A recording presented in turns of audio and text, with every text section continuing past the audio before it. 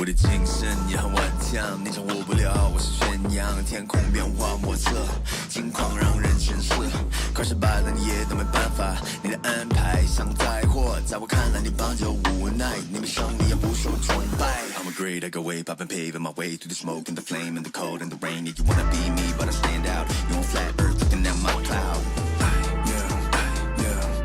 Standing tall through the test. Standing tall through the test. 我的精神也很顽强，你掌握不了我是宣扬，天空变化莫测，境况让人sen思，快失败了你也都没办法，你的安排像灾祸，在我看来你帮就无奈，你胜利也不受崇拜。Standing tall through the test. Standing tall through the test. 你看我的 set 就知道我的团队在团结。Team is the best， 他们值得 respect， 我们之间有巨大的差别。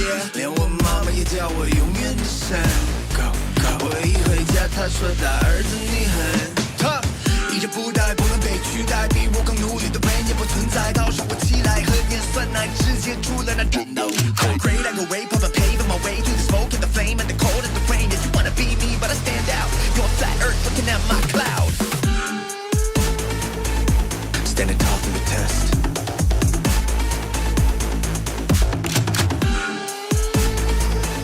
Standing tall through the test. Standing tall through the test.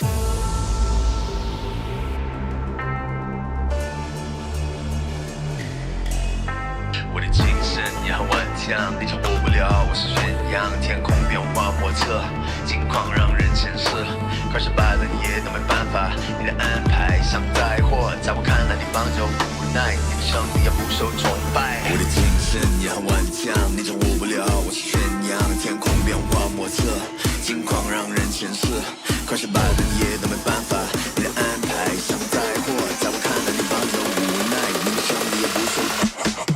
Standing tall through the test. 咱们值得 respect. Standing tall through the test. 咱们值得 respect. 精神也很顽强，你掌握不了我是宣扬，天空变化莫测，境况让人sen思，快失败了你也都没办法，你的安排像灾祸，在我看来你帮就无奈。And now we still go ape, hey.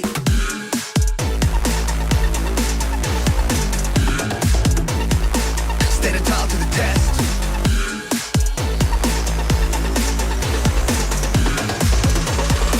Standing tall to the test.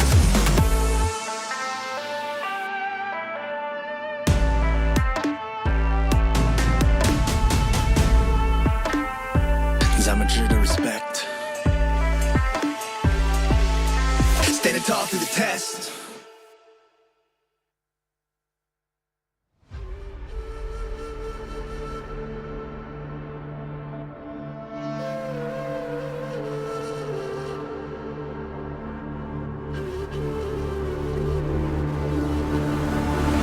At the world from the eye of the horse. If you Alexander the Great, then I am the Porus. Coming straight from the mud like I am a lotus. So हाथियों का बल कैसे सकेगा तू मुझे रोक अब देख तू कैसे मैं लड़ूं तुम लोगों से ऐसे ना डरूं करूं मैं जैसे मैं तरुण पानी पे चलूं मैं जैसे मैं वरुण चाहे मैं जीऊं या मरूं जो करना चाहूं मैं वही तो करूं आता है तू ना करीब तू बेटी चीप जब ना कटे ना तेरी ये jeep better believe you're gonna be pick up a seat get in your team I'm the king of kings brother in arms in a battle you all gonna die if you act like a vandal bring the realms to reality from every angle this is the public service announcement from Mumbai to the rest of the world I am a Raja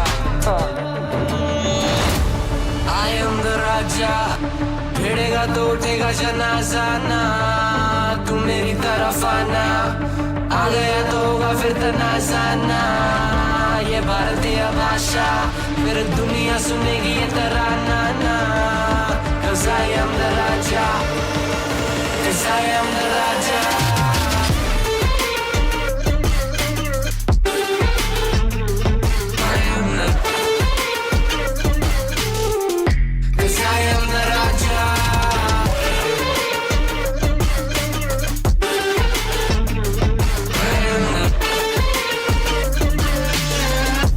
I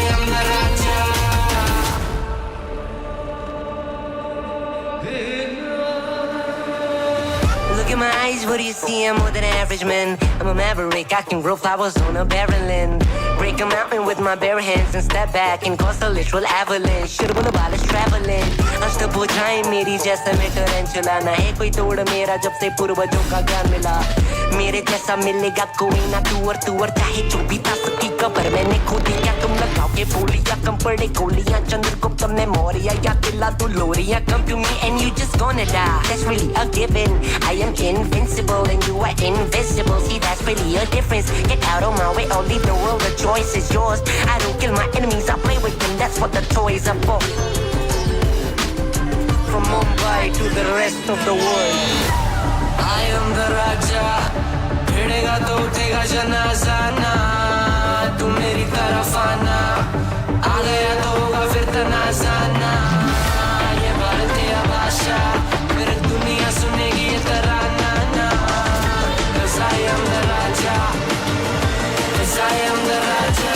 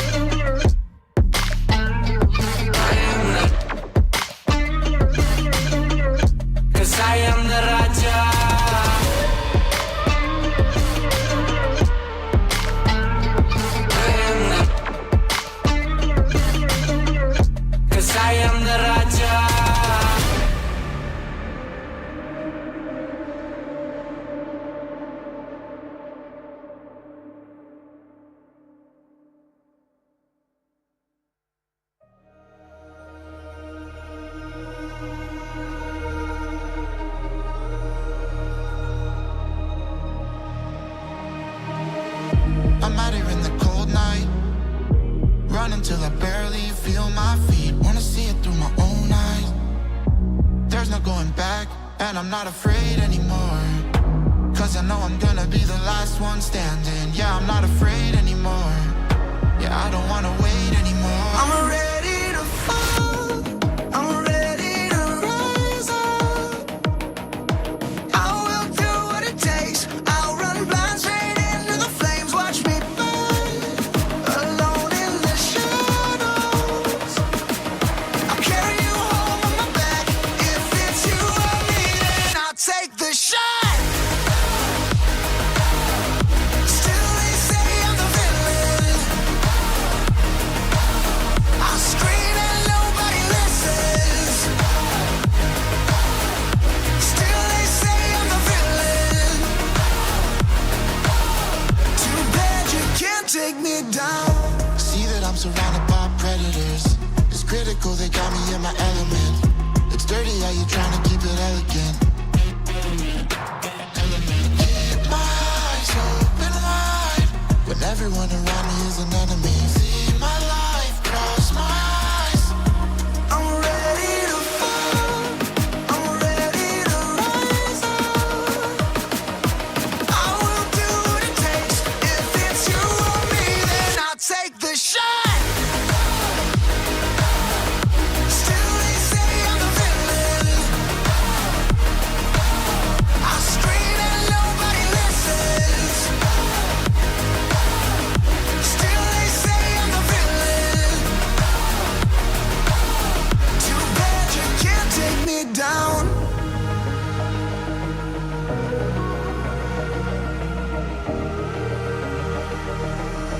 Too bad you can't take me down.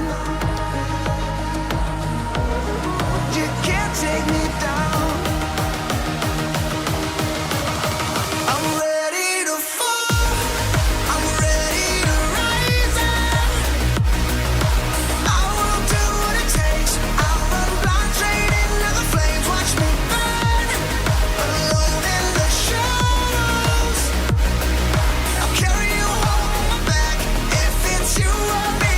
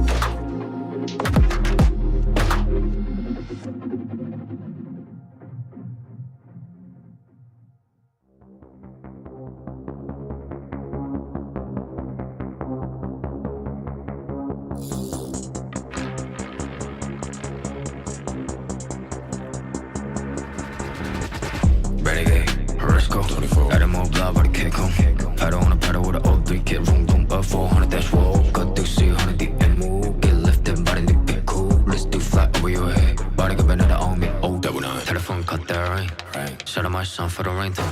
And I won't cut my LA. Running fist fire, scare no risk. Go pop one ring, go break one bench. I promise so if I wish I put one pistol on my head. What's poppin' and poppin', love in the morning. Blue come over to come in the morning. Vogue in the flick, poster forming. Confident boy run a halo on me. Jealous in the NBO, fill up in the air. I be hitting minute more when I'm on the air. Y'all boys so pitiful, wanna be my pet. Oh well, good boy, cause you're born on the stair. Renegade, Horisco, 24. Let him move blood with a kick home. Pedal on a pedal with an O3 kit. Room, boom, up 400 dash roll. Cut through C100 D and move. Get lifted, body new, get cool. Let's do flat over your head. Body give another on me. Skittle my life. Skittle. Green pet flavor. Take all the vice. Right side center. Pesky side. I need to spinner. Blind with a face, spin relay on us like we gon' see where to take off. I am the chosen one, that's how I feel, I ain't tripping on rewind. The blessing I got from the angels around me are really some A1. I am the chosen one, that's how I feel, I ain't tripping on rewind. The blessing I got from the angels around me are really some A1. Renegade, 为现将我包围。Renegade， 弄我自我击坠。雨落下，扣紧我外套，一辆车穿梭在轨道。你不想成为我目标 ？Renegade， go on the more。 Renegade, Horisco, 24.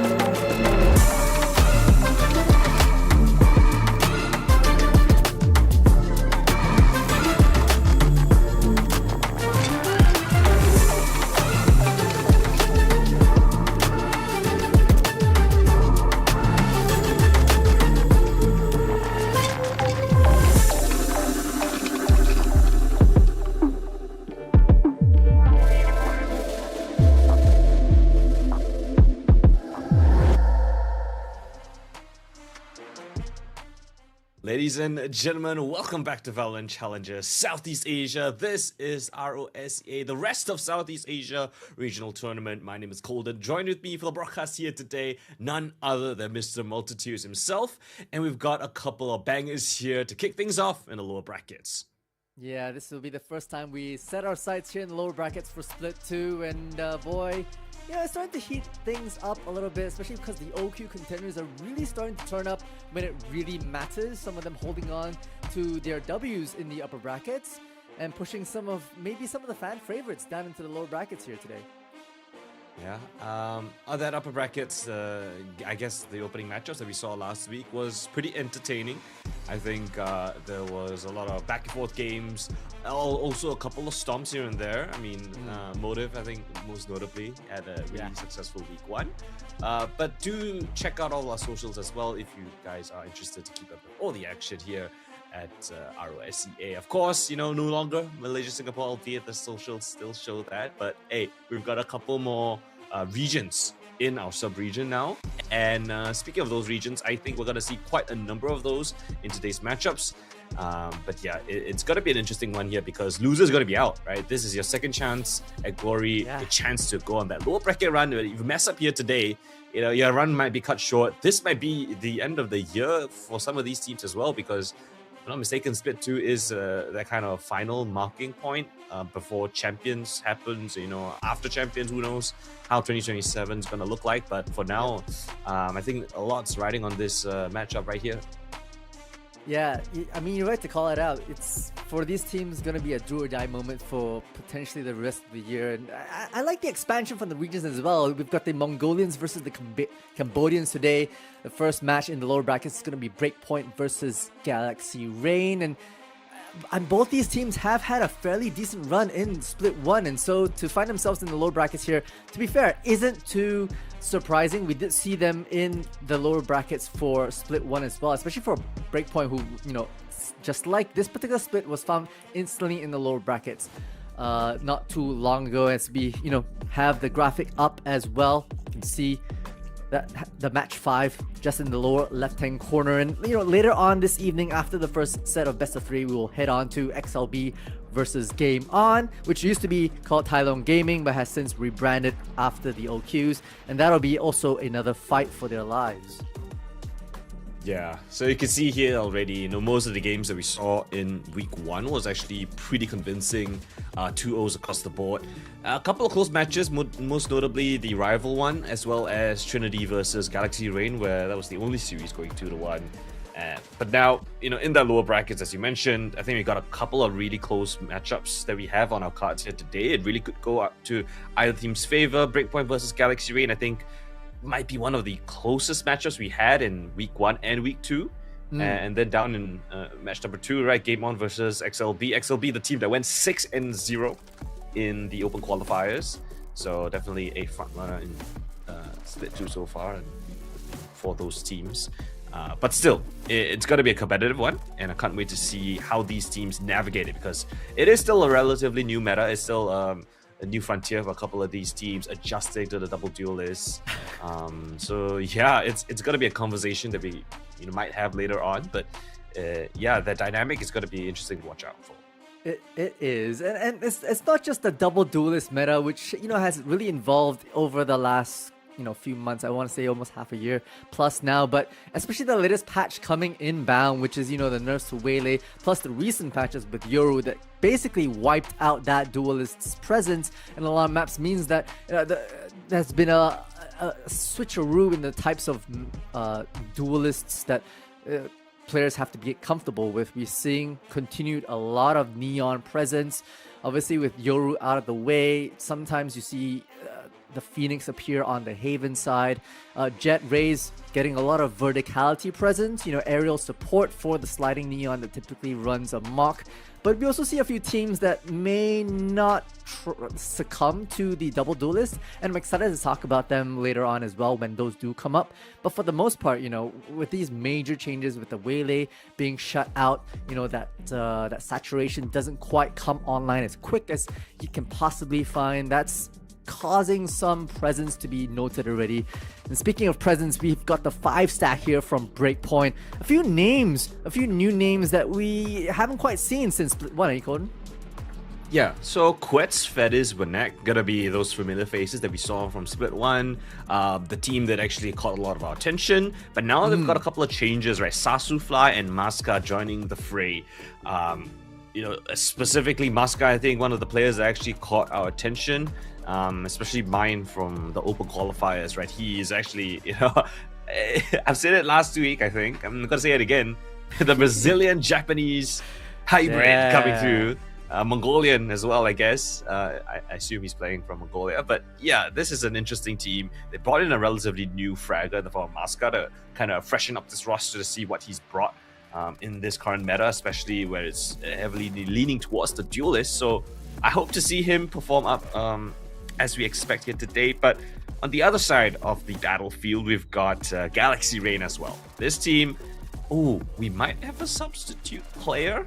Not sure. DC I see here in the fray, but we've got Clumsy Park, Too Easy for Ploy, as well as Rods.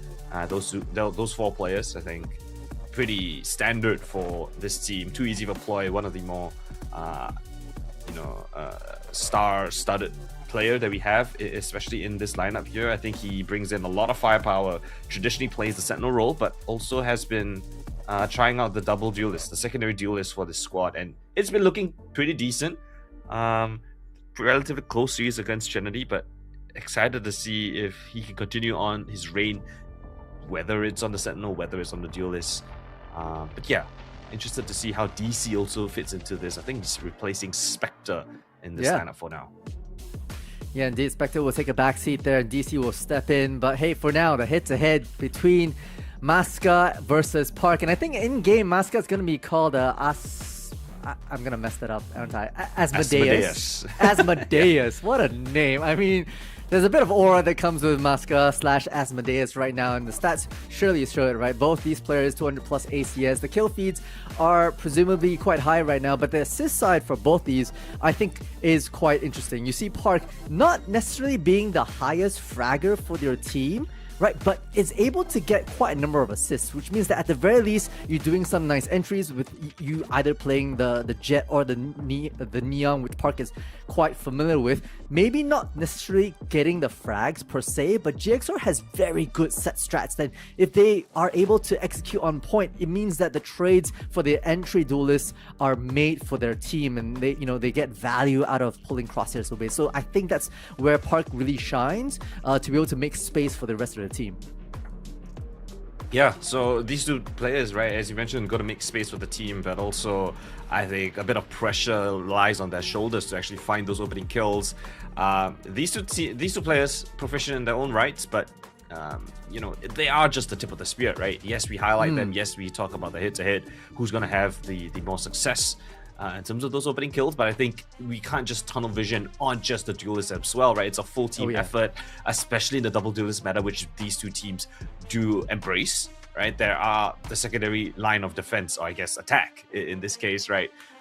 Too Easy for Ploy as a secondary duelist. We also got, let me just double check on this one. It was Fediz, right? Fediz also the other duelist for the side of Breakpoint.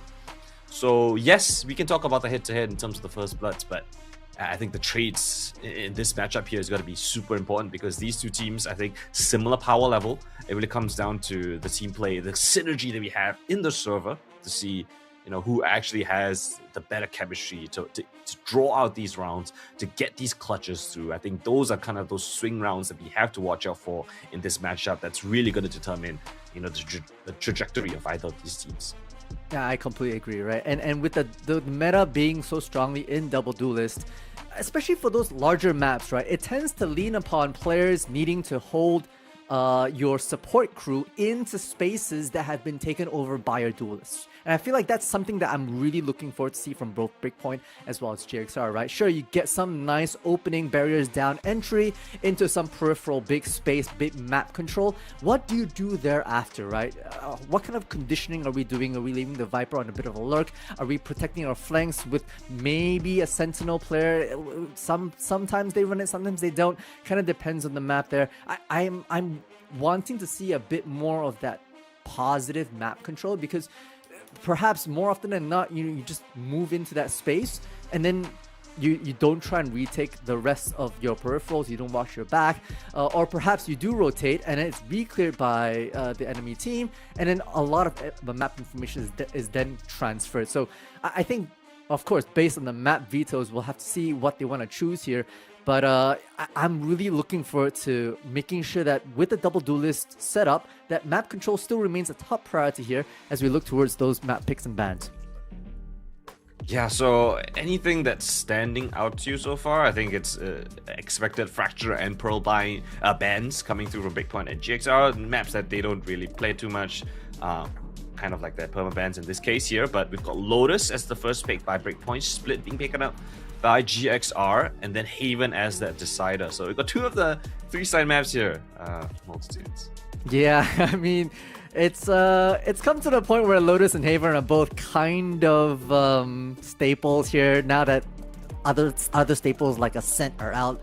These are the new bread and butter maps to pick. Lotus on Breakpoint side, I wouldn't say it's too surprising. They've had fairly good successes on Lotus, especially with their double duelist entries. Granted, they've been running a Waylay for the most part, and we'll see if they still fall back to that particular pick, which they did still do that against Motive, and they lost 2-13.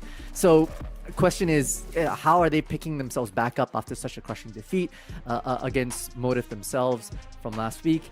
Hopefully they'll be able to bring new strats in. Perhaps it's a show of force, right? Saying that, hey, this is not a map that you can mess around with us. Only time will tell as we move on from that map. Yeah. At the same time, right, yes, they did suffer a 2-13 loss. They had 3 victories before that up against in the qualifiers. But another big concern for me is, like, if you were to look at the GXR side, they've played Lotus once, and the last time they played it, or at least in this split, it was up against Trinity in the match that we saw last week, and it was the one map that GXR was able to win over Trinity in that series. So, you know, Breakpoint picking in the map that GXR looked pretty decent on makes me a little bit nervous for Breakpoint, right? Why would you pick a map that, you know, your opponents actually took down a relatively strong opponent such as Trinity on? I have questions. You know, I don't believe that Trinity played that great of a map on Lotus, but at the same time, I think that there's a really comfortable map veto coming in from GXR, right? If your opponents pick a map pick that you yourself have shown wins on, most notably a good win over Trinity, I think it could go to a map number 3, or it might just end up in a 2-0, right? Because Split as well, if you look further on, yes, not the best map for GXR as well. They're 1-2 on it. The recent loss right? Up against Trinity. So I think this series could be up in the air. I think it's anyone's for the taking. Yeah, it is quite interesting because you're right. When you start looking at maps 2 and 3, yeah, it might pan out for GXR maybe during that first map, but choosing Splits, just statistic-wise, they haven't looked the strongest on that. In fact, Breakpoint has had a bit more success on Split themselves, and then you cast your eyes onto Haven, where GXR, and you compare that against the way Breakpoint are playing on Haven, that's a tough one. And so that's the decider. If it comes down to it, GXR are gonna fight uphill a little bit more. I'm also a little concerned about, you know, how hot they've been running, you know, these past few weeks, or rather maybe how cold they've been running. They've not have had a lot of, like, at least on-stream experience, on-stream scrims, that is, against some of the big and the best. At least, you know, Breakpoint, yeah, they've got a new roster. They've maybe had time to warm up through the OQs, playing all 6 rounds for themselves, but GXR, you know, against that previous series, not looking too great, despite the roster still being held together. I think we're expecting and demanding a lot more from them. I think another thing that we can take a look at, right, is in terms of not just the players themselves, but like the comfortability on maps for GXR. Like, if you remember back in Split 1, right, we were talking about how not in Split 1, but like right now, right, we're talking about the map pool for GXR. It doesn't look too great. Doesn't look like they have a lot of good options. But if you remember back in Split 1, the reason why GXR were able to go on that run in the first place was because of a map called Corrode, right, Multitudes? Remember back then, they were able to take down some significant names on their run in the playoffs, Split 1.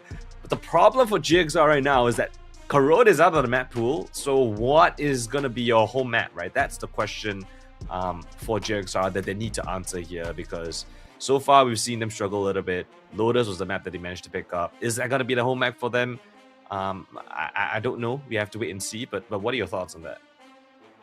Yeah, I think maybe too many eggs in a single basket right now, and you've got to plan yourself a little bit more diverse, right? And so this is the time to evolve or perish, unfortunately, with literally your backs against the wall, already losing against to Trinity. And it didn't look so hot either, right? Their Breeze was like 3-13. They were really scattered throughout the entire map, which meant that a lot of the initiating fights were fragmented. And then for the most part, I think like I think we had a little discussion before the pre-show as well, where GXR tend to need maybe some stronger mid-rounding, right? Some stronger reading of the enemy battlefield and understanding how players would have rotated or utilities would have been traded, and trying to identify the win conditions should your first attempt fail. And so that's what I'm really going to be leaning on, right? Calling for timeouts, making sure that we don't lose our cool at any point in time will be their ticket into hopefully a win, or at least pushing a map 3, and then we figure out what we can do after. But that'll be on Roz, right? Eyes on Roz to try to make those mid-round calls work out for GXR. Yeah, speaking about mid-round calls, we got to take a quick break here as we try to get things sorted for you guys. I think we have a little bit of a tech issue for one of the players, but when we come back from this short little break, hopefully we get everything sorted and we'll jump into the game pretty soon. So stay tuned. We'll see you guys after the short break.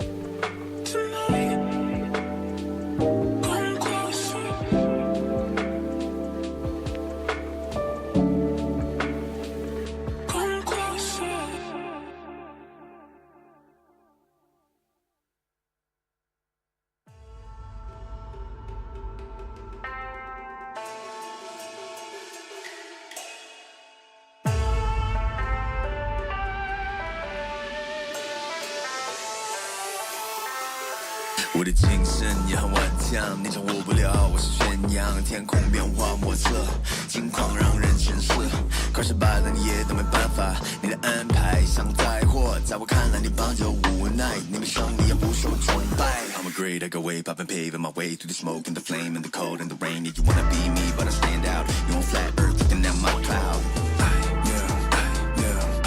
Standing tall through the test. Standing tall through the test.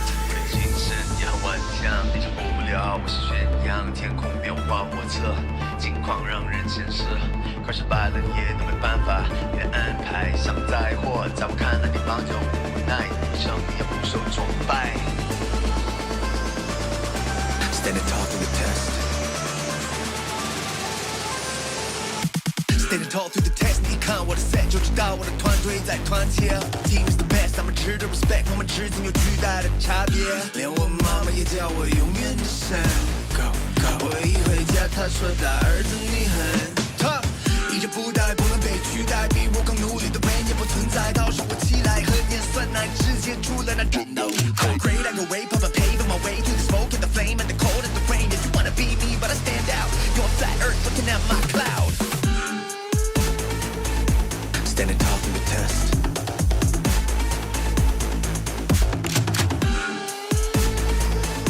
Standing tall through the test. Standing tall through the test.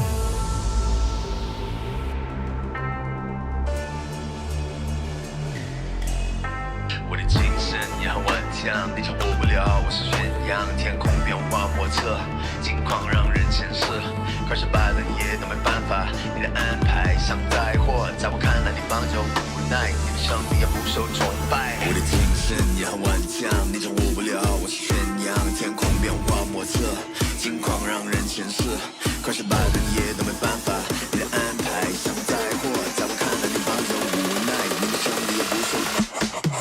Standing tall through the test. I'm a true to respect. Standing tall through the test. I'm a true to respect. 精神也很顽强，你掌握不了，我是宣扬天空变化莫测，境况让人前世，可是败了你也都没办法，你的安排像灾祸，在我看来你帮就无奈。And now we still go ape, hey.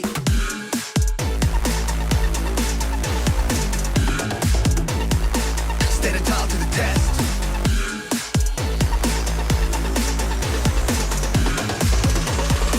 Standing tall through the test.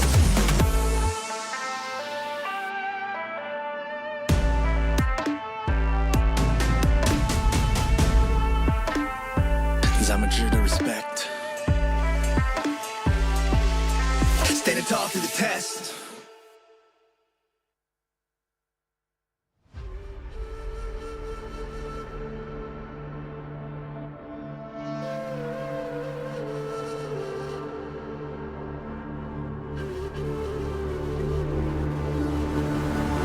Looking at the world from the eye of the Horus. If you Alexander the Great, then I am the Porus. Coming straight from the mud like I am a lotus. So हाथियों का बल कैसे सकेगा तू मुझे रोका? देख तू कैसे मैं लड़ूं, तुम लोगों से ऐसे ना डरूं. करूं मैं जिससे मैं तरुण, पानी पे चलूं मैं जिससे मैं वरुण. चाहे मैं जीऊं या मरूं, जो करना चाहूं मैं वही तो करूं. आता है तू ना गरीब, तू बेटी चीप, जब तक कटे ना तेरी ये jeep. Better believe you're gonna bleed. Pick up a seat, get your team. I'm the king of kings, brother in arms in a battle. You all gonna die if you act like a vandal. Bring the realms to reality from every angle. This is the public service announcement from Mumbai to the rest of the world. I am a Raja. I am the Raja.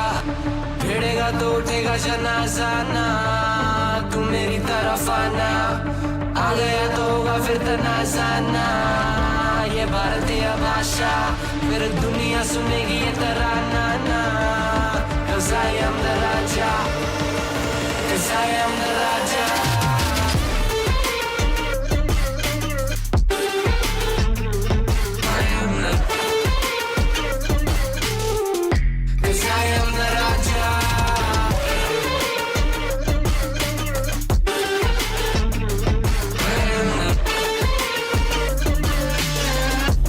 I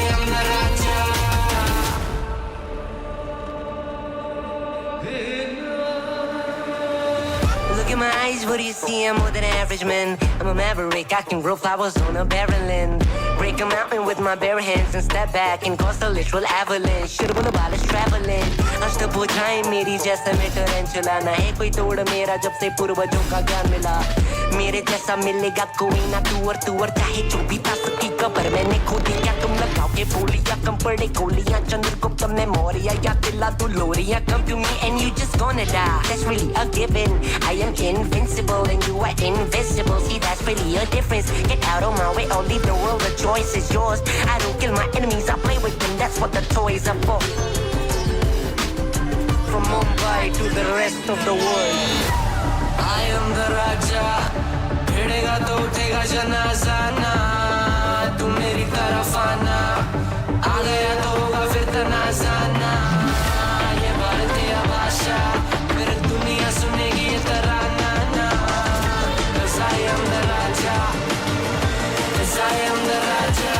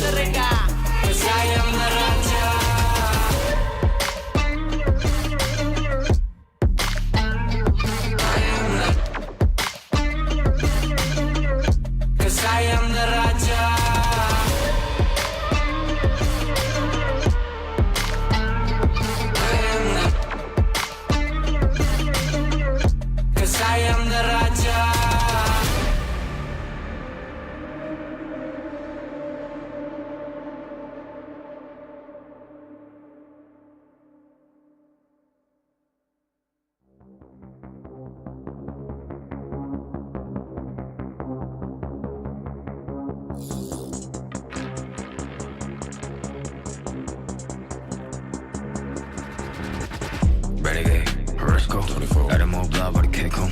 Pedal on a pedal with an O3 kit, room, boom, up 400 dash wall. Cut through 100 deep and move. Get lifted, body new, get cool. Let's do flat over your head. Body get better on me, oh, double nine. Telephone cut that rain.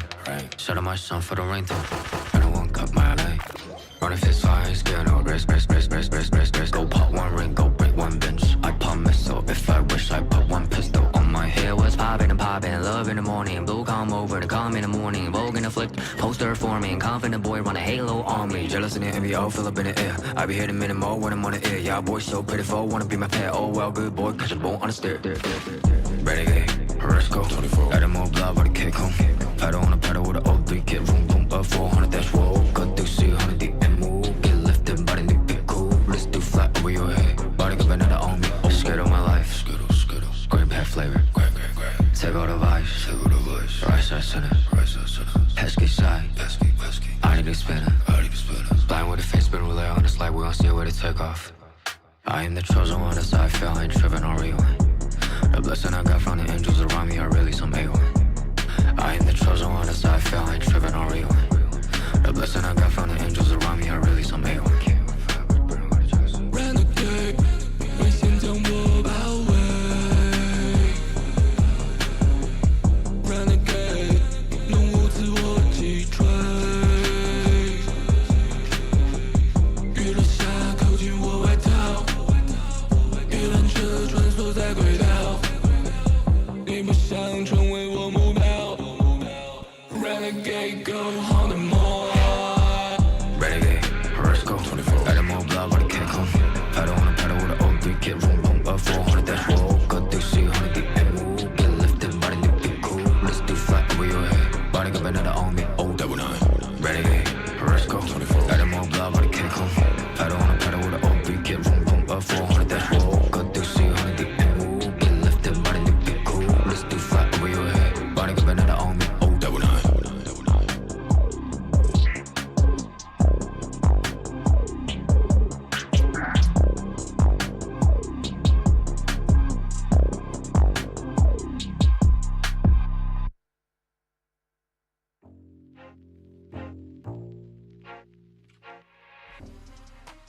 And we're back, ladies and gentlemen. Thank you for staying tuned and waiting for us to solve our little tech issue there. I do think we have a little bit of a player DC internet kind of dealio there, but I think the GXR side are bringing in a coach. So we'll keep you guys updated on that. But yeah, we're back in for map number 1 here. I think GXR should be able to play. So we are going to get the match that we are waiting for. So yeah, a little bit scary, that multitudes, but this kind of stuff happens here. Yeah, it does. And I guess, it is still better than a forfeit of map 1. But if perhaps the coach is coming in to substitute, we've already had Spectre step off and DC from the bench step in as well. It just means a bit of a change in roster, a bit of a change in style, and we'll see if it kind of pans out for Galaxy Rain in terms of whether it's a boon or a bust from that perspective. Throwing in fresh blood, that could be the way in. That could be the way in, Golden.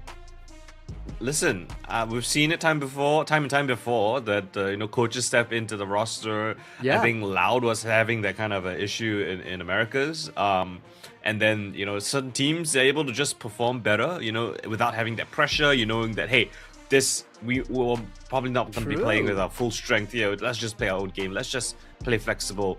It catches the opponents off guard. They're not expecting certain types of plays, and then things can steamroll in Valorant. So very momentum based game.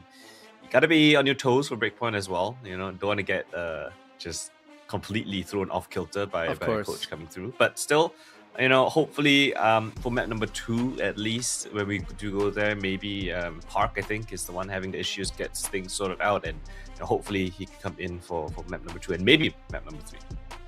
Yeah, maybe indeed. I mean, bringing the coach in just means that you're on perhaps a perpetual timeout. Like, you're always gonna be able to pick your coach's brain for those. Got 2 IGLs this time. Yeah, basically. Yeah, it's like double 40% the brain power. IGL. It's like exactly double the strats, deeper the strat book, and that'll be what maybe Breakpoint will have to be very worried about, right? Like, I think on their side it's Quetz who is the IGL and typically is able to make some good kind of reads upon the enemy. But when, your opponents are kind of thrown off their kilter, it might be a little hard to read for themselves. So again, Breakpoint will need to adapt to this as best as they can. Okay, I'm not sure on who the coach is. I don't think I've, had a lot of experience seeing him in the server, let alone in the coach slot.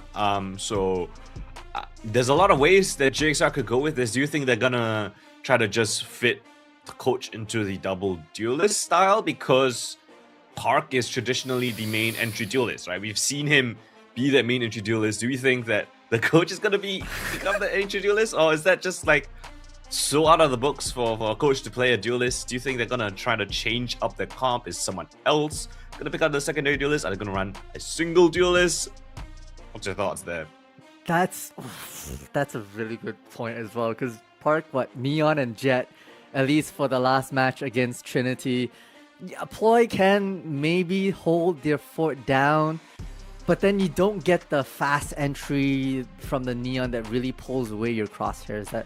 And plus, the fast lanes are really good for cutting the battlefield into segments. And so I think there's going to be pressure for the coach to fit in. But if I were a betting person, which I'm not, but if I was, I'd say comfort. I would say comfort rules, right? You're at the point where, you're last minute scrambling and you're trying to fit a square into a circle hole, right? And it just might not work out. So maybe coming back to your point, it will be them, falling back and say, hey, pressure's off. Let's just play a good round of Valorant, the best that we know how. So I think that'll be interesting. And what's even more interesting is that it might throw our predictions off, which we'll be seeing close soon. I think I'm okay with my prediction.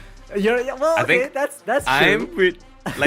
Yes, the circumstances do kind of lean to my favor in the predictions. They do. I think yours, I can't remember what's yours, but I think you might be a little bit. Nah, I said Breakpoint as well. I think it's the next series that you came in with a bit more of a interesting prediction. But I do think our predictions, we're okay. We're not in the dire straits just yet. GXR, obviously, we don't have that information prior to the game. No. But a little bit unfortunate that they are going to be playing with their coach here, at least for map number 1. With that said, my predictions are happy with that news.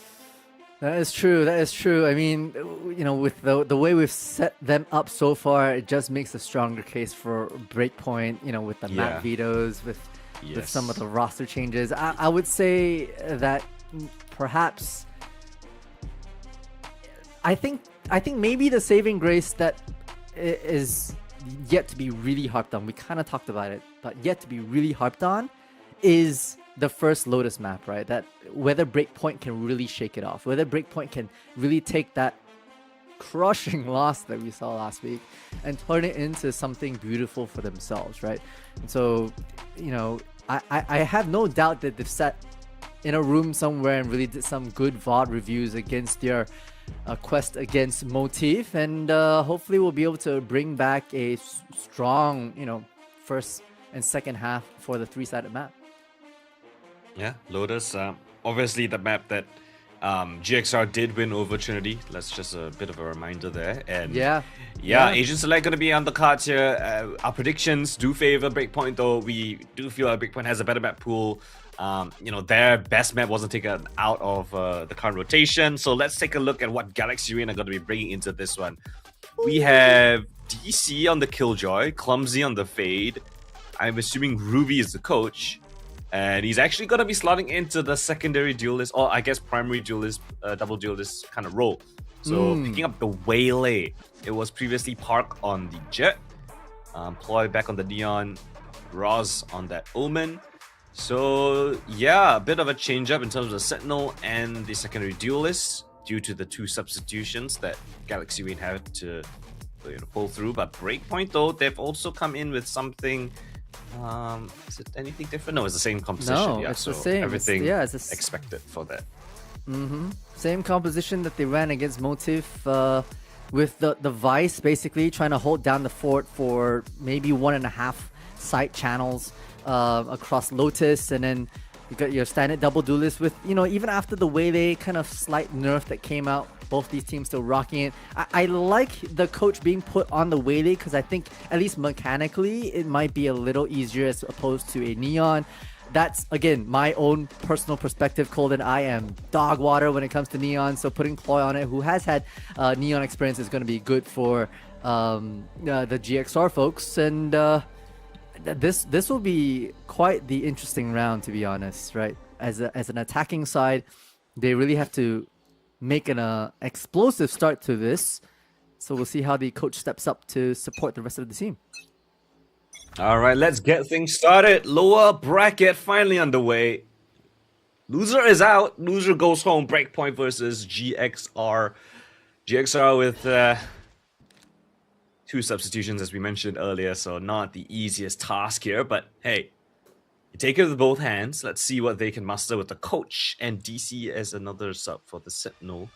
Breakpoint, early information in towards that seaside. It's a bit of a haunt there, trying to suss out these positions, but the stack still remains strong on C, and GXR actually with a pretty solid read there. It's a full MTA site, and they should be able to find themselves a 5 versus 5. Yeah, now the Vice coming in just to gather the rest of the information. They gambled the B and C side, didn't quite work out their way. Maybe they have better set strats for this low speed take as the Vice wall dissipates and the fight starts. Vets will start things off beautifully onto Ruby. That's a coach as well. Great paranoia from Roz. Roz close range, that's where he does his most damaging stuff. Double kill. Found with just a classic. Oh, but Asmodeus spots them out. They aren't wary of his position. What is this from Breakpoint? Already off to the races. GXR getting caught off guard. Being slapped around by Asmodeus. We're working now. Beautiful stuff that came from Asmodeus. I know some people in the chat absolutely rooting for the new player here. In the midst of all this chaos, I mean, GXR had the right idea for this pistol round to kind of group up together into stairs, get the nice trades onto this 2v3, but holy, it was Asmodeus all day, every day at that last point right there. Alright, Breakpoint. It looked like GXR actually had a pretty solid post plan, but Asmodeus just says, hey, I'm taking over. Back again, we've got Wanek this time towards this A side. He's got a bit of a longer range weapon. Prowler does not spot him out, but the smoke will guise his opportunities there. But oh, Wanek! The second one through the smoke. Floyd's trying to catch him, but the wall segregates him from the rest of his teammates. And this weapon, no scope potential, is absolutely devastating. Triple kill already found. GXR gets the trade back. They should be able to get themselves that spike plant, but Point not too worried about that as well. Just making sure there's no lurks, and then coming in for the retake. Yeah, the only kind of silver lining here is that Ruby is able to pick up the Marshall from Winx body, but no, not too long range is A side, so this will be hard. Dodges the Prowler, that is the saving grace here. Oh, but the start, DC just cannot move whatsoever. Feathers at the double kill. Ruby actually manages to get a headshot onto Quetz, so the coach there finding, I think, his first kill of the game.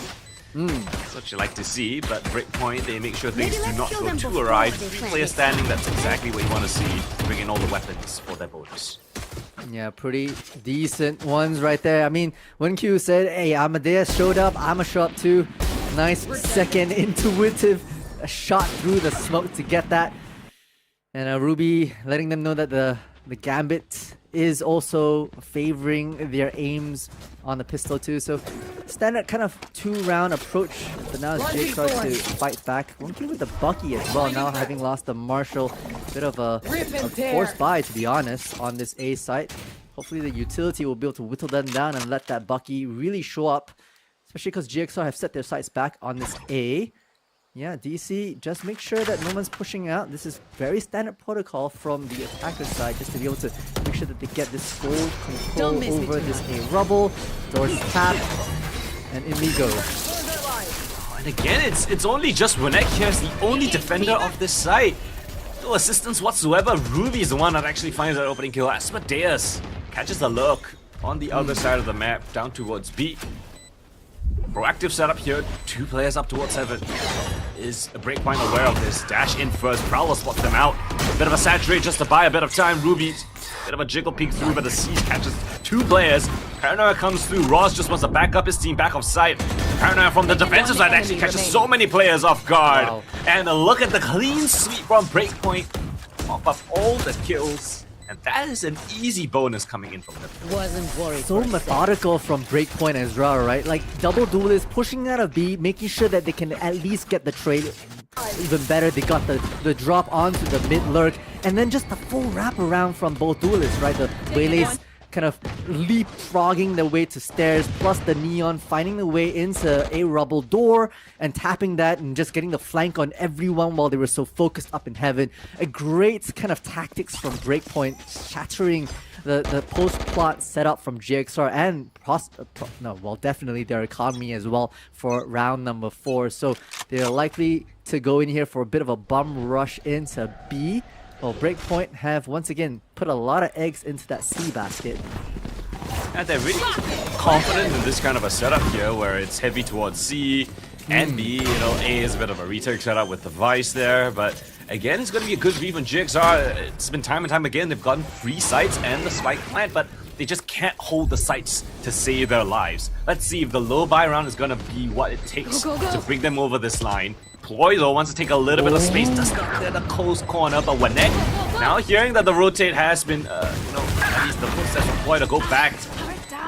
GXR just winning out the frags and backlines. B main an issue for them. Arceus gets taken down 1 versus 1 now. Suddenly, Quetz makes things doable. Double kill already, looking for the last, and Quetz gonna be able to take it over the line. The triple kill from him. It looked dicey. That was a big fight in B main, but Quetz coming in silently from C-Link. Wins a triple and the clutch. Low buy round indeed, really made it worth with the full push right into those ceilings, into the heaven as well, using the close quarters from the Buckies to really make themselves a deal. But hey, it's the IGL from Breakpoint that really came in clutch at that tail end. So far, it's been 4 rounds and 3 times 3k rounds from Breakpoint, you know, Golden. Big frags from these players. Yeah, multi-kills from different players. GXR been able to get these sites, but they can't convert the rounds. It's a big commitment all the way on the C side again. Breakpoint think that surely GXR is going to try to test the C side again. It's going to be a bad read, but they've got a very fast rotate coming through. The Lombard spots it out. How does GXR manage this heavy flanked attempt? Asmodeus finds the first. DC now tasked to hold off 3 players. Gets hit with the saturate, but still alive though. Oh, and look at the clean shot from DC onto Asmodeus. My ult is ready. Quest eventually will trade him out, but is that enough here? 2 versus 3. Roz around the boxes. Quest has a bit of a suspicion there, and he's able to convert it. 2 versus 2 now. Winnek clawing one more back. Investing 2 ultimates here. It's a clutch attempt by the coach. Ruby up against the world with just the secondary weapon here. And he's being seized around the corner. Let's nice right click onto Quest, but Winnek just faster on the trade frag. And close but no cigar for GXR. Breakpoint 5-0. Yeah, not letting off the brakes whatsoever, right? 2v3 situation, was able to isolate the Omen at basically a cubby corner. The moment that kind of equalized the head count, it was the Nightfall, it was the Steel Garden, and Ruby did their gosh dang darnest, right? The right clicks from the pistol, really tried to play around the corners, but there's only so much you can ask for the last minute sub. So the fact that Breakpoint, right, against the 2v2 expended both ultimates, expensive, but they'd rather keep the lead here and regain their confidence on this 3 sites. Available from GXR's side, multi. They've racked up, they've saved for a rainy day. It's been pouring. It's been more than a rainy day. It's a storm brewing. Breakpoint. Can they stop against 5 ult GXR? Yeah, almost thinking about that ultimate just to clear this close area, which is a bit expensive to be honest, considering that they've already basically face checked their way into C Mound. It's a 1-2-2 kind of spread for the defenses. Prowler will spot at least 1. This might be the go ahead. Now they've gotten close enough, they can use the Nightfall, they can use the waylay out as well, just to be able to get these waterfall angles, and here we go. You should run. It's a lockdown first. 3 players here from Breakpoint. They've got the right reads, but do they want to push this? As he pings on the map of the paranoia, comes through. Oh my gosh, Metis has a Odin. He's gonna break the ultimate. Face your fear. But still, the trade track allows Breakpoint, or at least GXR, to get in towards the site. Here it comes again. Convergent paths from the attacking side. Nightfall was also invested previously, so 2 big ultimates from the attacking side, but they aren't able to find any kills whatsoever. It's still a 4 versus 4, and as the smoke fades, when they're gonna spot out Ruby tucked in close on that right-hand corner. Ruby taking initiative. Wants to find a frag to actually give his team a chance here. Gets hit by the scan, has to fall back to the rest of the team. Ross now on an elevated angle. Here's a TP. Asmodeus with the flag, with the operator, but now it's down to the 1 versus 3. Op is rough in this situation. Has to just back off, save his losses. Cut the losses. Save the weapon for the next round at GXR. It's a scramble here on C, but they get their first round.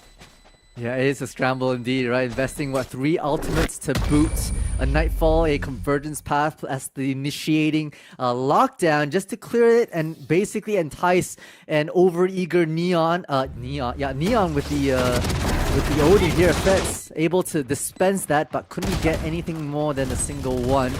So nice back and forth so far from the side of GXR, getting their first on the board at least. That's a new zoom-in angle. Yeah, I saw that. I was like, oh, okay. With the nice crosshair. We're moving up in the world. Alright, a bit of confidence boost hopefully from GXR, right? Well, expensive, but hey, first on the board is more important as we now scramble for this A, the dodge in hand. Fitz fighting, putting a bit of pressure, the refract used as well. Now it's on this Armadeus side who can't find any luck against the coach, so it's now a bit of a mad scramble to clear the rest of the C side defensively. Catching him off guard. Okay, the swing comes through. It's a trade there, but RPS has snuck his way through. Secondary trade line not actually being able to be enforced. That is a bit of a nuisance here on B as well. And Ploy was spotted towards that B side, so just gonna kind of back up his teammate, head over towards C. Likewise can be said from BRK. Moment with from the shadows could get a bit of information. You've got the overdrive in the neons as well, so won't be surprised if either of them try to pop it here. A bit of a pause in the action. Finally gets that spike planted, Ploy providing the cover. Yeah, mid-side smoke as well. We're seeing a bit of teleports. Let's see if that happens once again. Oh, and Clumsy. It's a timing. That's a nice pick on the first, but Fedis using, as I mentioned, that overdrive. Tap of the spike.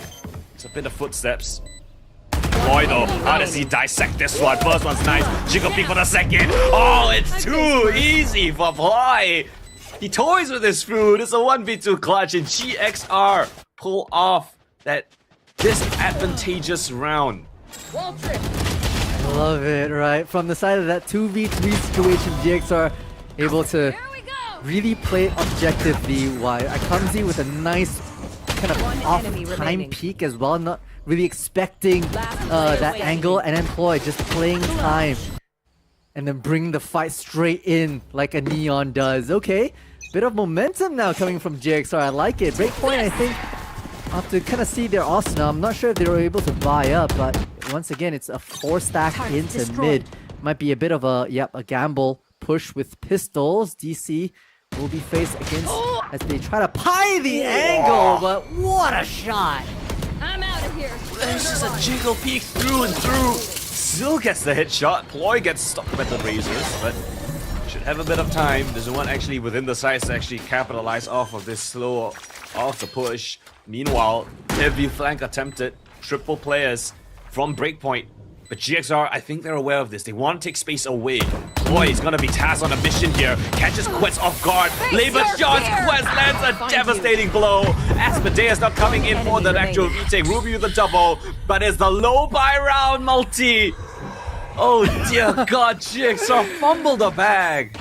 Low buy round after low buy round. GXR's done one. Breakpoint says, yep, it's our turn. I mean, this was their first thrifty after the initial 3 rounds. And they come out really strong, right? Beautiful shots from that mid space. The Sheriffs making waves. Labor coming out from Ploy. Not, maybe a bit nervous as well. And that's where that timeout is rightly called, right? Roz, IGL.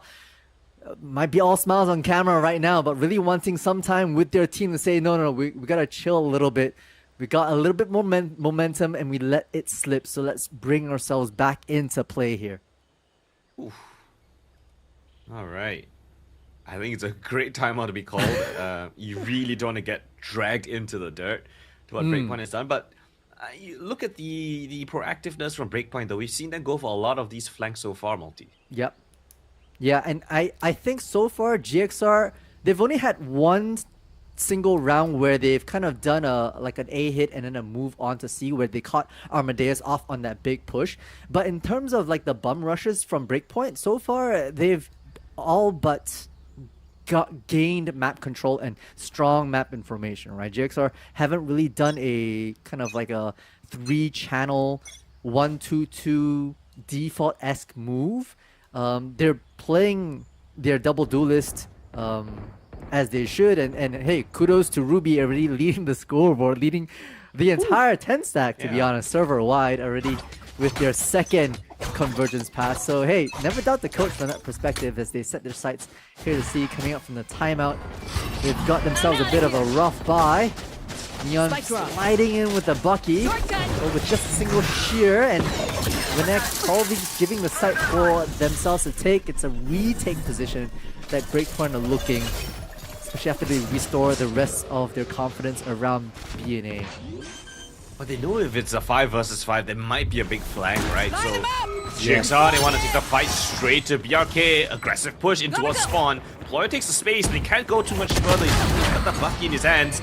DC does a great job to find one and all. That chaos triple flank again being attempted for. Then now Ploy climbing around the corner, but next gonna jump him out of the server. And look at the kill, just flowing in the way of BRK. GXR just cannot hold a sight in the postman to save their lives. Yeah, it's a little hard, right? I feel like there's a bit of a good idea in terms of, hey, we've received no resistance onto the sea. We make our plays into the top side of the map. And that's where things get a little fragmented because, despite there, again, yes, it's a low buy round, so perhaps you just want to strip off as many guns as possible and get some orbs and plant money. Still, you let yourselves be overwhelmed with the flank, with the door that comes out from the B side very quickly. I think there's a timing thing that GXR can think about a bit deeper when it comes to the retakes, you know? Again, BRK are not getting caught off guard by those aggressive pushes. You know, when the GXR goes to them in the post plant. Alarm bot out. Nice and slow from GXR so far. Now BRK have spent a lot of energy and a bit of utility on this A, putting both duelists plus their initiator to hold this A rubble control. They've basically done the same thing. Shear's in a bit deeper location that maybe can allow Winnek to stay on this C side a little longer, but the tracking and the pathing is a little different. Will still be forced back out. Oh, the X Factor here, DC. Can he get a double kill? Looking for the second, no quets. Good job on him to find that second. Now Ross pressured, has to just back off to the rest of his team. It's a triple flank again being chosen by BRK. Where do they choose to fight? This time they're not being too aggressive, playing within the site itself, but now they open themselves up to the Nightfall being tagged onto two of the players. Clumsy's caught in the corner, and again, the players of Breakpoint just steamrolling GXR 2 versus 3 now for the attacking side as they claw back 2 kills, a chance, an opportunity. Ross, double kill, gives himself and his team a chance here. Fed is up against Asmodeus. It's a Neon v Neon hit to hit. The spear hits here in the clutch. Tap of the spike. Where is he? Around the pillar.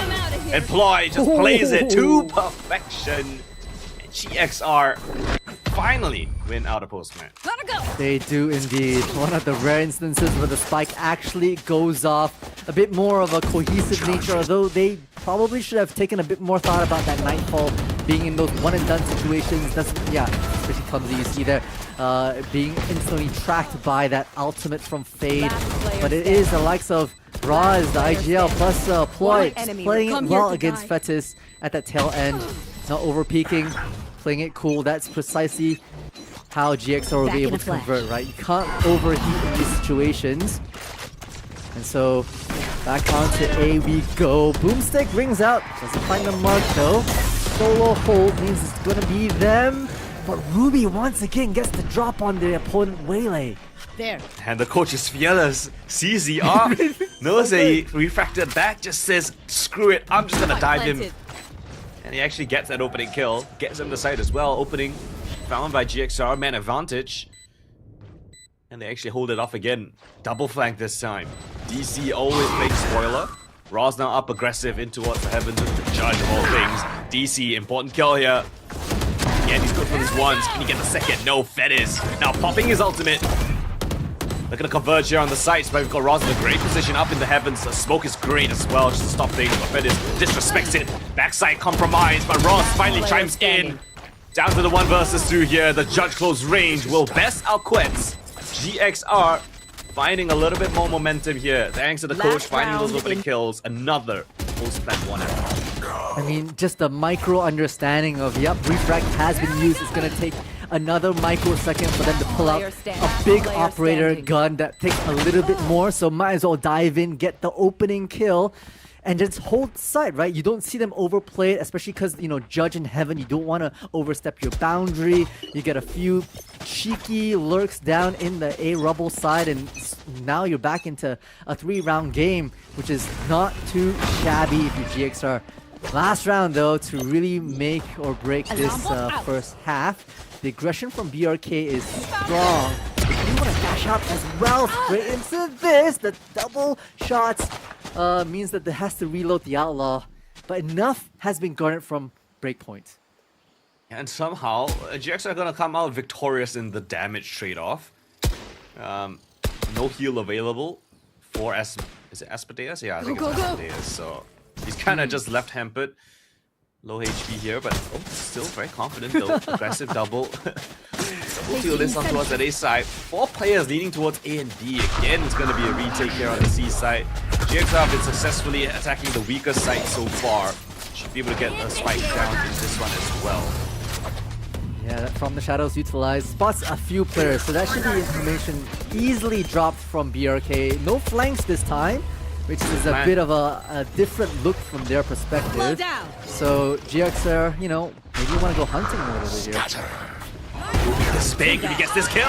No one else is in waterfall. They're all coming for CT. What a beautiful paranoia. Roz just taking out his knife, trying to get away. Teleports above them. GXR, the running rings are on breakpoint at this point in time. Roz above gets a double kill. And the last as well, easy for Ploy. GXR, alright, late resurgence here. They found the momentum, they found the groove. They breakpoint after playing. Refuse to give them opportunities on the flank. Being active in the post plans dynamically as well. And I mean, I gotta call a spade and calling it out, right? I mean, Ruby absolutely fragging it out and taking those duelist fights very fearlessly, right? More often than not, able to at least get space and more often than not able to get those kills as well. So a great kind of comeback that we've seen from GXR. What started off as 5-0 and then 6-1 timeouts ends up being still a 2-round game, still very viable now that GXR are going on their defensive half. Hopefully they'll be able to put up a bit more numbers. But hey, we do say that Lotus is an attacker-sided map, so we'll see if that's enough, 5 rounds on the offensive for GXR to make themselves a game plan here. Yeah, 5 rounds still leaving me a little bit concerned, right? Because it's the defensive side that because he struggles, especially with the double duelist composition, because you don't have that much utility, right, Multi? Yeah, it's a little tough. You don't have the stalling capability from, let's say, like the Razor Vines that Vice has. Yeah, the Killjoy is pretty decent, but I feel like with the rate and pace at which a Neon plus a Wele can basically maneuver around the Nano Swarms as well as a turret, it leaves it more for information rather than a stalling capability for the side of DC. So we'll have to see how the in-house Killjoy sets themselves up. Maybe not in the pistol round, that's a real toss-up, but at least in the later half here for the defensive side. Small little tech issue, guys. That's hopefully to get things sorted out there. But I think I want to go back to what you said, right? The Sentinel is going to be important, of course, but we saw how Breakpoint were being so active on the defensive side. Do you think that JX are going to do something similar? Because of the double duelists, they don't have a lot of info they can have on this defensive side. Is that something that we expect to see from them? I am hopeful. I mean, before I saw how Ruby was playing, holy, I was like, I'm not sure. But hey, if Ruby is able to move in together with their team, especially with Ploy side by side, I think that is the double duelist meta, right? Instead of taking it nice and slow, you want to be aggressive on your defensive halves. It's exactly about like how Chamber is on a defensive Sentinel, right? Yes, he is a Sentinel, but not really. It's more like a semi-duelist. So it has to be a bit more aggressive to reutilize and make the best of it. So onward we go. Technical pause off, and already Ploy is being tested along with their other two players here. Right off the rip. Nice understanding of where these players might be. Fez gets the trade, but not before Ruby gets one more favor in GXR so far. Alright, they just wait for the kills to come to them. Ploy with it. Really living up to his name. It's just simple stuff. Stand in the smoke. Nice try. Second one's not even looking for his position. Ploy looking for a quad kill. Okay, that's how you want to start things off. GXR don't even let Breakpoint set up for an execute. They cut down the two duelists and then just swing upon the corner. Catches the last two players out. What's with all these early half multi-frags from these individual players? Especially through the smoke, just understanding where to point that ghost in.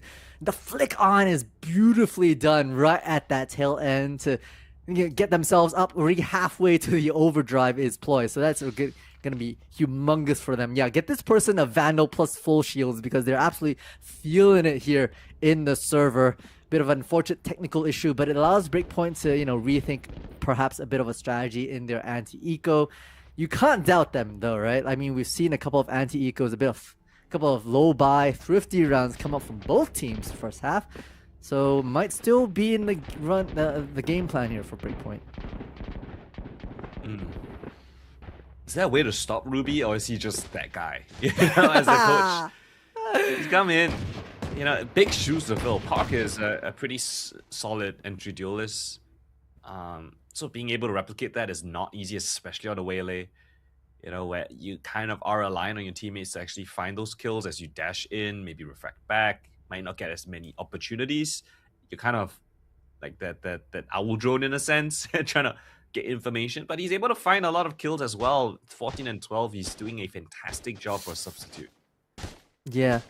Yeah, and that's precisely why I'm so surprised, because you're right. Waylay is typically effectively a human Sova dart, and we've seen that kind of really come into fruition once I think at least the tier 1 folks finally figured out how to play Waylay, not as a primary kind of solo duelist, but a secondary kind of supporting character that can really get information and pull crosshairs off, and then you follow up with Ploy or Roz to be able to clean up shop.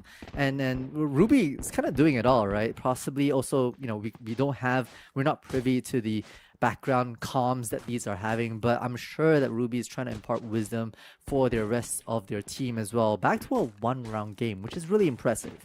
It's too early to tell whether or not they'll start pushing extremities like Breakpoint did, but I wouldn't be surprised if they start pulling a page out of their book from that perspective as well. Just because 3 sides. This isn't split, right? It's a big map, which means that you should and can be aggressive at least on one side. And typically on the attack, attackers like to maybe take C, defense like to take that A, rubble control. That's the standard, gentleman's agreement perhaps, but again, we'll have to see as we move here into round 14. Ruby is aggressive, solo holding A. Nice and slow. Alright, he's got the confidence in him. The coach with a lot of impact so far. The pivot into the B side, but guess what? Fonzie as well as Ross holding down the B side from main. One enemy remaining. Trying to go for a bit of a flood in the heavens. Get shut down for the time being, but cleanup crew is here as we know them to be. Ross the kill with the judge. This man loves his shotguns. And it got a little bit dicey, but still. Yeah, I like the pathing actually, right? You kind of like fake it an A with 4% push. You leave WinQ kind of lurking up that mid space. That got one for their troubles with the sheriff as well. So that actually ate into a lot of rifles dropped for the GXR side, leaving their bonus here a little more humbled. I think one player doesn't even have shields. So that'll be a tough one. They decide to play together. This is a good onslaught. Colden. Okay, Ruby has to just reflect back in the open for a second. Red is just trying to slide back in, catch the second clear. In fact, Ruby's now stuck in the corner, stunned up as well. And the second shot. RKS though, in the last line of defense here for this attacking side, trying to claw back an advantageous trade frag, but DC coming in clutch right at the tail end of the fight. Gets that kill on RPS, brings it to a 2 versus 2, and cut of noise here from the Breakpoint side. They want to milk this clock, a minute left. Yeah, bot actually still outside of C, which lends a lot of information at least to the GXR side. So they're grouping up following the noise of the utility so far. Oh, Wanek. His position noted for broke the One enemy remaining. Guess what? Ross again back on this judge. He knows the angles he's better at, more lethal at. Alarm bot was bypassed. I think a bit of a timing play by Quetz. 30 seconds Spike left. down. It's Quetz in a 1 versus 2. He's got pretty decent amount of utility available here. Swats on the shoulder from DC. Bit of a taunt there just to buy him a bit of time. Doesn't get hit by the paranoia. Off angle being held. Ross on the shotgun. Has to find that frag on the back player first. We'll get on to DC, but the pellets from the shotgun. The judge is still good. It's still Mr. J all day, every day. The judge proves useful. I mean, if you know how to play him, that's precisely where they come to shine. Even at those long ranges, you're really using the support of the rest of your team to kind of tank the Guardian shots away from the judge itself. But holy, there were some insane flicks coming from these folks. I mean, Ruby had a 180. I think even Sasu Fly had a 180 in the midst of all that chaos right outside that C chokehold. So insane stuff. It came down to the wire. And ultimately, it's still a breakpoint so far with 7 on the board. Nothing to boot. GXR steal away that bonus. Oh my god, boy. It's just heard Fed is making stomping noises. right outside his door. Just spam him out of the commission. It's a bit of a fight in towards the tree. In fact, I think it's a bit of a refract available for Breakpoint again. Gets out of harm's way, boy, still alive. The Hawk there actually hits onto Arpeus. Ruby's gonna catch Asmodeus, instead being aggressive through the smokes. They know that Arpeus was there thanks to the scan, and Ruby's the one to actually pick up those kills. And the coach being an absolute menace so enemy far. remaining. Quetz, meanwhile, Spike down A. find one more frag, but the last player of Neck was spotted outside of the B side. Clumsy marks the smoke. And GXR with another convincing round. Ploy with an Odin. I don't think that Breakpoint had as much success when they put an Odin in the hands of their Spike Neon, down but A. it's so good so far with that, forcing actually a timeout from Fetis, right? Just to be able to regroup and figure out, hey, what do we need to do? This is a bit of a runaway from Breakpoint, right? At least from GXR. Breakpoint hasn't had a win in rounds for more than, I want to say 5 or 6 rounds so far. It's just been the GXR show non-stop. Yeah, they just can't get past different hurdles. Breakpoint is just not finding the success that they wanted to, especially on this attacking side, right? Somehow they're just being caught off guard, whether it's Odin spams, whether it's just through the smoke, on the pistol. C-side was a bit of an issue as well from them. Let's see if this timeout's going to be what it takes. Yeah. I mean, I want to say that GXR so far, you know, it's still early in their defensive half, but, you know, we haven't seen something spectacular for them. They're not doing anything outrageous, to be honest. They're not like triple pushing out B or doing some like quadruple flank outside of A or something. They're just playing their cards right. They're playing patiently, waiting for people just to be in the right space at the right time. Perhaps Lady Luck shining on them just a little bit more with those shots through those smokes. But yep, timeout done. Breakpoint hopefully come up with a stronger strat. And 1-2-2 split the trade of Prowls into mid, whereas GXR give up this C space for now. Spike down. Oh, he's gotta find an opening kill. It's not like he's sliding in, he's just playing these angles nicely with the Odin of all things. And that's a big kill to find, right? That is the Fate player who had the Nightfall. Now you don't have the Initiator for this execute. Breakpoint after taking a timeout, looking well hampered here. Ross though, the judge, never mind. Ferris is gonna best it in that close range fight. So the 5-meter roof of Ross not panning out in his favor this time. Open spike plant thanks to. Oh dear, no, I said so a bit too early on. It's a fast retake from the GXR squad. Triple kill from Ploy. 2 versus 3 now for Breakpoint. They need to claw back these kills, and it's not going their way whatsoever. GXR disrespect the utility of Breakpoint, and just as that fast lane drops, so do their hopes in the round. That was it, right? Like, you see Fetis after getting the shot on to Ruz actually said, hey, hold up, let me employ a fast lane for you so you can plant under cover. And unfortunately, it doesn't last that long, right? Dropped just as Winnek was about to put down the spike. It let them exposed to the fast retake of GXR, and the rest was history. Double digits! But on the GXR side, something I would have not predicted 5 rounds into this map. Reminder, they were down 5-0. Now they're 10-7. It's been a 10-2 scoreline after that initial 5 rounds. That is impressive stuff. So good from them right now, right? They, again, not overstaying their welcome, but able to flood back together. So Breakpoint trying to figure out where they can poke and prod. They've hurt the Odin outside of B-Link. They should know that Ploy is just around this corner. Can they clear with some utility? At least they get rid of some of the assurances from the Killjoy. Next, playing with fire, will face the heat of Odin themselves. Oh, and Clumsy trying to be a bit aggressive through the smoke towards his position. Shotguns on either side though. Ploy is tagged down low as well from the early damage. Spike not yet planted for, eventually comes in by Quetz. Breakpoint, I think they are pretty much ready and raring to go aggressive here. They need to take some space away. The shotgun though is way too much work. Can't get anything here. Reload has to be affordable. Asmodeus, give it a chance. Give it an opportunity. Triple kill from him down to the 1 versus 1. Arpeus up against Ploy. Damage done earlier on. Low HP, and it's gonna be enough there. The body shot from our players. It's a thrifty from Breakpoint to get the first round on the attack side. Messy, but we get the job done, especially with one person down, right? They committed the overdrive, didn't quite work out, but there's enough whittling of damage for Amadeus to get not just one, but a nice triple collect towards the end.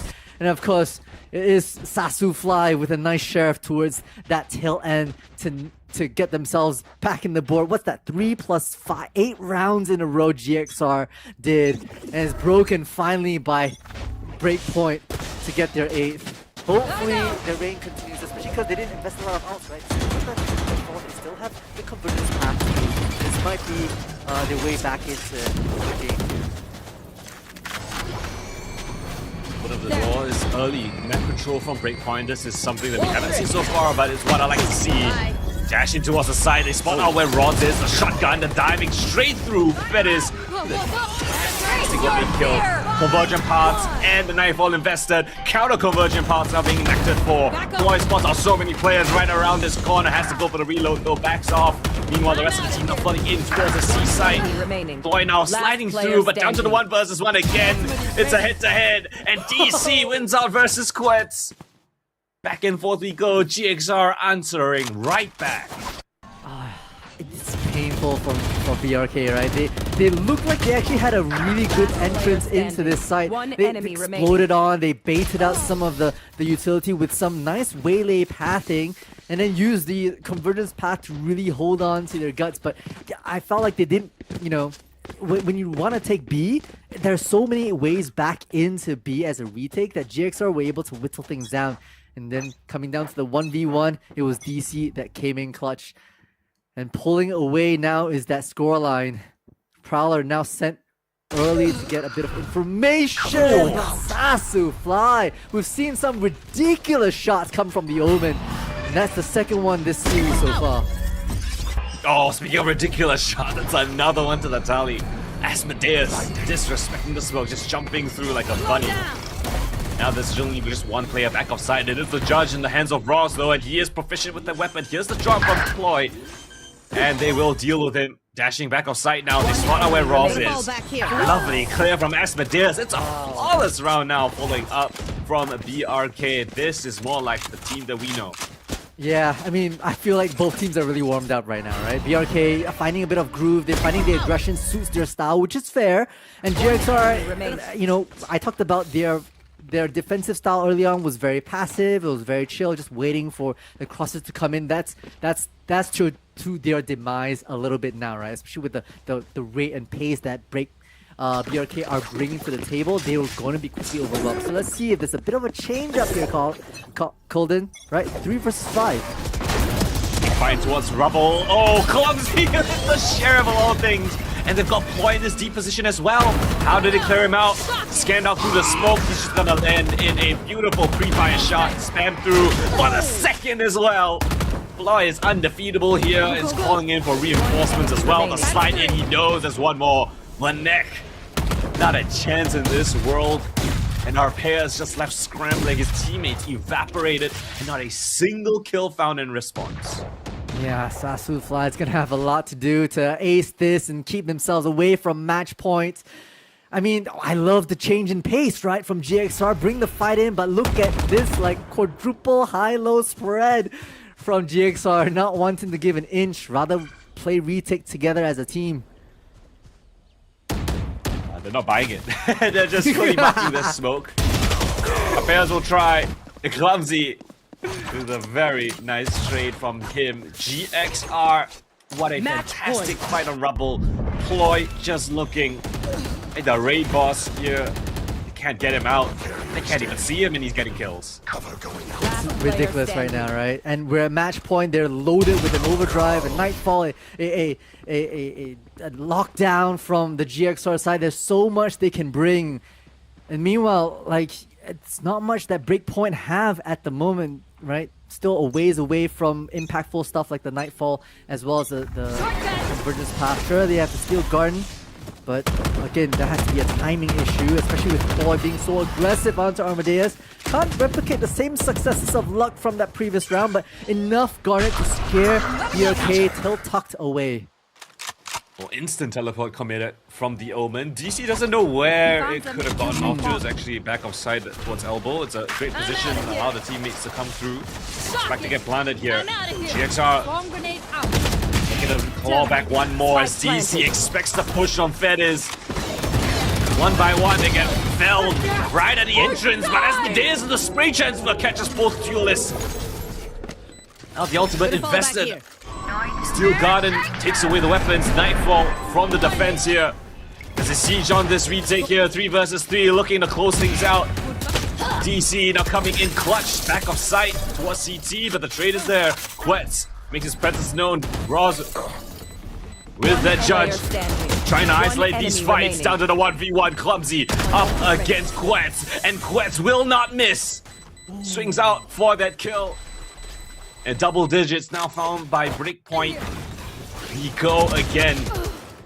We do indeed. I mean, I think it was a lot to do with the fact that we had the what was it? The traps from Winnek, right? Just holding Roz in place, couldn't let them out of that position in the smoke, and that rendered the judge completely useless, to be honest. Which meant that a bit of a 1vx situation could erupt, giving Breakpoint a bit more of an edge. Okay, keeping it still interesting. 2-round game so far, denying GXR a map steal away from themselves. GXR now looking like they're hard rotating, right? They're maybe... Because they didn't hear any information on towards this A side. It's a silent push from Breakpoint. And it's drawn away the defenders on this A side, so they might be able to find themselves with a free A side here for a post plant. Like some utility cursory, just able to clear some of this A, and with Winnek making some noise in mid, it actually holds some of these defensive players from rotating. A full retake it shall be, with the lockdown in place. But aggressive with it, wanting to bring the Nightfall into play first. It's a bit early, a bit premature here. Breakpoint, they've expended a big ultimate. Roz with the paranoia might be fantastic. Oh, the saturated from Ruby. The coach leading by example. Asmodeus now has to come up clutch again. Back outside is unable to find success. Ploy dashing around, dancing around. It's Arpeus, 1 versus 3. Has to get out of the way of the Killjoy ultimate, but the spike has been fully staked all the way through. And Arpeus does not see it happen.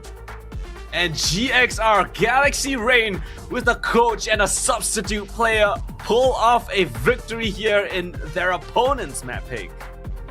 Amazing stuff, right? From GXR. 5-0 was the initial scoreline. Disadvantage to GXR. But they climb back, closing it to a 2-round game at the half.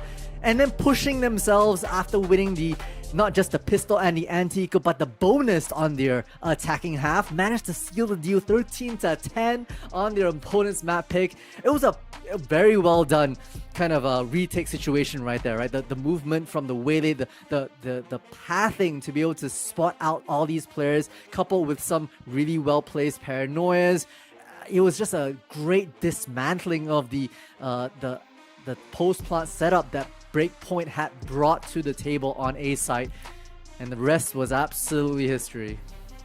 Yeah, that was my fear when we saw this map of Lotus being picked by not GXR but Breakpoint, right? This was Breakpoint's map pick.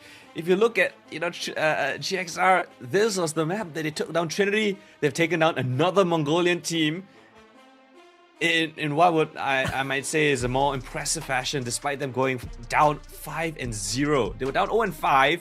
They have a coach, they have a substitute player as well. So 2 new players in the mix. The coach drops a massive game here up against Breakpoint, puts on a fantastic performance, and just makes Breakpoint look like fools on their own map pick.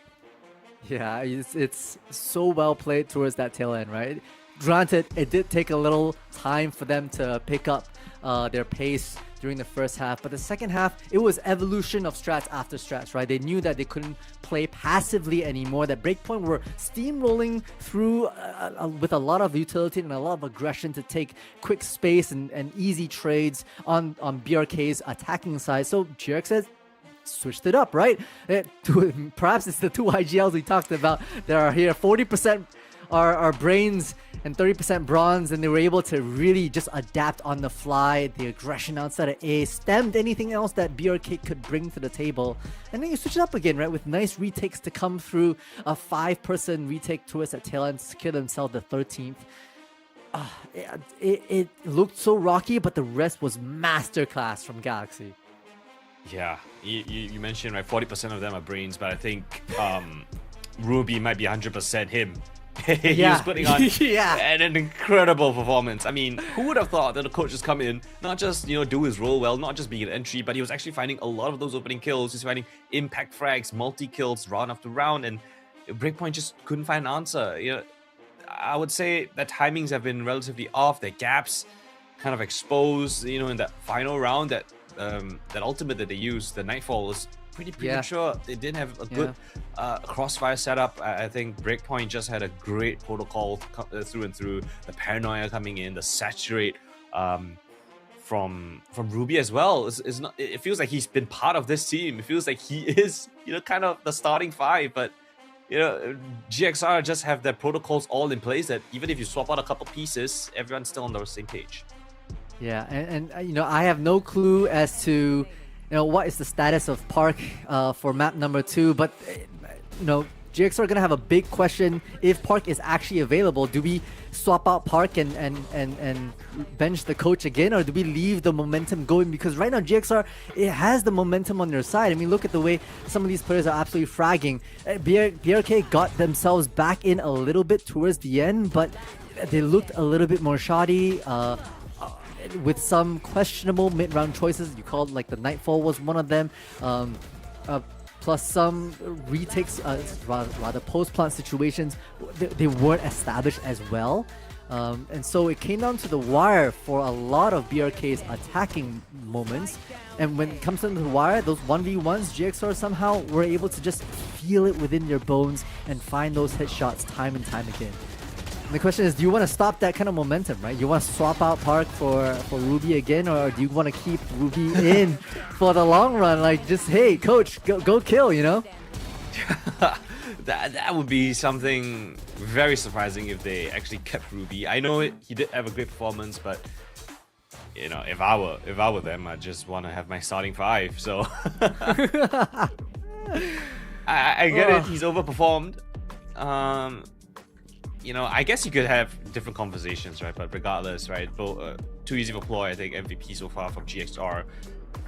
4 first kills, but look at where Ruby is. I think highlighting him is going to be something that's really important because he's 21 and 19 as a Waylay player. It's not easy up against a team such as Breakpoint. Full Mongolian squad, they went, 6-1 in the open qualifiers. It's not an easy task to drop this kind of numbers. It really is not, and considering that, hey, like look at the rest of the stacks here on the server, right? I can't really say that anyone is severely underperforming, but there were just some really good star players that came out from GX. Like Ploy had some insane moments with the Odin, really understanding how to abuse the paper thin walls, but Clumsy right there with them with some beautiful haunts to isolate some information to at least give them a bit of a chance. I don't think I saw any haunt kills with the Odin through the walls, but still, that is information that Clumsy is providing strong for the team. So all in all, I mean, we're setting up these duelists for success, and success is all they're getting right now for GXR. Yeah, looking really nice, especially on the defensive side. I think that's something that actually caught me a bit off guard. It was like how they're able to stop Breakpoint from actually getting in towards these sites, making them waste utility. Able to shut down a couple of the kills as well in being aggressive down towards a rubble was something that actually I think benefited GXR really much. And again, this MVP goes to Too Easy for Ploy. I think he was really much the difference maker when they needed him to step up, whether it was a retakes, whether it was fighting for a rubble. He was always the one to put up these numbers. Yeah, indeed, it is too easy for Ploy themselves. I mean, just absolutely fragging out with the Neon. We've seen them on the Neon time and time again. It'd be a sad day if we ever start to see nerfs on the Pinoy here, but for now, Ploy's abusing and really relishing the fact that we're able to see the Speedster make some waves here on Lotus and steal away breakpoints kind of map pick, which is insane because now it's a very interesting question, right, Colin? Because like with GXR taking Lotus away from breakpoint, and then GXR's map pick is of all things split. This is still. I'm still trying to reel my head around what can happen right now because like we talked about it, Split's not GXR's best map, right? They haven't done very well. They haven't done very well at all. But so with some of the changes, with DC on board, with Ruby possibly staying, does GXR stand a chance? Perhaps.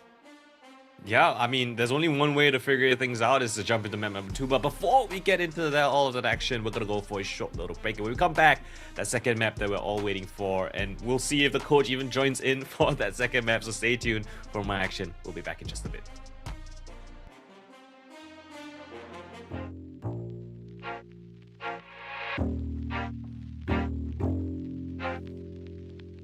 Dans le silence, je perds mon souffle, les ombres dansent. Autour de moi, les champs s'agitent, on me bouscule, je marche vite, je perds mes sens. Je rêve de partir. Et dans la lumière,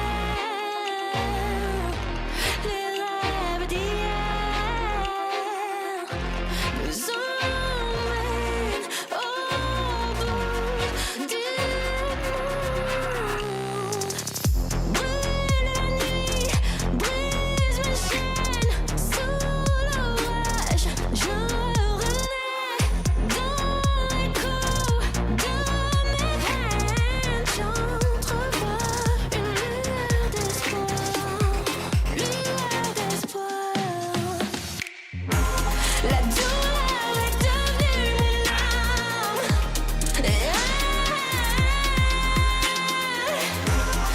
Ce feu qui brûle dans les larmes.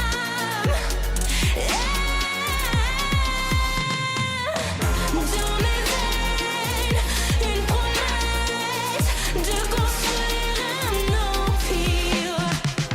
Dans le ciel infini, là où tout est possible. Lueur d'espoir. Et dans la lumière, les rêves d'hier nous emmènent au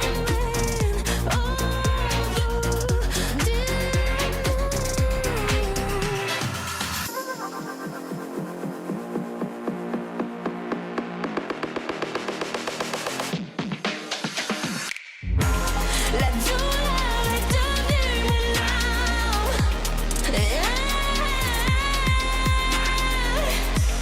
Ce feu qui brûle dans les larmes. Dans mes veines, une promesse de construire un empire. Dans le ciel infini, là où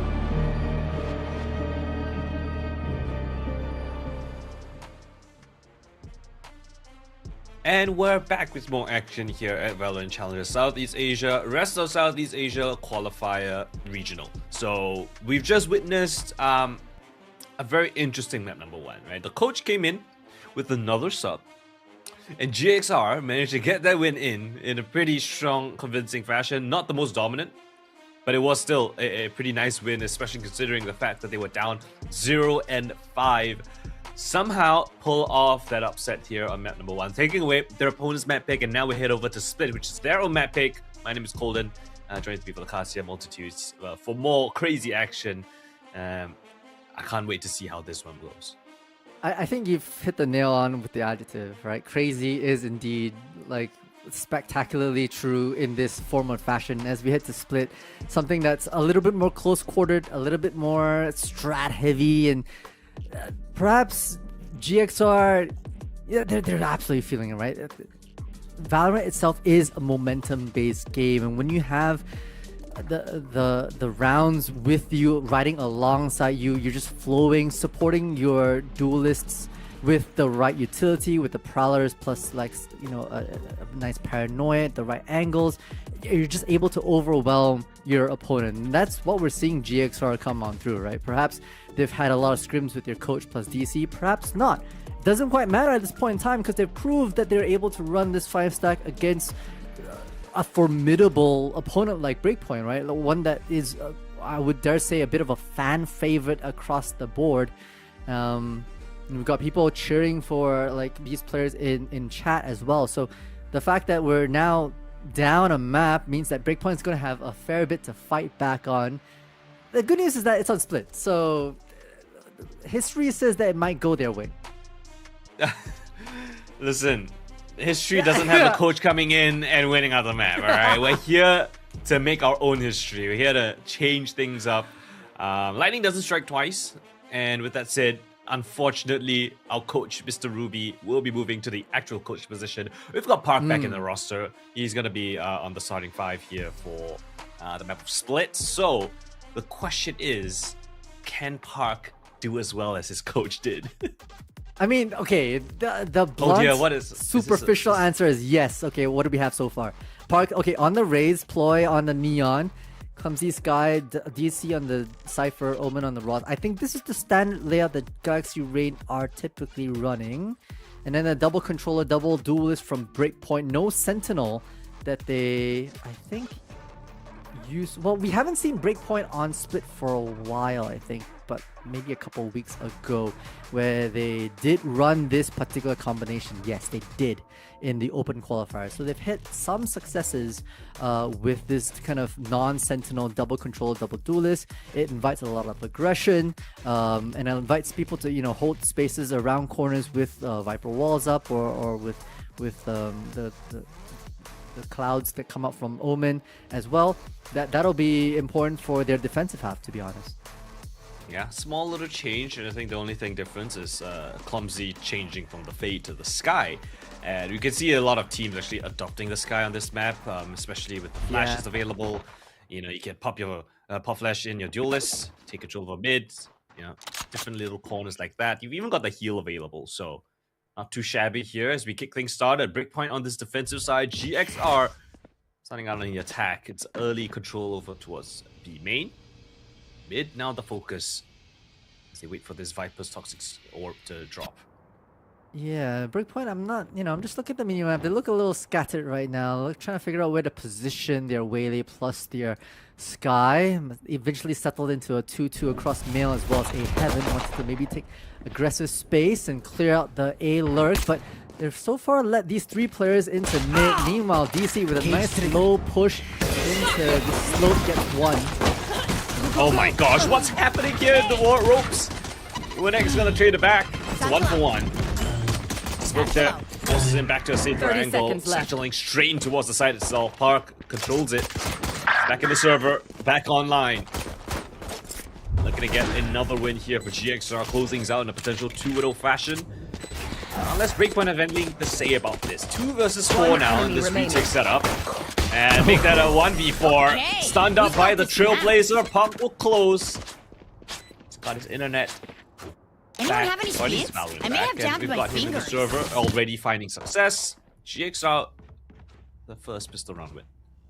Yeah, I want to say that Sky's resurgence onto Split is very welcomed in my books, right? Especially with the refresh of the Flash that Sky brings now. It just adds a lot more information that I think GXR have in their books. If you look at the BRK side, you know, without a cipher, there's going to be a lot more face checking required, and that's how DC really start things off, right? Yes, hiding away from the early Flash means that the rotations from BRK are going to be moving away, and hopefully down the line DC is going to maybe instill a little bit more conditioning with the late lurks. But for now, buy round for GXR, waiting for some, you know, mishap or mistake to push off the Trailblazer, kind of baiting things out, but GXR is not giving any wiggle room for the defense so far.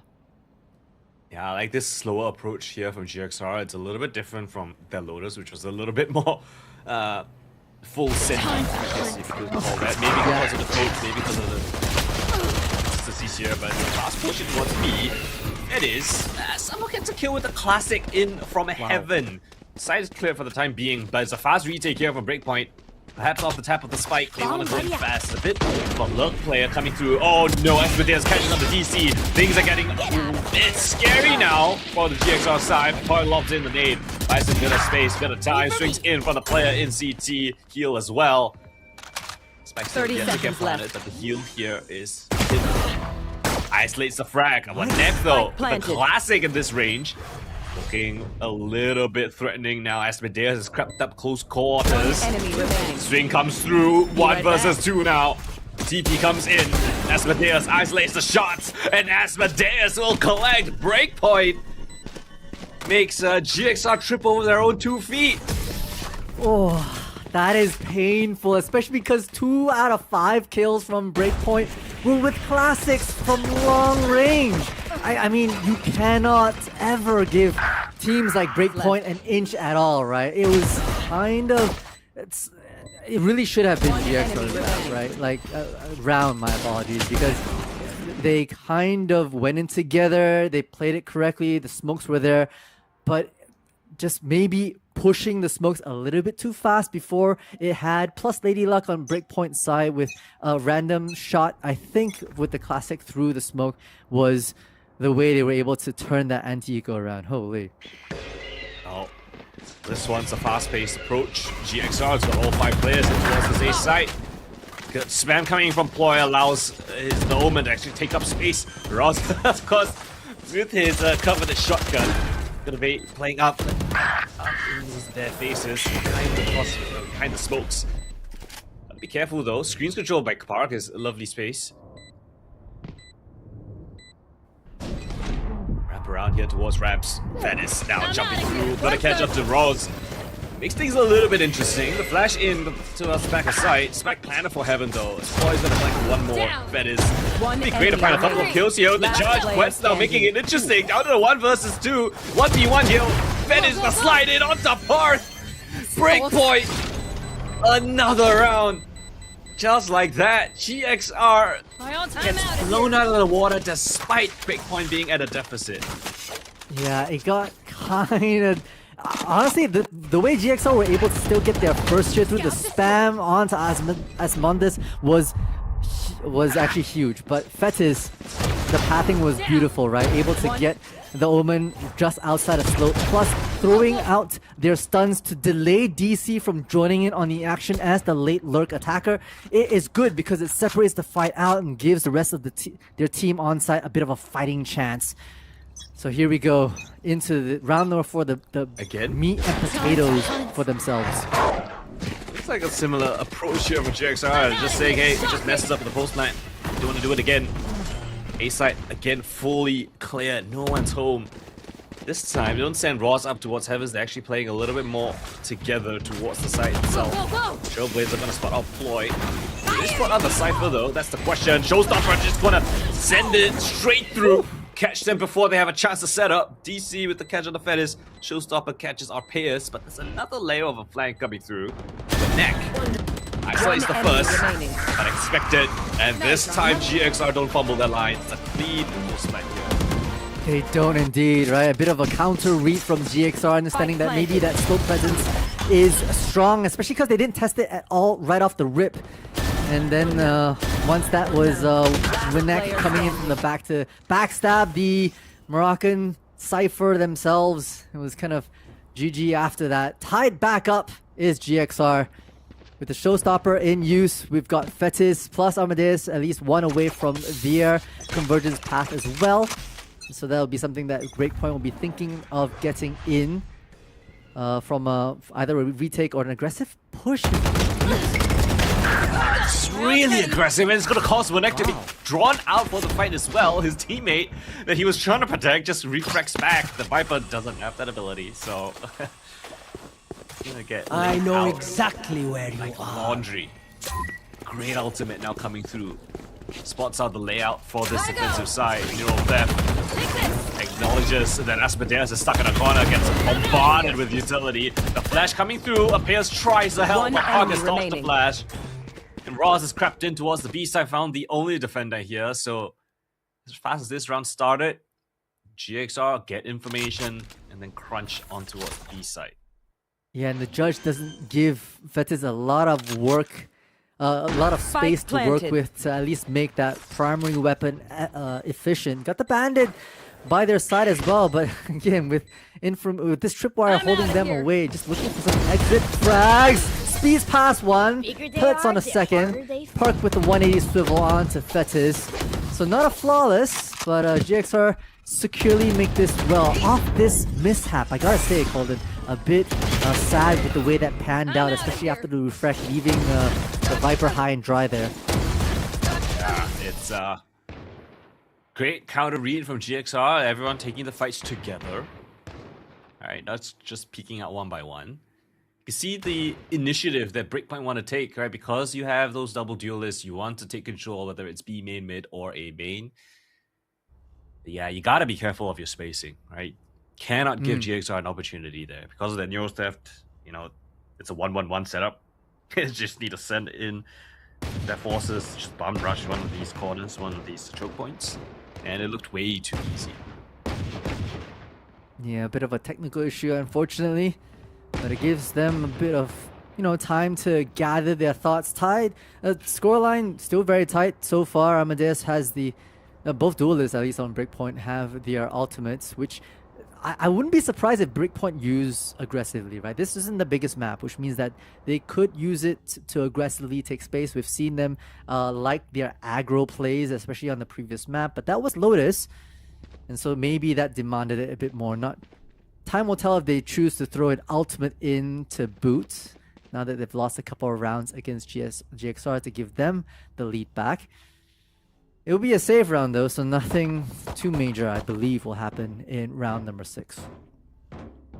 Yeah, it seems like Asmodeus has disconnected from the server. Let's bring him back as soon as you can. But yeah, look at the money, right? It's rough for Breakpoint.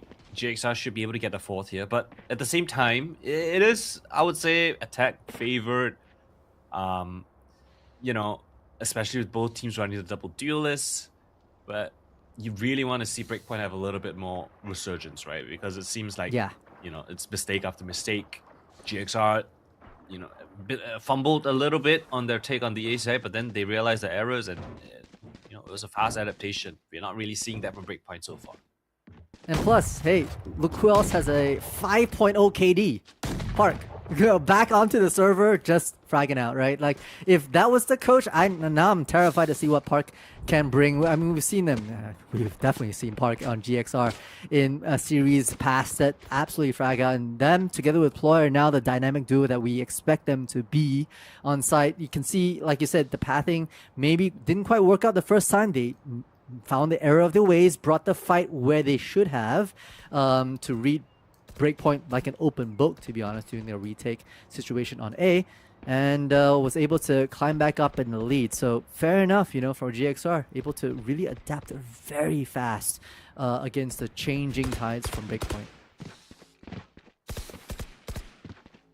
Changing tides. Do we believe? I mean, this goes against both of our predictions right now. Listen, my predictions are my predictions. Whatever happens in the server, I welcome it with open arms. Especially if it's like an underdog story. If you get something That's true. unexpected, I'm here. I'm all ears. I'm all ears. That's true. I mean, to quote some philosopher, if it can be destroyed, then it should be destroyed. So if you don't live up to it, then unfortunately, you'll have to say goodbye here. A reminder, right, that this is Breakpoint's potentially final map if they don't force a map number 3, right, for potentially the rest of the year, unfortunately, for them. So backs against the wall, they'll have to do as much as possible to get themselves a win here, a dub against their map pick. All right. I think we have a bit of information. Might have a bit of a PC reset situation here for Asmodeus, so let's hope it doesn't explode in the meanwhile. Touch wood. Touch wood. Touch. Yeah, all over right now because technical issues sometimes can go. I mean, this is the fourth technical issue, I think. It is very parcel, right? You get deeper into the splits, you get deeper into the season. It's just gonna come on more and more, which is super unfortunate. But sometimes we get anxious, right? We get nervous. Sometimes our internet gets nervous. Sometimes our PC gets nervous. You gotta give your peripherals a bit of leeway as well. They're only human. Our internet needs a timeout too. They need to regroup, they need to recoup, and think about how best to transfer packets and all that fun stuff, and support the frags. Sometimes exactly. Their muscles get tired. They drop a few packets here and there. Oopsie, they gotta pick it back up. They mentally reset. It's a mental game for the packets too. 100%. It's their time, and their attack timeouts are very long. We give them the space to have proper long attack timeouts. Yeah, it's always important to have a break. Sometimes the PCs, you leave them on throughout the night. Pulling an all-nighter. You gotta give them a bit of breathing room, right? Let them cool down a little bit. I know some people don't even really turn off their PC. They just let it turn on like sleep mode or something. Wow. Yeah. Cruelty in 2026. That's crazy. That's ridiculous, right? Just hey, remember they need a break too. If they're cold outside, if you're cold outside, they're cold outside too. Okay, please. Yeah, stop PC hate. Come on, guys. Stop PC. Oh my god. Oh, we're losing our minds here. We're losing our minds. Speaking of the PCs, it seems like GXR. I think is GXR or is it Breakpoint? It might be Breakpoint actually. They're playing like a LAN setup. Yeah, I think so. I actually couldn't tell, but I think that helps. I actually don't remember the last time I played in a LAN setting, to be honest. But okay, flexing, you got a nice setup. I see. No, it's I don't have friends. Not me admitting that on stream, jeez. But no, it helps. It's lovely. I miss those days where you're able to just like scream at your teammates because they suck. Is it time to drag the casters to a LAN? LAN session. Yo, I think that'd be dope. Get a 5-stack going on, and then we don't stop yapping in those 1vx situations. Like, can you see it? Like Gremmy is in the 1v4, and all the rest of us are just talking over. That'll be bad. Actually, when you die, hilarious. You cast. Exactly. When you die, you cast. That's the rule. Right, you have to yap. You don't stop. All right. Well, the game don't stop. Back in it. Again, it's gonna be an issue though. Oh dear, they've forgotten what was the issue in the round previous. They've dropped 2 kills instantly. Ross has just pranced his way towards the B site. None the wiser. Breakpoint just fully committing on this fight. Our players can't even flash mid without hitting himself. Things are just falling apart, and it's not just the PCs. Okay.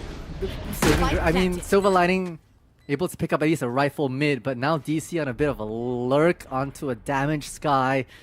This will be not great for the 2 retakers here in mid. Ooh, and the timing, DC is going to have them locked in. Z is the first obstacle here. One enemy remaining. And Can't even get past that one. This guy is not alive. Ooh, knife attempt. Okay. Ooh. Okay. You can see, you can look at that bottom left. They're absolutely having the time of their lives. All right, you know, we give everyone a break. That was an extended technical timeout. Maybe you kind of lost your marbles in the mids, but hey, this mid space is being abused from GXR, right? Understanding that the pacing or the utility trade-off from BRK not quite there, especially with, you know, the flashes not quite working out from the side of Sasufly, even knives being brought out from DC at the tail end. Alright, we get back into the seriousness of it now. Both teams have very interesting flashes. Regardless, mid, as you mentioned, a bit of an issue here for Breakpoint. Winek, okay, this time win out the fight thanks to the double damage from his snake bite. And that's a step in the right direction here for Breakpoint.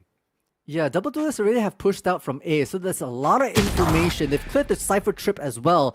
They should know it's likely going to be a B hit, or at least maybe some mid play that GXR have been so successful in, putting a bit more bodies in this mid space right now. Pressure from that lurk smoke on the B side. They want to catch the player towards Vince and maybe Mail, but bit of a dynamic crossfire being set up already. I'm not sure if they're aware of Asmodeus' position. Boombot at the ready. Oh, and the timing couldn't be further away from ideal. Trades there towards heaven. Spike dropped as well.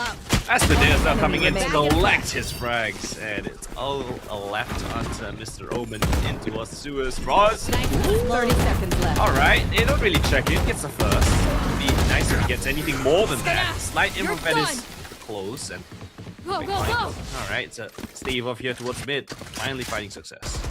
They find success, but at a little bit more of a cost, right? Yeah, they held the defenses nice, they were a bit more aggressive in the peripherals, plus they expanded their convergence path, but got a little sloppy towards the end. Should not have dropped too many players, especially because their economy is not that great. So a couple of light shields plus one light shield, one regen, and a bulldog to boot. But they've got ultimates. So does GXR with the overdrive. Yes. Alright. That's the flash that you want to see. Yeah. Boy, thanks to that piece of utility, gets access towards 7, but doesn't check the close corner. Winek plays it perfectly. Sneaky little rat angle gets him that trade frag back, and they haven't really taken too much space because of that. GXR are still kind of hampered towards the Ram side. Yeah, we see now the efficacy of this kind of Viper wall where they're able to play and provide the rest of your team a little cover. Yep, they give away slopes, but that's perfectly fine as long as they have these players on site as well. Kind of trapped in. My focus is towards the players down towards mid, right? This kill here, Winek, gonna tie them all in. There's no other option to rotate to any other side of the map. All the exits have been marked for. Winek is even playing it to perfection, rotated all the way in towards B Heaven. There's so much space that GXR needs to clear if they want to find him.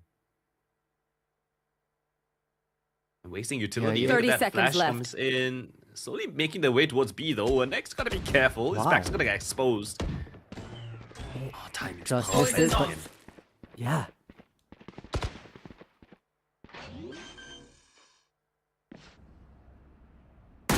That's coming in now.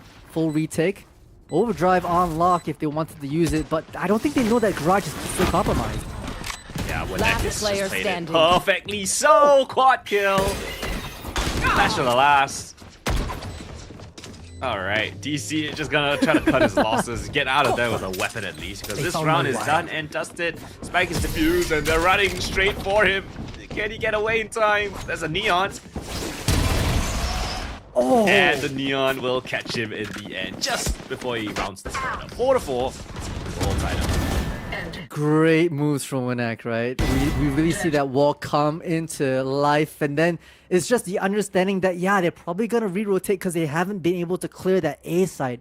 So they're going to move through Mail, and then Winek, beautiful position just to tuck away into garage and using the flash from the sky. Come out when it's absolutely devastating to pick up 2 more and a nice 4K to boot. Alright. It is a right read from GXR for the time being. Quest is solo holding this side. Stun and flashes at the ready. Showstopper invested as well. Backside. Oh, Showstopper goes awry. It's an issue. Quest looking for more damage. And it will be done, but site has been given over as well. Heal from the sky. That spike will go down in just a few moments. Trade of utilities in towards CT. Does not trade in. Asmodeus too. Backs off though. Stuck in a corner. Sky has to call for reinforcements. Everyone from GXR willing to fight. There's a lightning fingers available here, but the winds all fall in the favor of Breakpoint. They went out to trade. Too many players to mark for back of sight. They will get it with 3 players still alive. Great utility use actually from Breakpoint, right? The flash, well, the Trailblazer, then the refract, just to be able to keep a steady flow of utility right in GXR's faces.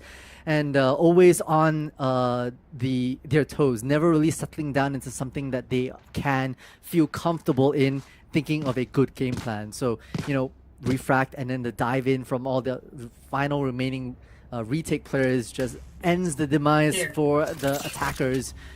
As BRK climb back up into the lead here, we've got ourselves a bit of an aggressive stance from GXR, wanting to maybe whittle away. But it is, boy, getting the best of Winnek. Asmodeus there to make sure they don't lose control over everything. But it's still a 1-for-1 trade and mid control for the side of GXR. They've even gone A main in their remit, but Roz is also really deep. Quetz wants to go inquisitive.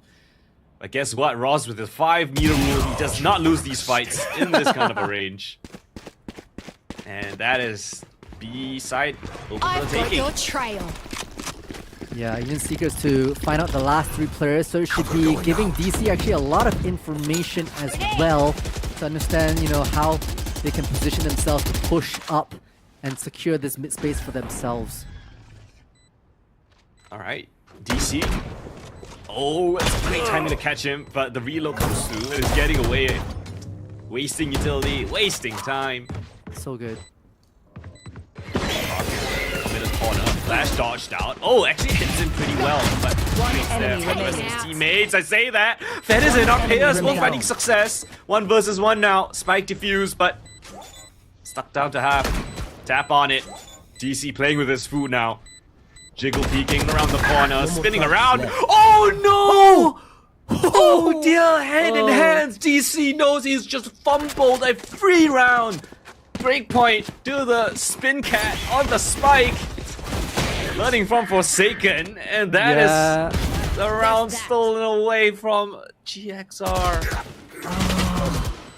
Heartbreak indeed, right? I mean, they got so close. They fought tooth and nail to get towards the end. DC is planted for him as well. Played it nearly to perfection. Just didn't hold the second jiggle peek out and secure themselves the kill. Thought too much, to be honest. So away we go. It's a fight for point to mid, getting the best of Winnek once again, opening things up. Fast and furious goes GXR. Okay, they just forgotten that previous round. If they get 6 rounds here, it's still really solid. Got the buys in and the positioning from DC. Very, very proactive. And again, it's a similar situation. Spike Planet in the open. Let's see if DC gets a similar situation as he did in the previous. Flash in, force back. Claw not playing up close and personal, dodges the slide. Claw being an absolute nuisance here. DC finally coming in. It's down to the 1 versus 2. Omen's kind of stuck at the choke point. Crossfire being set up. Clumsy. Contact. Swing from DC! Not again!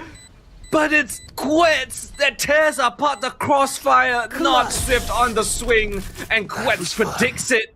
Here's the zip being tapped. And it's a devastating 1v2 for Breakpoint. Yeah, it's both rounds that should have gone their way, but it did not. Based on just subtleties, right?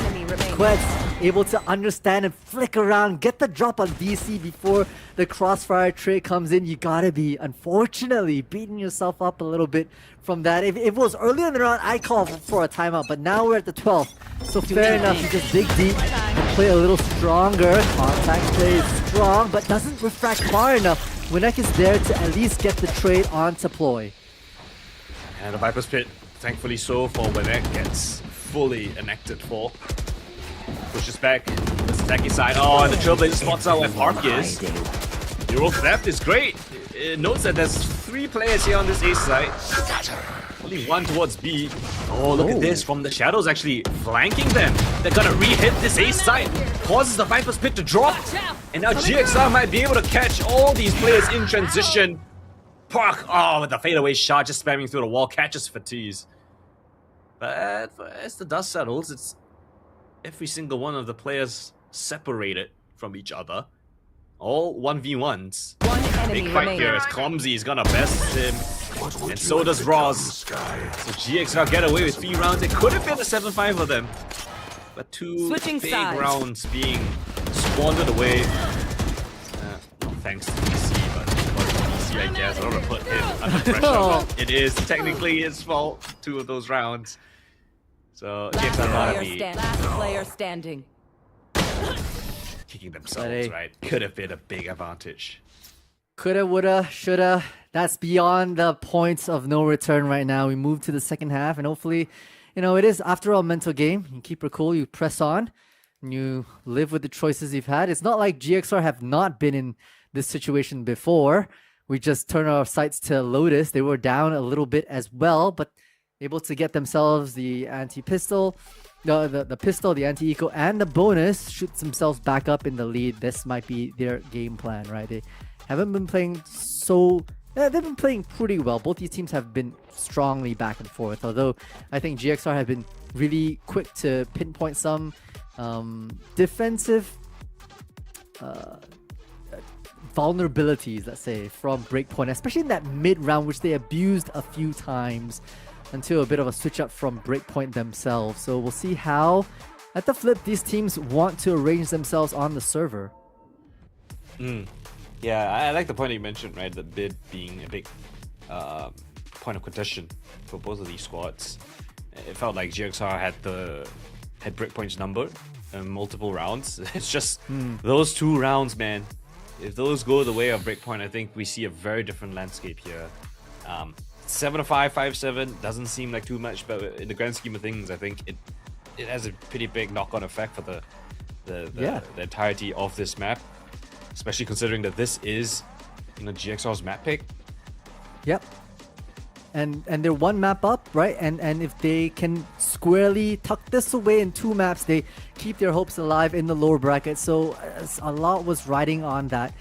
But now they're starting on a bit of a back foot. We see themselves with the Cypher setup mainly on A and a default Winnek Viper wall onto that crosses the A site. That's an interesting wall. I want to see a bit more about how they utilize that particular Viper wall. But again, this mid phase is absolutely being abused from both these teams.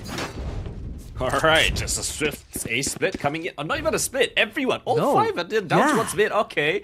Don't really have many pivot options. There's smokes on both sides of these choke points. And alright, close corner. Clumsy doesn't even get a chance to shoot his gun. It's a beautiful shot coming in by Quetz. It's only just Roz in this side alone. This smoke is suspicious. But guess what? It's the 5-meter rule. Roz the first. Damage on the second. It's all that he could ask for. 4 versus 3 now. Esmedeus getting a bit inquisitive and very daring in the face of adversity. If he lost that, it would have been a big swing for GXR, but because he won that, it's looking a bit possible right now for GXR. 2 players left. Very far detached from the action. Mid right here. enemy remaining. Might even get caught off guard. Ploy not expecting Winnek to still be in mail. And poor old DC. Flat to the face. Gets okay. A bit of redemption arc from DC, even with the their eyes completely sunburnt. But you know, able to at least whittle away and get a few more orbs towards that Cypher's hat. There. Not the best Yep. ult, to be honest. Yeah. To be farming for, enemy but remaining. you take what you get. Maybe it's a bit of a morale boost at the very least, right? To say, hey, like, I okay, guess. I done, messed up. I gotta redeem myself for the time being. So fair enough. We give that to BRK. How does GXR adapt if it puts the wall vertically to just isolate the fights against any Heaven players? That there is no one. So far, they've let a lot to be open for the taking for this A site. It's a fast take again towards Ramps. Winek is here tasked to hold it down. So as the players backing him up as well. Great snake bite, stops any pushes available. Fetis, oh dear, the stun and the slide. Roz was just in his smoke animation trying to find out how he wants to situate for this retake. Instead, he's gonna get taken out without a chance to answer. No smokes available here. He's gotta shoot the way out of this one, GXR. Breakpoint instead gonna lock down these choke points. Boy tucked in the corner here as Breakpoint have all 5 players still standing, hoping to keep things a nice flawless one. One enemy remaining. This will find a killer deploy. Last player standing. Mark won't even get a chance. So it's a flawless run from Breakpoint. Good start here in the second half. Indeed. I mean, look at that. The stun, the slide in.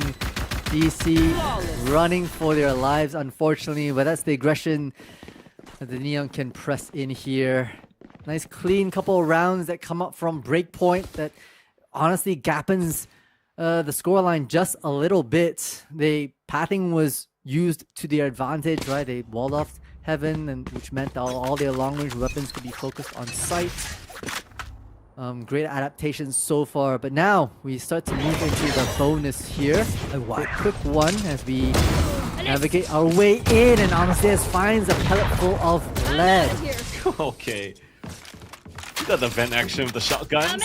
Ploy is just gonna take that kill and keep that advantage for his team. I feel like there's not a lot of attention so far from both defensive teams onto mid. They can't seem to stem or put enough of a chokehold into mid. So a lot of this kind of mid space is now being given up, and GXR are playing it slow and steady, right? Just wanting to wait for a contact, and he shall be. Right. Ross gonna win out the fight up against the Bucky, but look at this. Our pairs with the double kill. Good trades here from Breakpoint, 2 versus 2. Bonus round on the cards potentially if they win this one out. Or not clearing his close corners. Big mistake. Both of them lose their fights. Breakpoint reached double digits. Yeah, bonus picked up as well, and this will really start snowballing, at least for the side of Breakpoint. They got the numbers advantage. They did try to overstep as well. And once that fast lane dissipated, it was just, I think, Sasu Fly that really picked up the rest of the kills with a nice 90-degree flick onto DC. Now, unfortunately, it's going to be a low buy, I think, from GXR. Go, go, go! I just went back to the map videos just to double check, because it really feels like it's map picks, you know, that have swapped. But GXR just looks so much better on Split. BRK looks so much better on Split. GXR looks better on Lotus. Yapping a bit, but it's a big push from this GXR side. It's a low buy. They push out towards A, find the kill. Another one down towards mid. Things are getting a bit dangerous here. Roz with a 5-meter rule again is gonna win out that fight. 4 versus 2 now as GXR looking to thrifty this round here. Good damage, but not the kill. It's on the sky though, so no heal available. Quetz has got to do the heavy lifting. Ploy not expecting this advanced angle. And Breakpoint might be able to salvage this round there. 2 versus 4 down to 2v2. Seekers invested to spot out these positions. Oh, but clumsy. Lands a beautiful shot on the Quetz. Now people are getting tired here of our players. First kill's nice. Oh no. Oh, but stuck down. Okay, gets off the spike plant. A spike defuse. Arpeus not biting on it. Nade's there. Ooh, the nade might be able to do him in. Nope. It's gonna stick the spike instead. Spare parts. Great job on Park to keep things under control. And it's a 50 round from GXR. Of all things that gets in the first round here on this defensive side. I think in the midst of all that chaos, I don't think that that first diffuse tap was heard, so I think Wasasify just waiting for perhaps the a second tap or something. One enemy Because remaining. it is them just waiting for some information, and then the nades bought enough space for Park to do it. The rest of them, so a bit of a tick for tat, a taste of their own money is now straight into the action here. Nice pathing into slopes to get this early space for themselves. But it's Park that actually finds that opening kill. That's all the way down towards A main. Good deployment of the smokes. I'm not sure what Breakpoint is doing. They put in the vertical, Yeah, the Viper's wall that goes straight ahead, but they want to take control of a heaven. Hawk out. Okay, eventually they're gonna go back to what the wall is used for, but Clumsy's already here. Got backup. Park is still in the site. Cleared him out just yet. And now they do though. Breakpoint. Alright, 3 versus 3, a chance. so a lot more to have to be done though. They still have at least smokes to deal with from GXR side. Paranoia comes in. Nice isolation of the player in towards the hell position, but Snakebite's got to be great. One enemy They just remaining. push even further. Oh, DC expects it. Oh, and it's a bit of redemption here from DC. A predictive shot through the screens. Expects the swing close right, close left corner. GXR adds 2 rounds now in a row, getting a little bit more momentum on their side.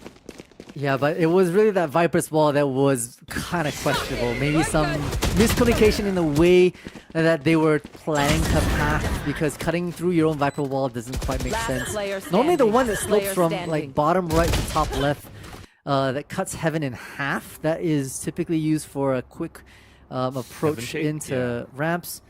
And we see them perhaps try it again with a lot of heavy pings in that area.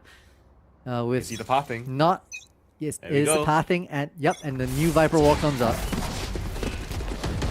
Alright, understanding that, hey, executing straight towards the A side might be a little bit difficult. GXR actually predicts, or expects that to happen. Oh, but the flash is great from Clumsy in towards the ramps. You kind of isolate it, and being crunched upon, stuck in towards hell. GXR marking all these exits. Fediz as well. Beats the push of DC. Catches him unawares. Park, though, still alive within the site.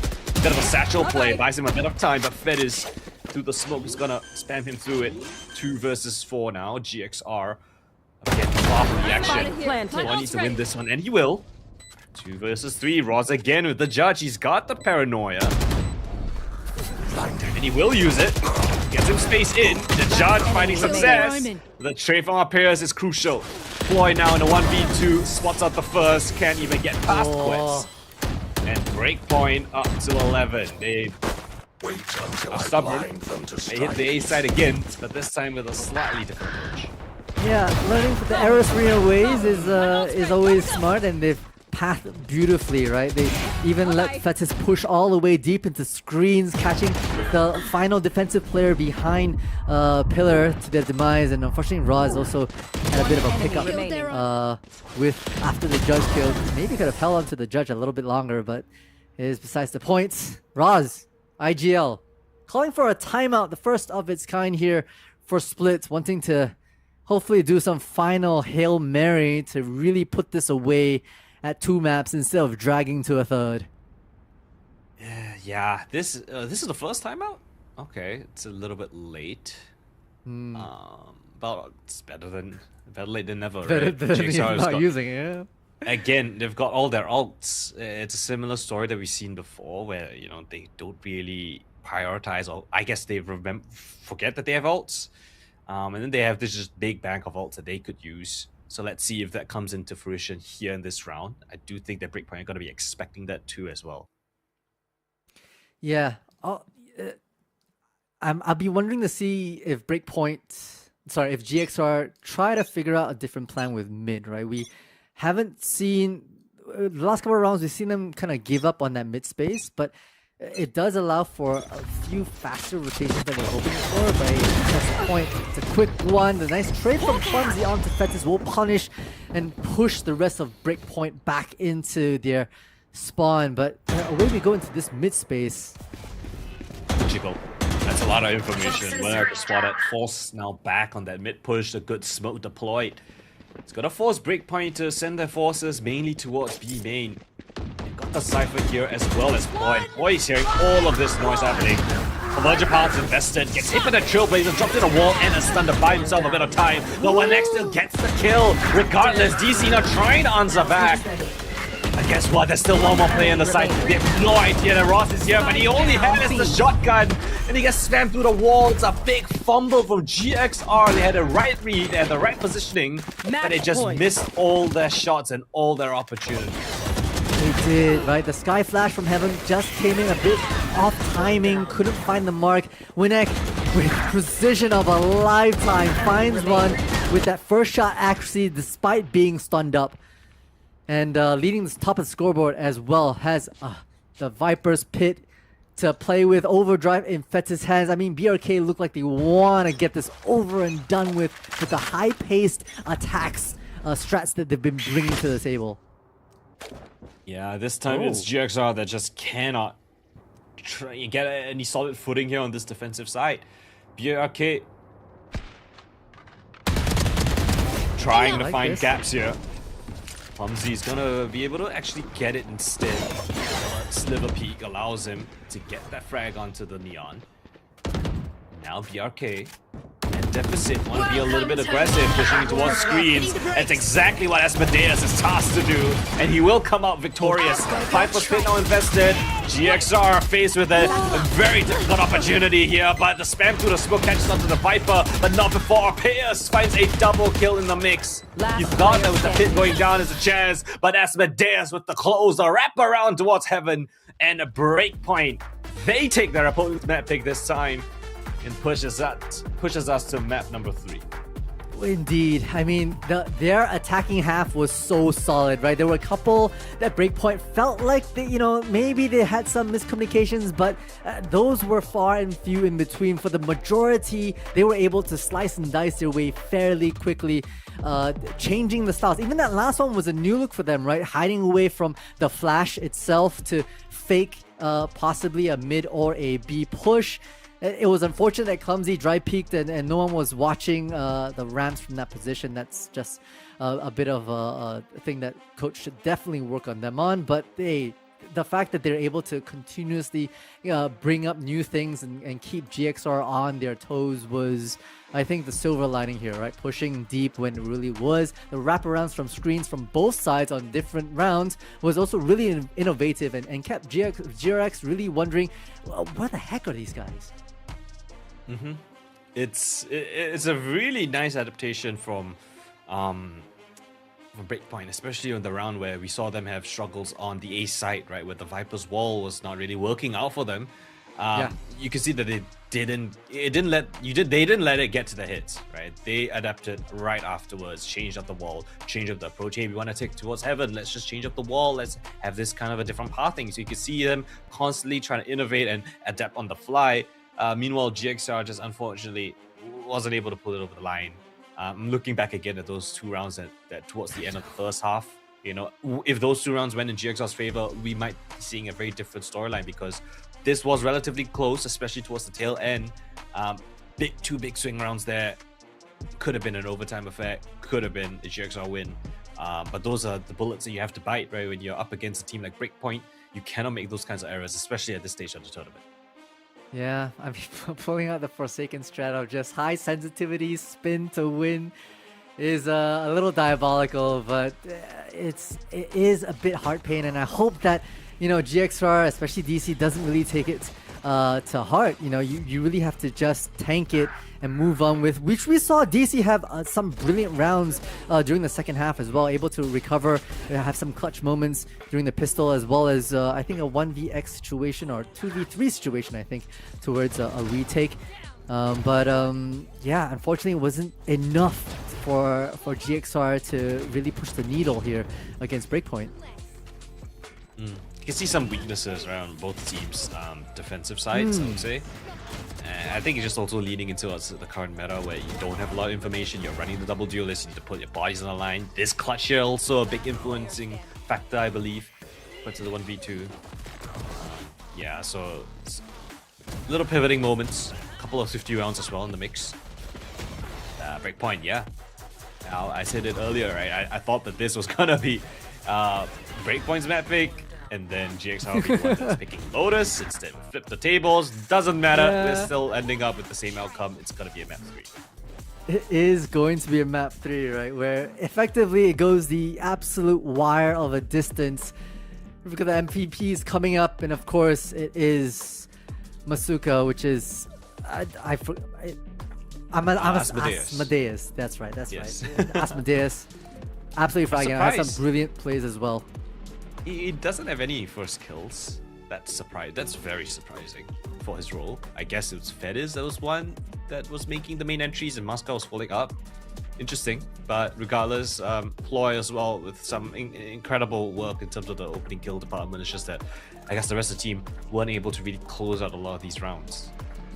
Yeah, I mean, Park also had a phenomenal first few rounds during the first half, right? GXR actually able to hold down the fort a little bit, you know, checkerboard, scoreboard, like back and forth so far, especially with Park being back in the mix. But then the second half was really all BRK, right? It was just their attacking half. They knew how to adapt to their pathing.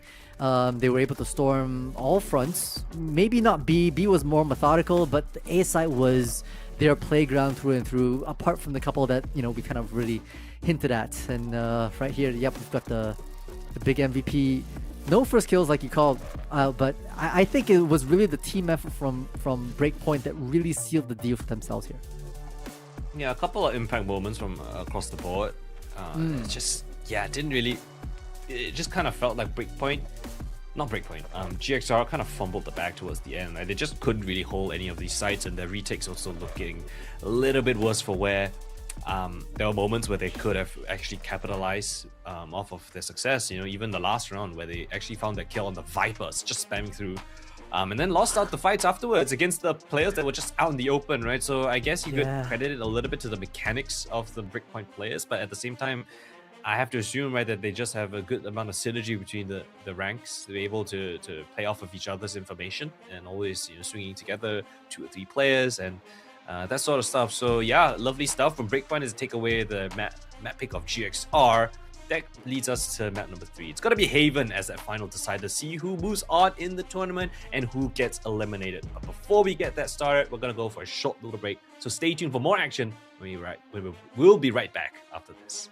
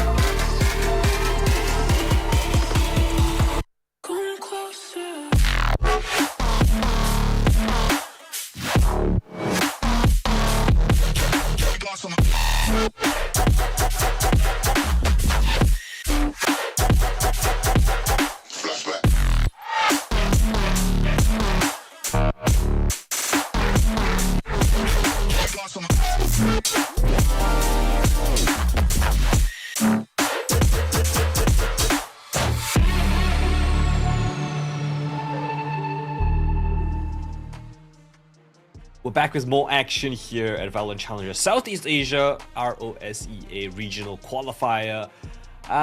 We've just witnessed some interesting back and forths, right? We brought GXR coming into map number 1 with a coach. Didn't think they're gonna win. They won. Went into map number 2, GXR's map pick, split, double duelist, Park is back in the roster. Breakpoint pull off a little bit of an upset there. Now we're heading over to Haven, which is going to be map number 3, as a final decider between who's going to move on to the next stage of the tournament and who's going to be eliminated between Breakpoint and GXR. My name's Golden. Joining me is Multitudes as we get into the nitty gritty here. Map number 3. Kind of expected, kind of not at the same time. It's a bit of a messy endeavor, to be honest. But hey, regardless, we'll see what either team can bring for us here today. Yeah, Haven. I was just looking at the stats, Golden, and I realized that at least for this split, at least in the last 2 months, there has only been one Haven played between these two teams, and it was just recently with Breakpoint versus Motif, where they brought out a composition that was perhaps questionable, right? So, to be honest, we actually haven't seen them in recent terms, especially apart from Breakpoint yesterday, we haven't seen them really rock Haven a lot at all, to be honest. None from Galaxy in the recent times, especially after the Yoru plus Waylay changes and the Sky implementation as well. So this will be interesting to see what they choose. This will be interesting to see how Breakpoint adjusts from their loss against Motif as well, where they rocked the Neon ISO, which, you brought up some really good points in the pre-show, wasn't maybe the best combination. Yeah, so that ISO, in my opinion, was mainly to counter like a chamber, right, or an operator player. The double tap shield as well as the main shield that actually moves forward from the ISO is actually really nice to counteract any ops that are on deep lines towards A, towards C. The problem is the opponents that they faced, first of all, didn't really need to rely on ops a lot. Second of all, didn't run a chamber. Third of all, started out on the attacking side first. So ISO on defense, starting defense is really difficult because it's much more of an attacking oriented agent, right? Allowing you to scale. But when you're on the back foot, when you need to play reactive, you don't know when to use your double tap shields. Once you run out of that ability, your efficacy drops, I would say, like 40-50%. So it's a really small window for you to find success if you're playing up against a good team like Motive, where they just wait out your utility. They find out where the ISO is, they avoid feeding the ISO kills. You don't really get a lot of the double tap potential, so I wouldn't be surprised if Breakpoint actually go away from the ISO pick here. And I do hope they do, because I personally am not really much a fan, and yes, in fact, they are moving away from that, and they're going to change up the ISO for a Phoenix. Same can be said for Galaxy Rain. No longer the Neon Waylay, it's the Neon Phoenix. Yeah, that's honestly the new combo wombo, right? I feel like Haven has gone through so many iterations in terms of meta that there was a very strong double initiator combination with like the Breach plus Sova, even the Breach plus Atejo at some point in time, and then we moved into like the Yoru ISO meta for the longest time, and now this is basically the new settled 5, right? Phoenix plus Neon, providing a lot of scale up possibility, a lot of speed plus the flashes. The curveball from Phoenix is much appreciated, and the ultimate gives them a bit of second lease of life to really clear these tight corners like the B site. And then you get your standard kind of cipher to anchor down and provide these wide map informations, which has to be countered or cleared nice and slow, or else it's just free information across the board. And so very much kind of classic meta nowadays in the Haven space.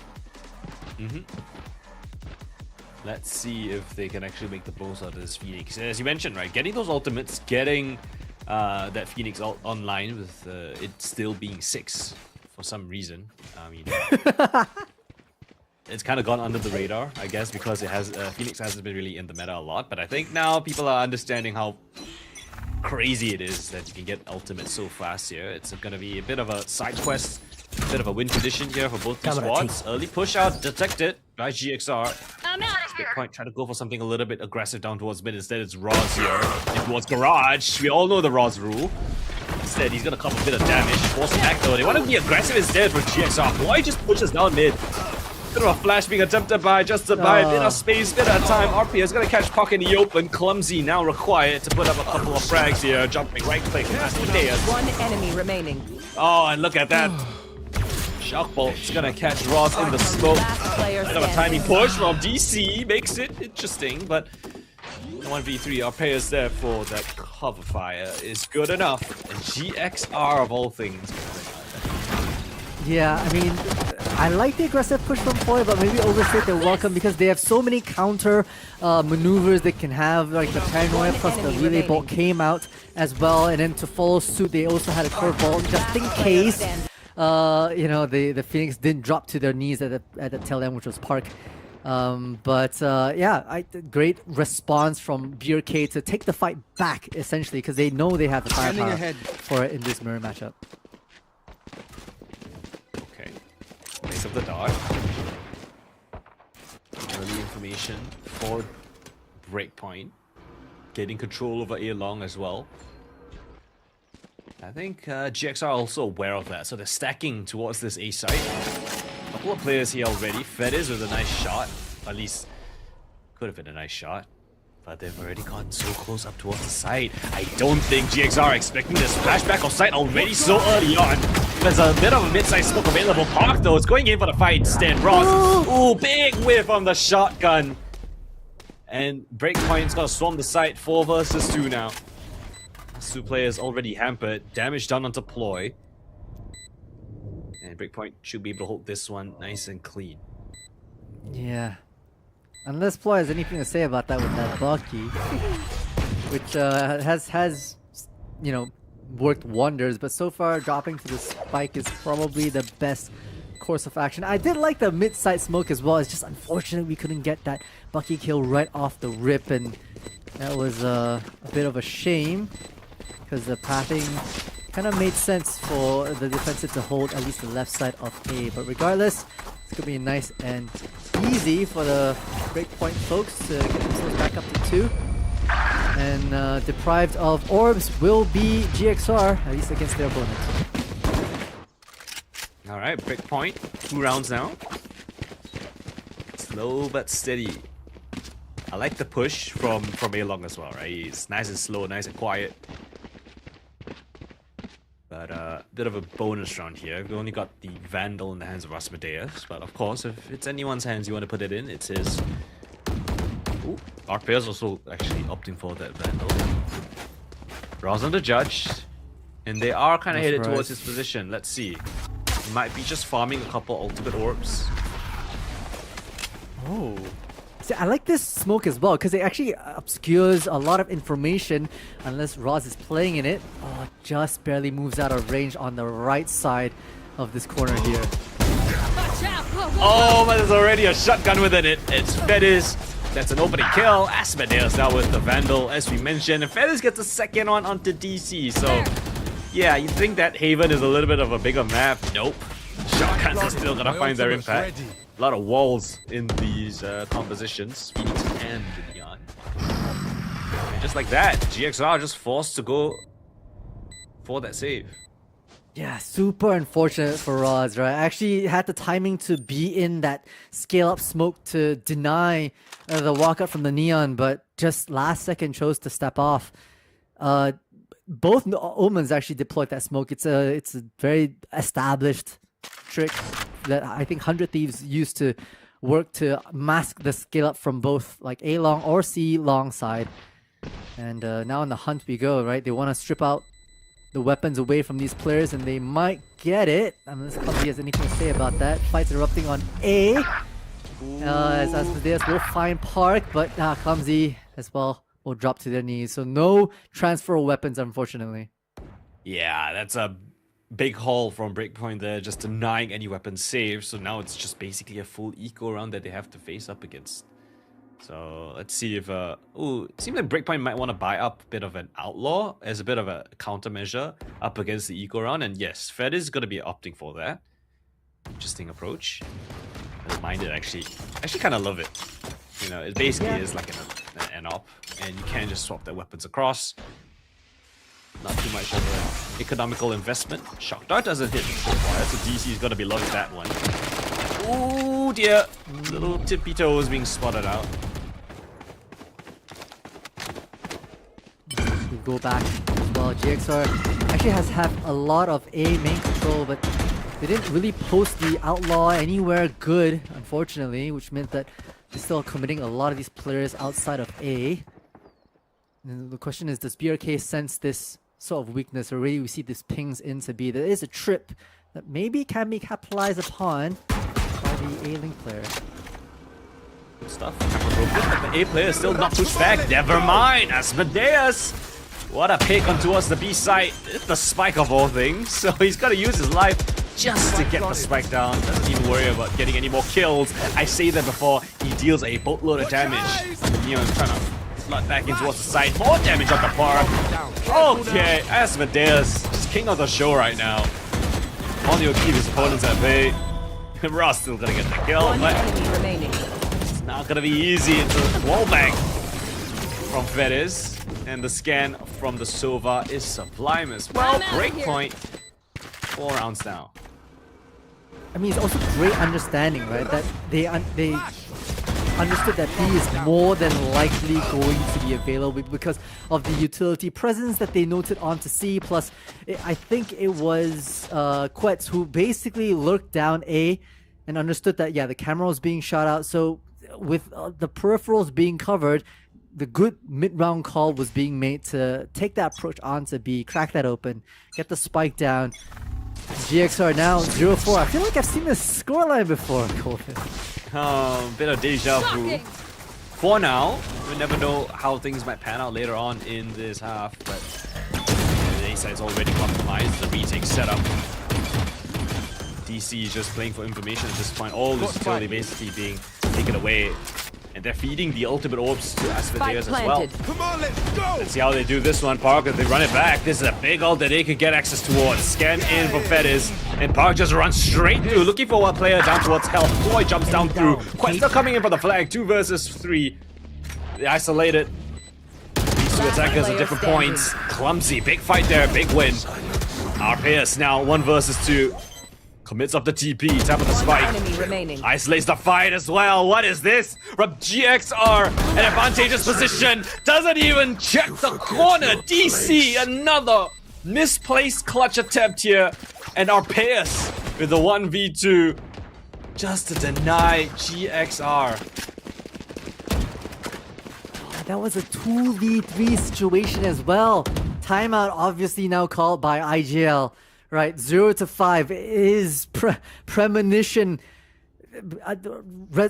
Memories flooding back from a couple maps back, right? From that Lotus that felt like a lifetime ago. But GXR are reliving a bit of the struggles they have here in their defensive half.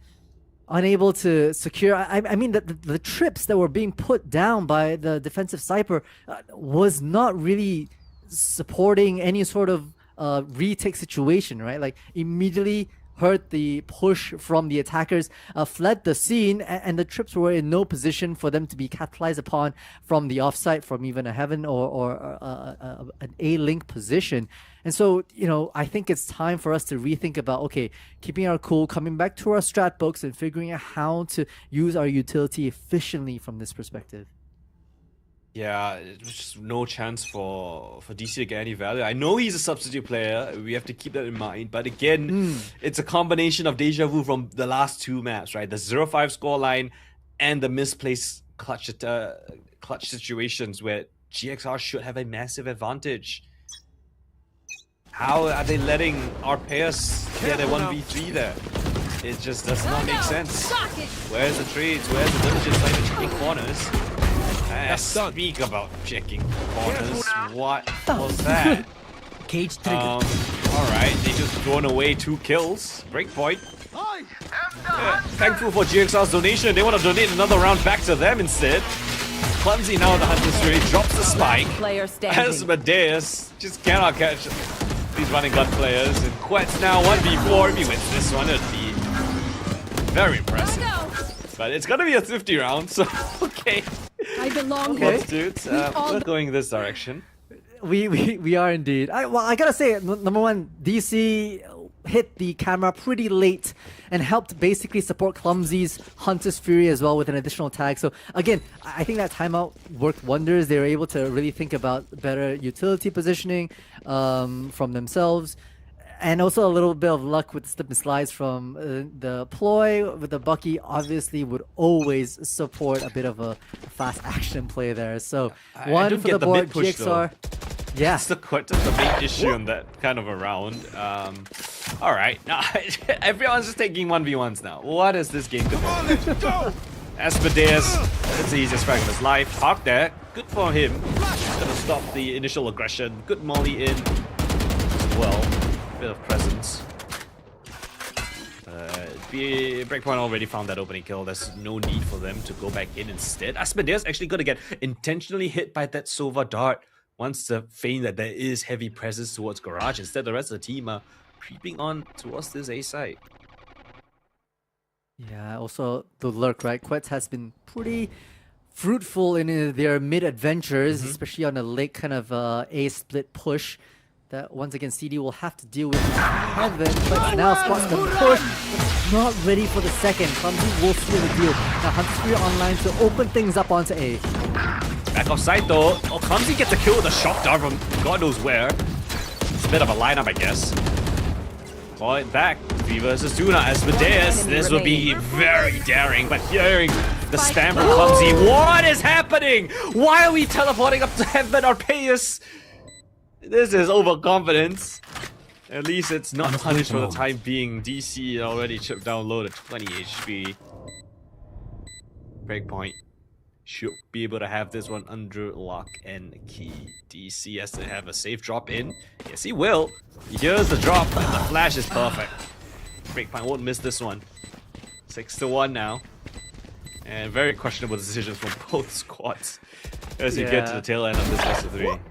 I still got super dicey, right? Just a lot of dry peaks, a lot of adventures without creating the right corners, questionable teleports that DC was ready for. Honestly, if I was Breakpoint, I might call a timeout here, right? Just to calm our nerves a bit. There's only a couple players that are permissible to be as aggressive, and I would really give that to the duelist, right? Especially because Amadeus is really finding good timings across the board, but the rest of them need to take a bit of a chill pill, unfortunately. Early map control though, look at GXR, pull the duelist in towards A. Quetz, we lucky to be alive at least. Misses, dodges that op shot, just by a hair's width. So LeJohn here to push back this A defense. Lurk smoke available for this attacking side as well. Lets them potentially creep in towards A short, puts a bit of confusion in the minds of GXR. Scatter. Towards C side we go. Oh, look at this DC playing within the site. Calls in for a bit of a smoke reinforcement. Clumsy now rotating in. They've dropped the spike as well. Breakpoint now being met right at the door. No chance for them to get this spike this time. Versus 5. Step 1's there. RPS doesn't have his ult, so it can't really pick up this spike. Far from it. Cover going out. Just came back online though, so that's Last be player made, but the question standing. is there enough to be 30 done? seconds left. Roz will find Orpheus, and Ploy will find Quetz as well. That boomstick finds its mark, and with both duelists basically from the defensive GXR side pushed out to A side, right? They could really hunker down and understand that's likely going to be that C hit, waiting for the Fall of Shadows to deny it, and the rest is history. That goes there. Not too much utility back of sight to harass DC, so able to find that first opening kill. Bit of survival smoke within the site gets them a lot of space for that flood pre-take. GXR bringing in this op here. Let's see if it's gonna be able to find any success. It's down towards mid if I'm not mistaken, so not for the time being. Bringing up another ultimate orb. That gets the Phoenix ult available for Breakpoint. Asmodeus now has a fantastic ultimate to use here in round number 9. Yeah.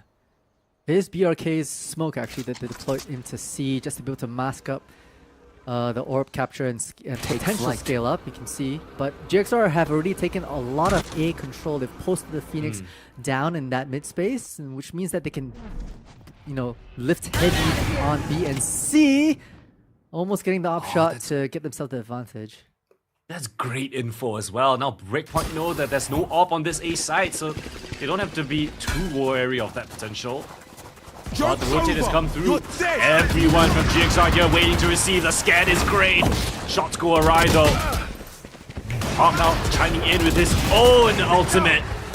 And Ploy with a double kill with the op. The duelists find all the kills. Every single one of them. It's a flawless round from GXR, an ace between the two duelists. And that is fast rotating.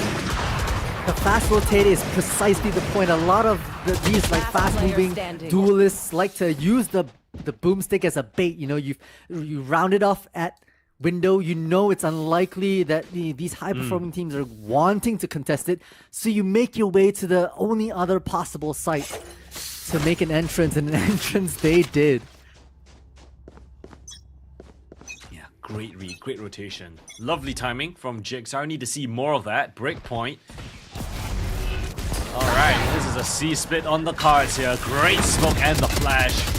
Ross forced out in the open. Bit of a one-way smoke afforded for himself. Oh, but Ploy's the one. The lightning fingers in the sight. Lights up the server and the kills. Quad from him. And a smile on his face. GXR, bit by bit, round by round, starting to find a bit of momentum. Yeah, indeed. I mean, you gotta be careful. Yeah, you think that maybe the Neon with an operator will not push window. Haha. Lightning fingers come awry. And if you're not watching your back, that's precisely where Ploy will strike next. I also love the kind of pseudo one-way smoke, the timed one-way smoke that came out from the Omen as well, as it floats down from a height to give them a bit of an angle. And if you're not careful, you will get your pants caught beneath you, which is precisely how they were able to just put a stranglehold on any aggression onto C. Yeah, GXR are looking a lot more proactive and a lot faster on their reactions when they hear information. So it was a pace change attempt from Breakpoint. They tried to go fast, C-split, as fast as they could, but still not going to be enough. Very swift reactions from GXR with the smoke deployment, with the instant pop of the overdrive from Ploy after he was smoked off. And that's the kind of team fighting that we want to see from GXR, that we know that they can deliver. And they have been delivering so far. Ploy 11 and 5 right now with that op. Still a bit of a menace. Not the most oppressive thing at the moment, but still it's a force that Breakpoint have to be wary about. Did I see them rotate off a judge? They may have a judge by their sides and B as well. I mean, their money is off the charts for the last couple of rounds here, so they might be able to employ that, especially with an aggressive kind of stance in this mid, being covered by the other one. But a nice slide out. They're still able to trade at least 2 and still have numbers to boot. I know exactly.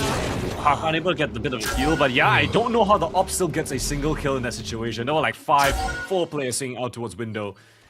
Yet the two duelists still come ahead with the kill of their own. GXR still with the advantage here, but Fed is in towards the side already. Paranoia gets sent through. Park running them down. That is the conviction you'd like to see. Oh, but this flash and the peek. Just a pre-fire spam through. Smokes is in play. Watch your eyes! That's the Deus splash of his own. Unfortunately, Quats goes down to Roz as he's marking a pretty tight angle. Flash did not hit him. And GXR again. Another round now.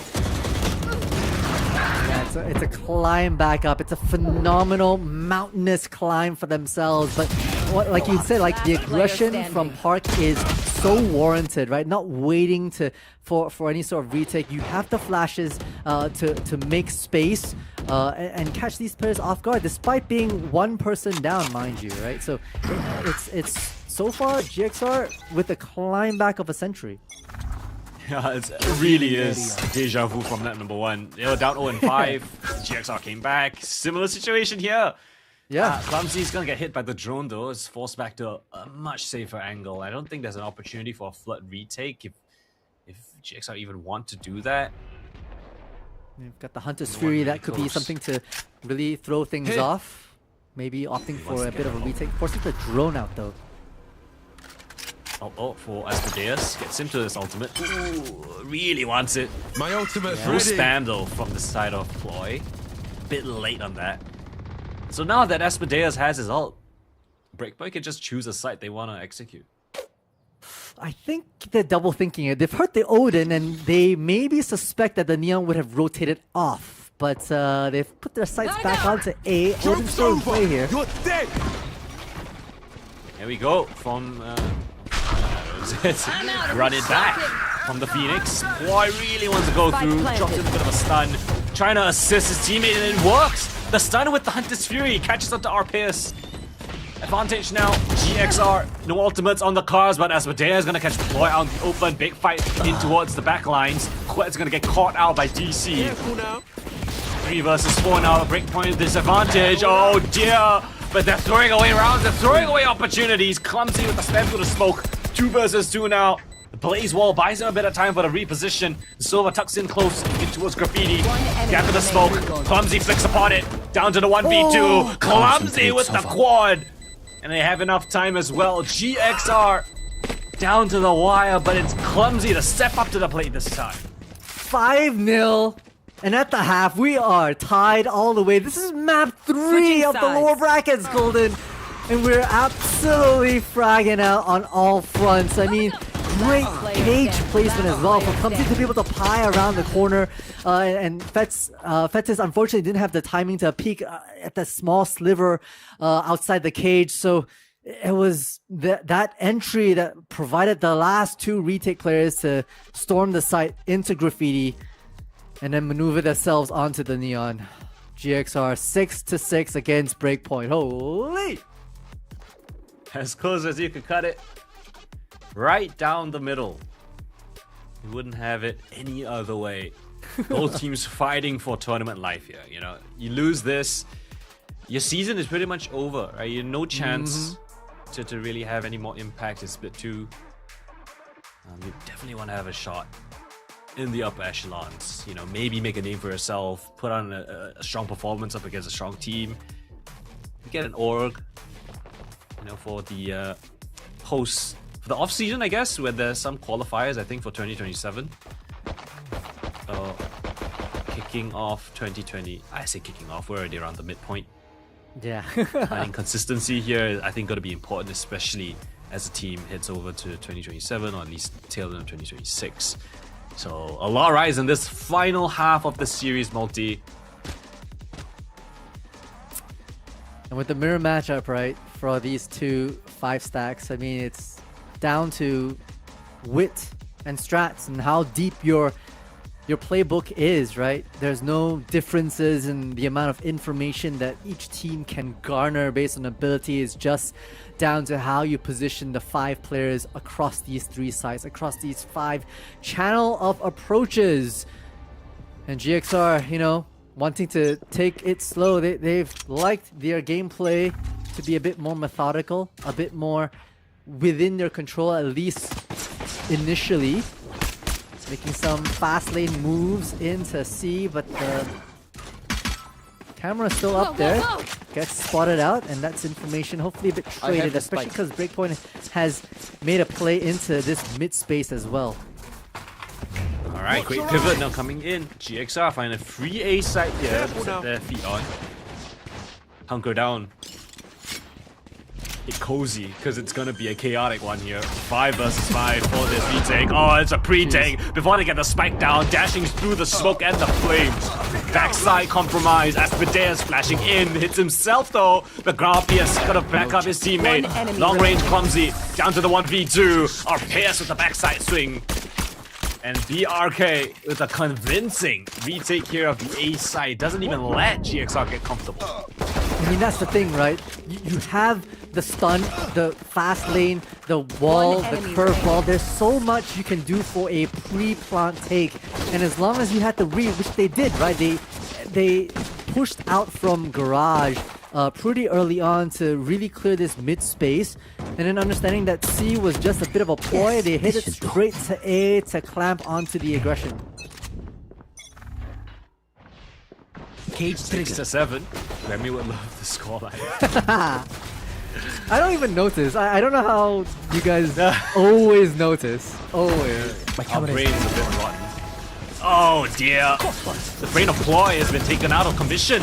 Scan comes in, but the retake is still through. In the smokes, everyone is just waiting.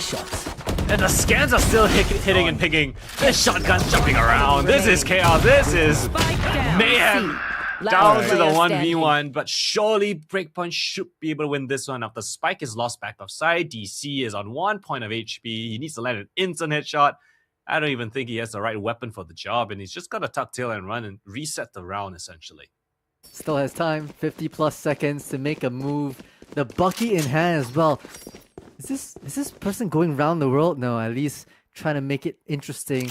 This is the scale up with the Bucky as well, right? You want to play this to your advantage. So now Winnek has an understanding that, okay, the wraparound might have started happening! And the flick onto DC is beautiful. It got so dicey, Colin. I need a bird's eye replay of everything that was jumping around smokes. Yeah, look at all these fights. It's just scans through smokes. No one's breaking the darts. Shotguns in smoke, shotguns out of smokes. Trick shots. It's chaos incarnate, to say the least. I mean, when you're down to the wire, GXR has to be at least a little bit happy with that, right? You've stripped off so many weapons from your opponents. You've made the bonus hopefully practically impossible for them to claim, although they still have like, what, 3 I think, good weapons to their name, so really can't take them lightly right now as they go for a nice default action, a scale up onto A. Early access. GXR very deep towards this A side. Breakpoint actually heavily stacking here. This Owl Drone will give them a lot of information, or should be giving them information. I think it expires before it sees anyone. Yeah, they talked. Gotta go. Oh, right above though. Hello? Why is the Neon up above? I'm out of here. The shotgun duel. Fed is alive, just 3 points of HP. Guess what? Everyone at Breakpoint is here waiting. Teleport comes through. I don't know where that's going. That is a small little gap in the smoke. Gonna make the most out of it. Park now. 1 versus 4. 2 players now tucked into the corner. First one's nice. 1 more to find. Long player is an issue. Quets with the headshot. Breakpoint with the bonus. GXR getting caught with their pants down. They walk into a stack site. I'm out of here. But that's Fetis just being so creative, right? Even with 3 HP down, ready for more, doesn't blink when they hear the teleport from the Omen, knows that they have to play 1 role and 1 role only, hold that small gap. The gap that their Omen put down for them to play around. That mid-side smoke was everything, plus the position. No one expects a Neon up top. That's not where Neons belong, Colden.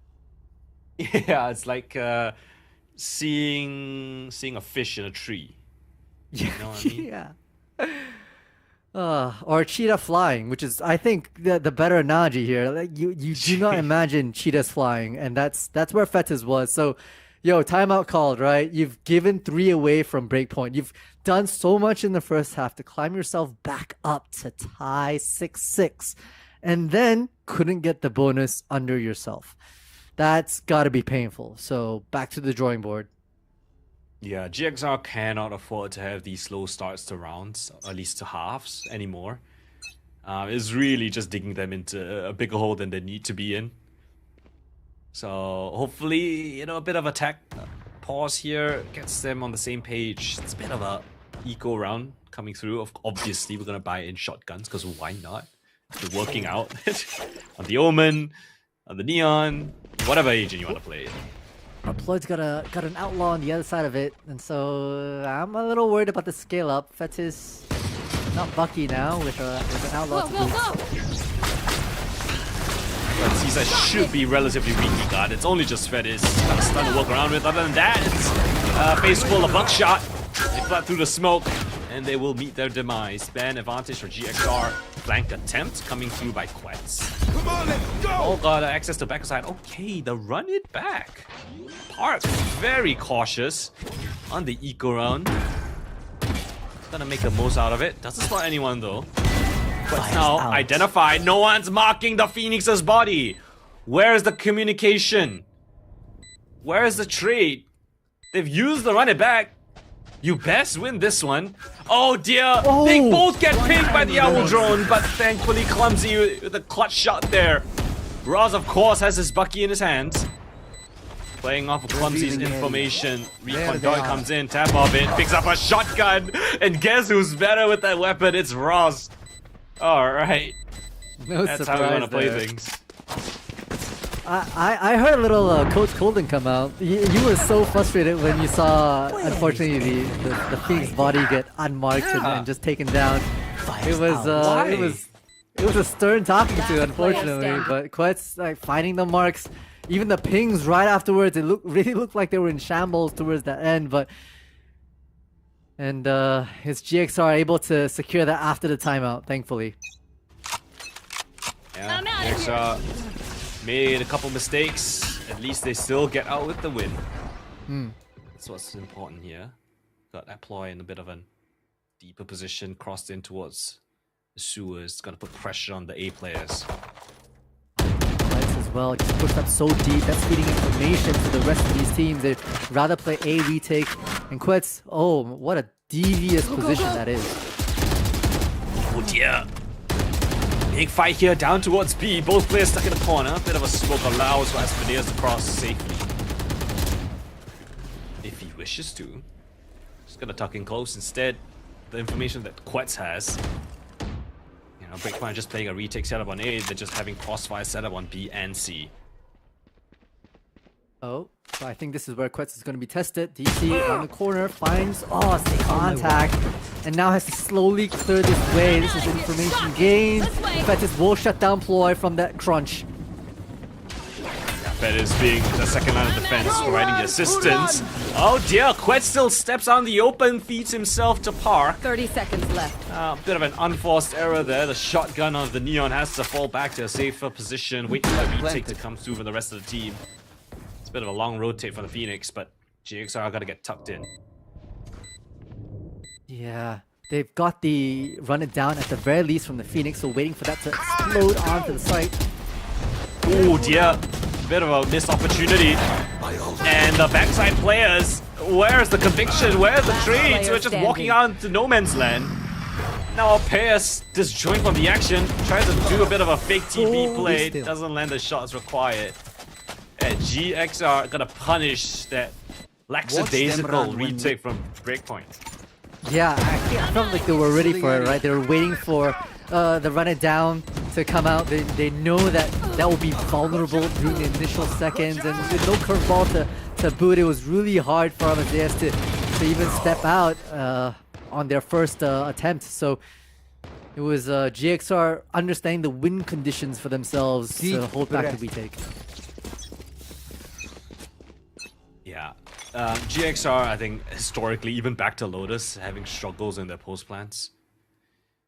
So you can see it having a bit of teething issues here. No excuse this though. mid-space. They don't have the coach anymore. Yeah, look at this mid push coming in from Breakpoint this time. Quad push. Everyone is trying to flank them. DC once again has to do it all. Ooh, DC's I gonna win know out the fight. Asmodeus checks the wrong corner first. Okay, DC, you back off there. You see 3 players. You might not get a chance to. Paranoid in just to buy a bit of time. You have to choose a position where you want to push. They choose the Spike CT planted. position. Quetz, one more there. They should know that Quetz is here. Use the neural theft, right? Surely. Have to be wary of that potential. Quetz eventually gonna come around the corner, spot it out, flash in. Now they can turn their attention all towards the players flanking them. Revealing area. Bit of smoke allowing them to cross. Last player Pierce standing. gonna read Ross like a Go, book. go, go! But now Fedis, yeah, might as well cut his losses. Trying to look for an exit kill perhaps, but GXR gonna tie up the series 9-9 multi. This is big one as well. Gets at least an attempt to keep the economy for Gotta go! their opponents humble there, but GXR will still be able to tie things back up once again. Okay, doing their signature kind of like aggressive push, right? This is not too uncommon for them to take some sort of a big 4-person flank, especially when they're on a bit of a low buy, and then now moving into a heavy buy. Timeout calls from Fetis, I think the second one that they have, to really instill a bit of a game plan, right? Say, okay, we've got our Hunter's Fury, we've got our overdrive for a bit of a disruption, either during the the pre-take itself, and that's where BRK have loved to do, right? Not let GRX settle down in their retakes, settle down in the plant sometimes, come in hot and heavy, use the Hunter's Fury to throw things into disarray. You've got, again, so much utility that you can really, if you have the right spot and the right site chosen, disrupt everything. Playing disruptive, having calls on the fly, breakpoint, need to kind of clean that one up. All the time was actually being used up, I do believe, at this point. Yep. So no more coach interference from here on out. 9-9, it's anyone's game. Buy up from breakpoint. They've got just enough to foster a buy here. Hunter's Fury and the overdrive available for this defensive side. Overdrive, the main key ultimate for GXR. So really, just on the fly ultimates, not really much you can build around other than Hunter's Fury. Bit push this time from GXR, doesn't spot anything. Big point though, might go in for a bit of a late flash peek in. Oh dear God, the timing is sublime. GXR just get caught with that pants down. I think breakpoint hurt the bit push or the bit fight with the flash. Just off of intuition and timing, gotta catch them in transition. Now they can sit back and chill, you know, they've got their two. They know they can play the numbers advantage. Now, even the overdrive employed by Ploy is punished, completely dismantled by the sides of BRK. Clumsy is the top fragger so far on this map. Really needs to put his team on his shoulders, both towards this B side of the map. It's only just the Phoenix here. They can time this double swing nicely. Should be able to find it. Oh dear God, the timing is absolutely horrendous. Close your eyes. Just fumbling at every opportunity they have. Breakpoint, get away. Triple kill from Asmodeus. The most impeccable timing push down towards mid. One enemy remaining. That's unfortunate. They should have wide swing together. Maybe some body blocking happening. It's hard to say from that particular angle. But it is, right? It's just Asmodeus finding these 1vx's at that tail end. Great stuff right now from the in-house Phoenix. It really has to run it down once again. I've lost track of how many times that Phoenix has it. Well, he ain't stopping. He ain't even popped it yet. Asmodeus spotted out, scanned out, but it's one neck to take the first contact in. Spam through by Clumsy. Gotta keep him honest. The Phoenix has rerouted as well off the veil of the smoke. Asmodeus chimes in with one more. Gets away with a spam through his own blaze wall. Looking for the last. DC stuck in the corner. Not the best position you want to be in, but it's a chance now. Pay us with the trade. GXR just crumbling at the bit. I'll make them remember. I mean, gotta hand it to the aggression, right? Like, Breakpoint are bringing the fight, and sometimes GXR aren't ready for it. You know, we saw that on Lotus, we saw that a couple of times on Split, but the aggression from BRK is so good on their defensive side because of they have the aggression, and a little lady luck by your side goes a long way for Amadeus. Yeah, this was the first time I think there was a full convincing committal fight on towards A, but it might be flipped here. It's a fight down towards C this time. Odin spam through the wall. Flash comes in, but Fede still gets the headshot onto the Phoenix. Catches onto Ploy, slides out of harm's way. Clumsy with the Hunter's Fury. Oh, it's one neck from across the map. But Fedis is still alive. How have they not gotten him out of this position? He's on 32 points of HP, fakes the reload. But Ross, fast on the trade there, not popping a boatload of damage. From the shadows now teleports across the map. Winnek has an opportunity to best the timing on the angle, but Ross gonna go for the TP instead, gets out of harm's way. 6 bullets, has to go for the reload. Waiting for his teammate to wrap around. Bucky and the Sheriff in his hands. DC has got to land this one. His teammate on barely any HP. He's got to do the heavy lifting. DC was left in clutches before. Failed multiple times. And this enemy one might remaining. not be different unless Ross has something to say about this. Drops the smoke in, but the shock dart is on point. The spike was half diffused already. Breakpoint reached map point first. And they're about to send GXR all the way packing. See, your eyes ecstatically lights up right now towards that tail end. The trap play that comes up from a deep smoke, the fast lane, plus a Hunter's Fury just to stun and lock and whittle down the health. And so towards the tail end, it's a lot easier for the final two players to make themselves known here. The shock dart is all it takes. And Winek, gotta be happy with that. Big clutch, big late round play. GXR, the back's against the wall. They gotta send everything they have and the kitchen sink. Ploy, first one on the case. Instant fight in towards this A side. Paranoid at the ready for a counter play from the defensive side. Pick up the tripwire, tap at the spike. Not the take just yet. They're waiting for everyone to come through. Run it back as well as from the shadows available for this retake. And here it comes. Spam through right Ploy though. Paranoia now hitting. They're all scanned up as well. Ploy and Par back up sight. Wreaking havoc. Sliding through. It's the Odin. It's GXR. Finding their moments. They've stopped the retake. They're shut down. Breakpoint. They found double digits themselves. And they still want to have a say in this map.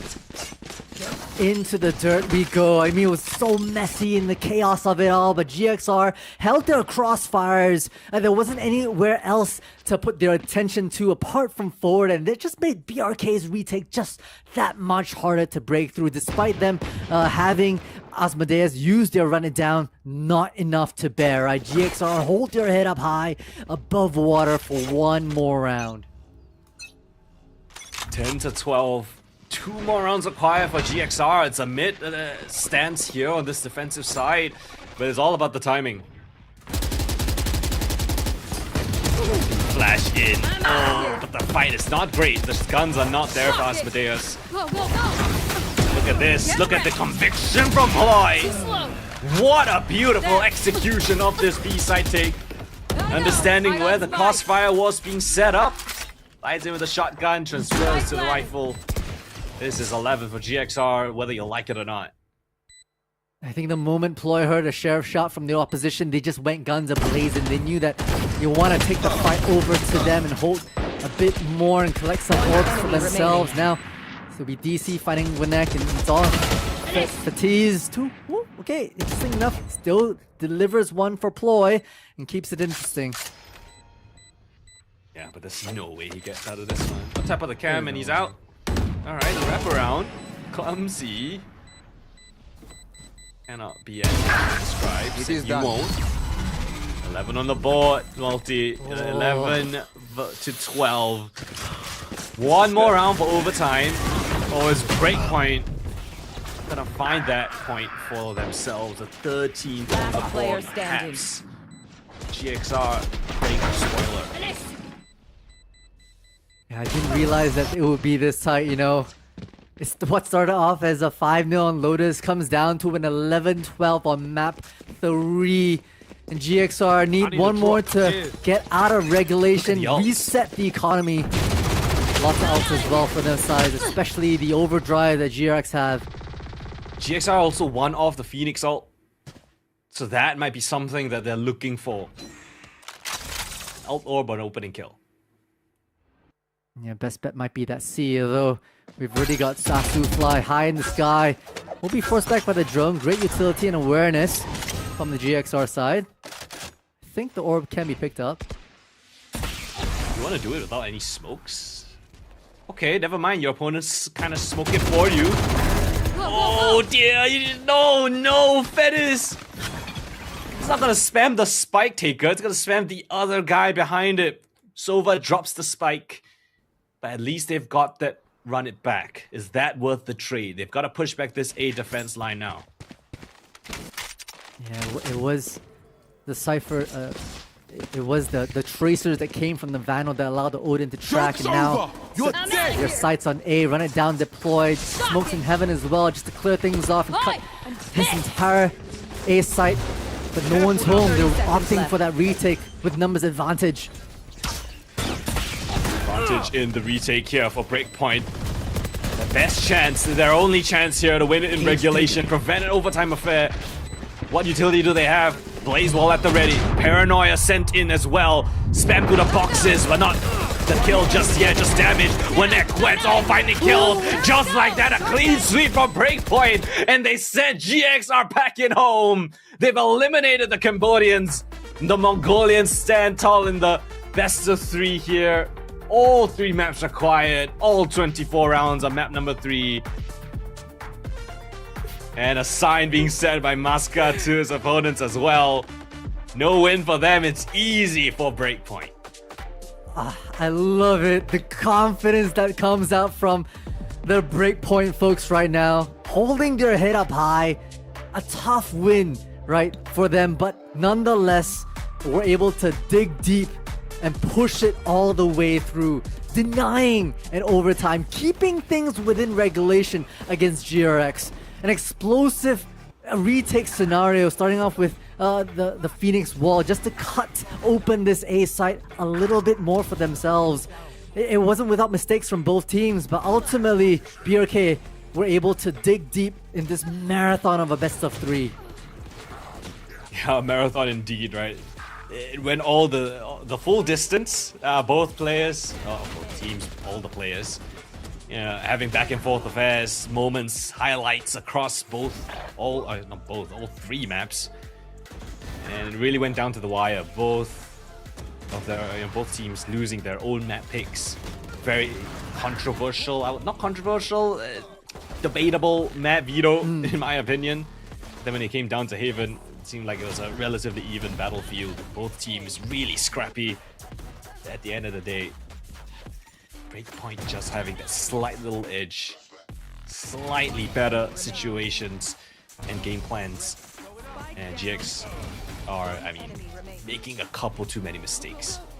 Yeah. And I think it's also Breakpoint, learning from their mistakes against Motive like 5 days ago, changing their composition a little bit to suit the gameplay that's really required here in modern day 2026 Haven. The Phoenix plus Neon, a great combination to flash. Yeah, both teams opted for this same composition, so you can't really say it's a comp diff. It's basically coming down to who can have better utility utilization and who can have better early and mid round calling from these teams. And it came down to the wire though. GRX had a bit of a comeback again. It was 5-0. It was 5-0. Can I just remind ourselves it was 5-0 at the start of this?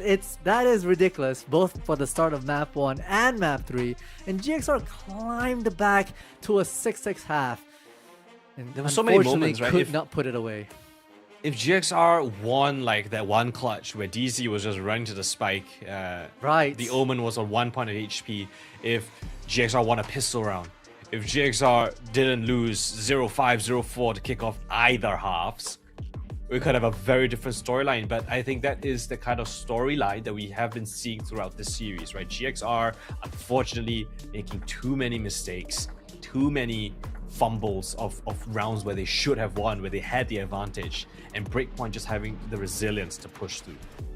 Yeah, resilience is really key, right? Breakpoint, honestly, yeah, watching your team come back like this is gonna be a little nervous, a little nerve-wracking, but if you're able to dig deep and stop the momentum from GXR that, was actually from Lotus. So honestly, a bit of a reverse sweep from Breakpoint, taking both maps 2 and 3 away from their opponents, and rightly so.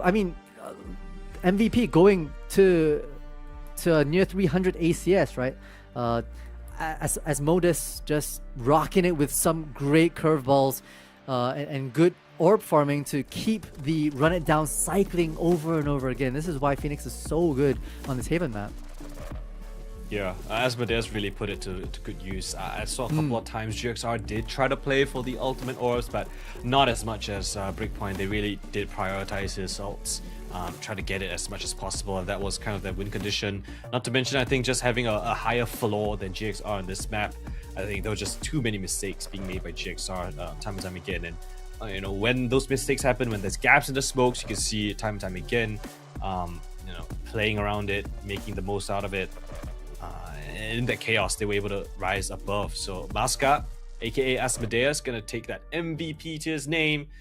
The young rookie for the Mongolian team, really being the difference maker here at that final map.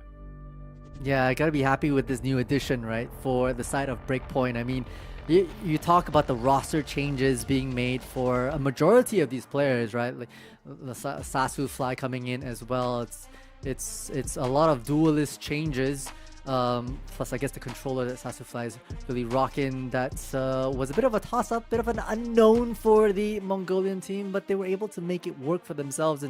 And at the tail end, you know, with the emotes coming out with a bit of a tagline that Asmodeus also put on cam, I mean, you can really tell they were vibing with it.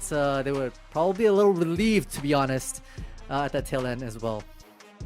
Yeah. Well, relieved is one word to phrase it. Let's actually ask the players themselves on how they feel. We've got an interview, I think, at the ready with Quetz from Breakpoint. Hello, Quetz. How are you, brother? Congratulations. I see a big smile on your face. Yeah, I'm sorry. doing good. Can I hear? Can you try speaking Hello, hello. 1, 2, 3. a little bit? Hello, hello. 1, 2, All right, 3. I'm gonna turn Hello, it hello. up a little bit. Hello. All right. I'll get close to my mic too. I think a little bit better now. But yes, how are you feeling, sir? It's a really tight, close game, but you did come with the win here today. Yeah, we're doing good. It was pretty close game than we thought. We had some issues with the internet, our players. Yeah, it took us to game 3, but overall, I think we had a good mindset. We had a good reset, and everyone just played their heart out. So, yeah. Yeah. I mean, speaking of resets, there were moments where, you know, a few moments in this best of 3 where Breakpoint were ahead, miles ahead of GXR, and then you start seeing your opponents like climb their way back, tying the score, even overtaking it, being in the lead. How did that deal? How is IGL or the team? Did you deal with that kind of like mental stress for the folks? So we do as a team Breakpoint, we do have that moment. We tend to just over hype or just like, be happy with like 5-0, it's blah blah, just hyping up each other too much, and we just lose track. And also with the GXR, we just lost we did a missed calls here and there, but yeah, I think just having that good mindset, like even after we lost like 5 rounds in a row, we just tried to be happy. It's fine. We're doing good. We fought even stronger teams. We don't care. We're better. It's like hyping each other up and having a good energy overall into the game. So no toxicity or no bad energy. It's fine. Like if we lose, it's fine. Like if we lose fight, losing round is fine. We can just win 1 by 1. Take our time.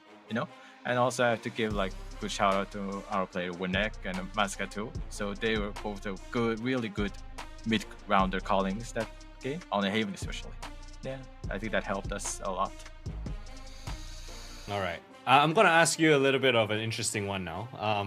Okay. Number one, we saw GXR having a little bit of issues. They brought in a coach to the team. Yeah. And they actually won out your map pick. So what was going through your heads there? Was talk me through like the map veto decision making and like the emotions when you're facing up a coach and he's putting on these kinds of crazy numbers.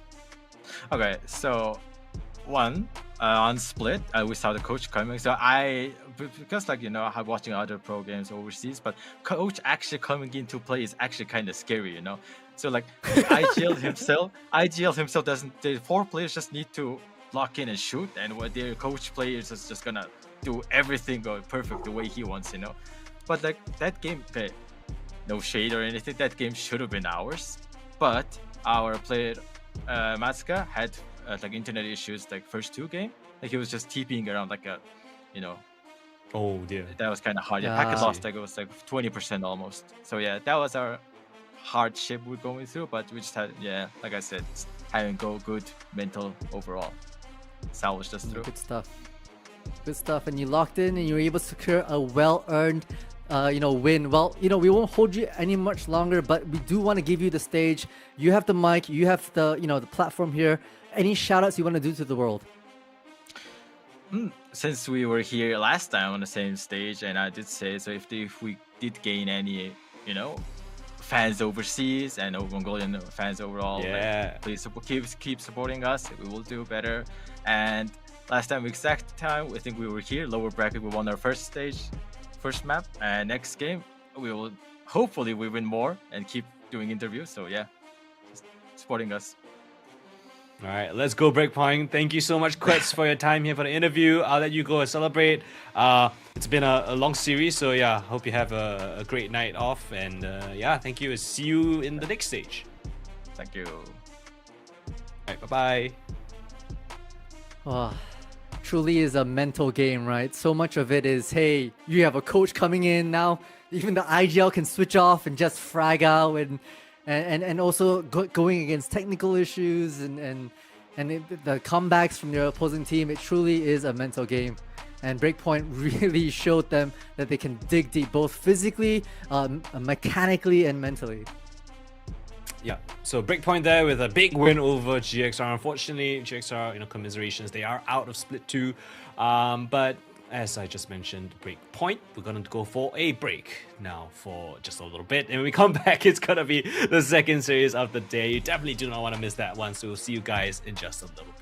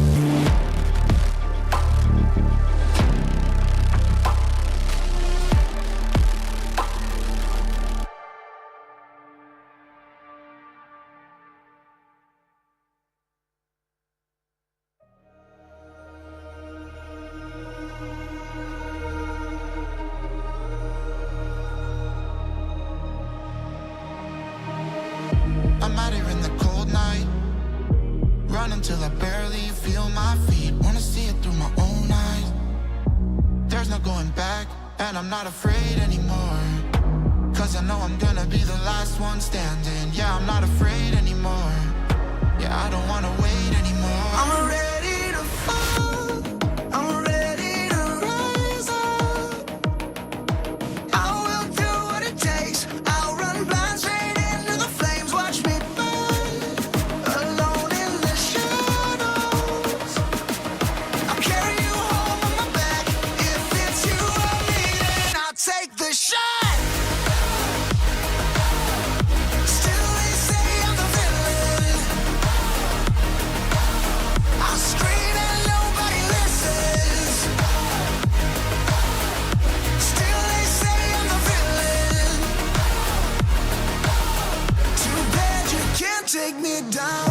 See that I'm surrounded by predators. It's critical, they got me in my element. It's dirty how you trying to keep it elegant. Keep my eyes open wide when everyone around me is an enemy. See my life cross my... And welcome back to VALORANT Challengers Southeast Asia RoSEA Regional Qualifier. My name is Golden. Join with me is the one and only Multitudes. We've just witnessed series number 1 where GXR almost took it straight to Breakpoint, but Breakpoint just eking it out with a 13-11 victory on map number 3 and eliminating GXR in the process. Now we're heading over to series number 2. That's when things get a little bit spicier. We've got Xiaolong Bao versus Game On. I'm gonna use that accent every time I say XLB. So here we go. We're gonna have another banger on the cards here. Another Mongolian team, but this time it's up against a Taiwanese squad. Yeah, both these teams coming basically from the OQs, right? And so they've really spent a majority of the last few weeks really honing in their skills and trying to polish things up, but unfortunately got a little bested against the likes of Unsigned 5 as well as Rival Esports, and that's how these two found themselves in the lower brackets. They've never played each other before, and this will be the first time that they kind of face each other off, and unfortunately does mean that we do have to send one of these teams home as well. Yeah, it's a really interesting, not interesting, but it's high stakes moment, right? Because this squad, Game On, former Mongols, the Mongols team, you know, yeah, all the way in like 2024, 2023. MN Fear, we've got 119, Nexus Fix, 2 new names. Orgil wasn't a player on the previous Mongols lineup. I think he was a coach, but now coming in as a player, as well as Chintu, who has come into the team.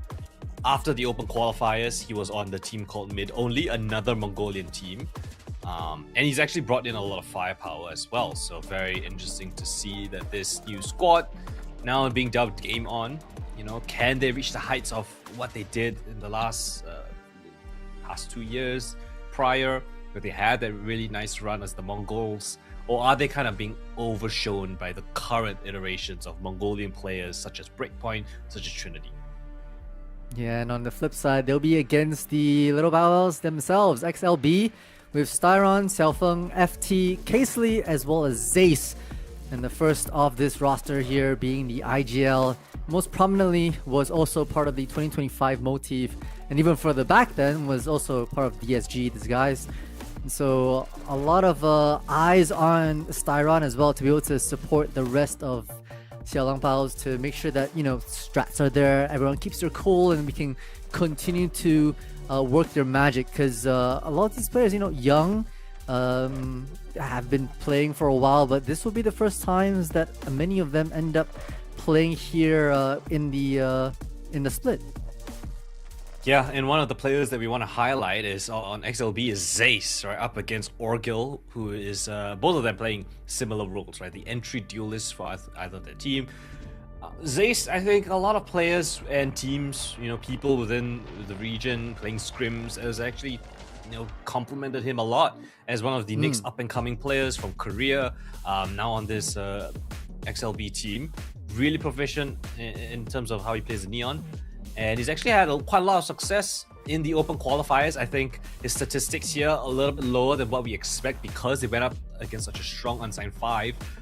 But if you look at the other side, right, Multi, we did have a conversation earlier Yeah. about how Orgil's struggling to find his form, right? He never really was kind of like that main duelist player, and he's kind of tasked with that entry duelist role for his squad, and he's been kind of struggling individually. But the question is for me, right? Both these players playing similar roles is that Orgil is kind of that space maker. He's the one that's diving in first, making opportunities for his team to go for those trades, but he himself not exactly having the kind of statistics that you would like to have in like a star player, but sometimes that might just be enough for Game On.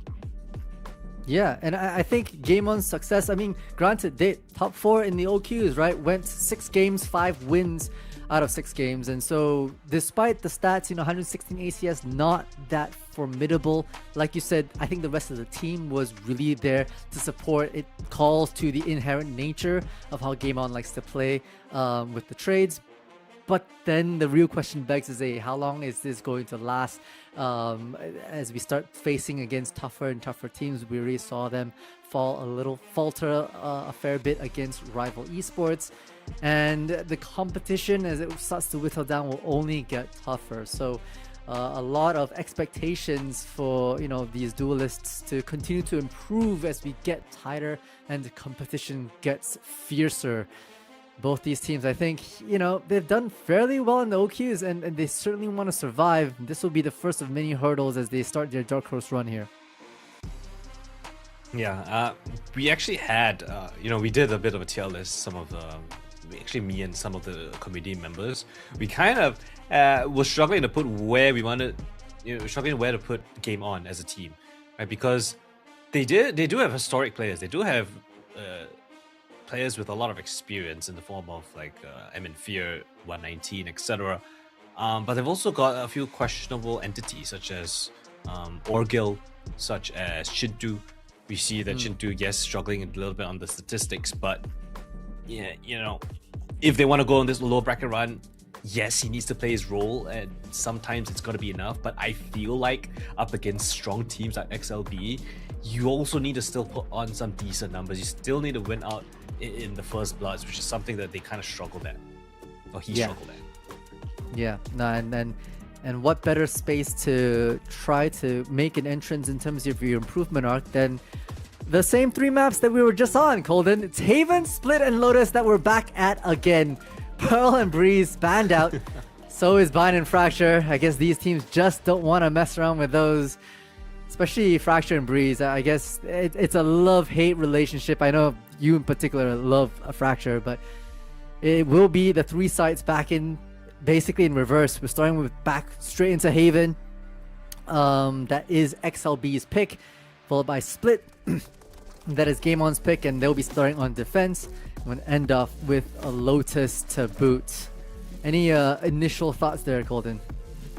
I will say that Game On's track record isn't the best, but especially on Split, which is a map that they picked, right? So I'm not the most convinced on that map pick. I do like XLB's map pool, obviously, because they went 6-0 in the open qualifiers. So you're gonna give them the edge in terms of the map vetoes most often than not. But I guess Game On having a little bit of an inkling as favorability towards Split, the double duelist map, a map that a lot of the Mongolian teams actually show a lot of favoritism towards. So I wouldn't be surprised if they do hit to that map, or at least why they picked this map. But yeah, I think it's not a bad veto, but overall predictions coming through Multi, any team that you favor in this kind of head-to-head here?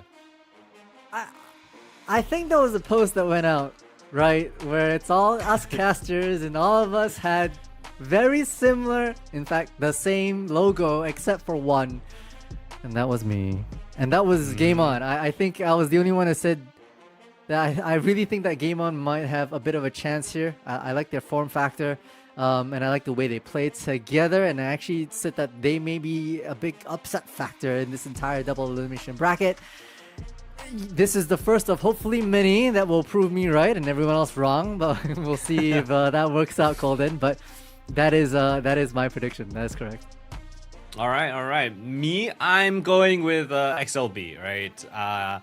yes, the Mongols, you know, they have their experience, but I think that it's a little bit outdated. Yes, I do think they're a pretty strong team. They have a potential to be a dark horse, but I feel like with the inconsistencies of Orgil, it might be quite difficult up against a team that is really proficient at finding those opening kills. We've got Casilsi as well as Zace, two fantastic entry duelists. Yes, they are very young and a little bit inexperienced, but I think with Styron as the IGL, they're only going to get better and better with more experience, more officials for XLB. So that's why I'm hitting and leading over towards XLB. Nah, that's fair. I think both these teams have what it takes. I mean, the fact that they were able to power through OQs is a testament to their at least base mechanical prowess, but this is where their metal will get tested. On to Haven we go. Double duel. Oh, I take it back. I take it all back. XLB always has something different up their sleeves, right? Double controller with a standard a Neon, a Sova plus Killjoy to boot. A bit off kilter from that perspective, rather to take a slower approach. This is actually not too unconventional from their perspective. They're actually one of the rare teams that will still run a double initiator in this day and age. On a different map per se, but still will take a bit of a change in meta for themselves. I'm very interested to see what they can cook here. Actually not double initiative, double controller for XLB, right? They've got the Omen and the Viper. Killjoy as well. I think it leans into Siren's playstyle a little bit slower, a little bit more methodical. Meanwhile, you know, Game On just leading in towards the double duelists. You know, with both of them being just sent down, I think it's pretty decent. It can be strong, but I think you need to have some good callings, especially up against a team that's running double controller as well as a sentinel. You gotta be able to find those opening kills, right? You cannot let Styron call around you, because he's a storied IGL. Let's just say that, right? Leading motive to winning out Southeast Asia 2 times last year. And as well as going on a pretty deep run in Ascension. So let's see how XLB want to manipulate their map pick up against a relatively weaker map from Game On. They struggled the last time they played this. It was 1-13 up against Esmond Gaming. So let's see if they can clap back instantly. Oh, Casilsi used to be a duelist player, traditionally a duelist player, but as a Killjoy, still finding that opening kill impact. In towards the seaside they go. Retake smokes being sent through. Salamanca gonna find that kill onto Casilsi though, as Spike gets planted in all of that action. Game On will get that down stat. The backside compromise and the paranoia gets sent through as the smoke fades. So does the chances of Orgil here. Tap of the Spike in towards Garage. It's a big fight coming through, but the flank in from Nexi as well. 2 versus 1. Big flank coming through with Siren. He has to wait though. Zace and left in a 1 versus 1 for the time being. The cage actually allows Siren to come up, support his teammate. Nexi back off site. Siren won't miss. XLB, solid retake coming through. It's a first pistol on the board. Yeah, the cage unfortunately didn't really cut it enough for them to isolate the 1v1s, and tucked in the corner. Just allowed the 1vx against them, unfortunately. XLB with a solid start from that Outlaw and a solid finish from some great utility. The timed paranoia as well for the entry is beautifully done. So well played from XLB. Like you said, they like their slow, methodical gameplay. They don't like to rush things into it and understand it. And with the flanks coming in from Nexi as well to boot, I think that's going to be sorry, not Nexi. Styron that did the long flank around C. That's going to be something to take note of in the future.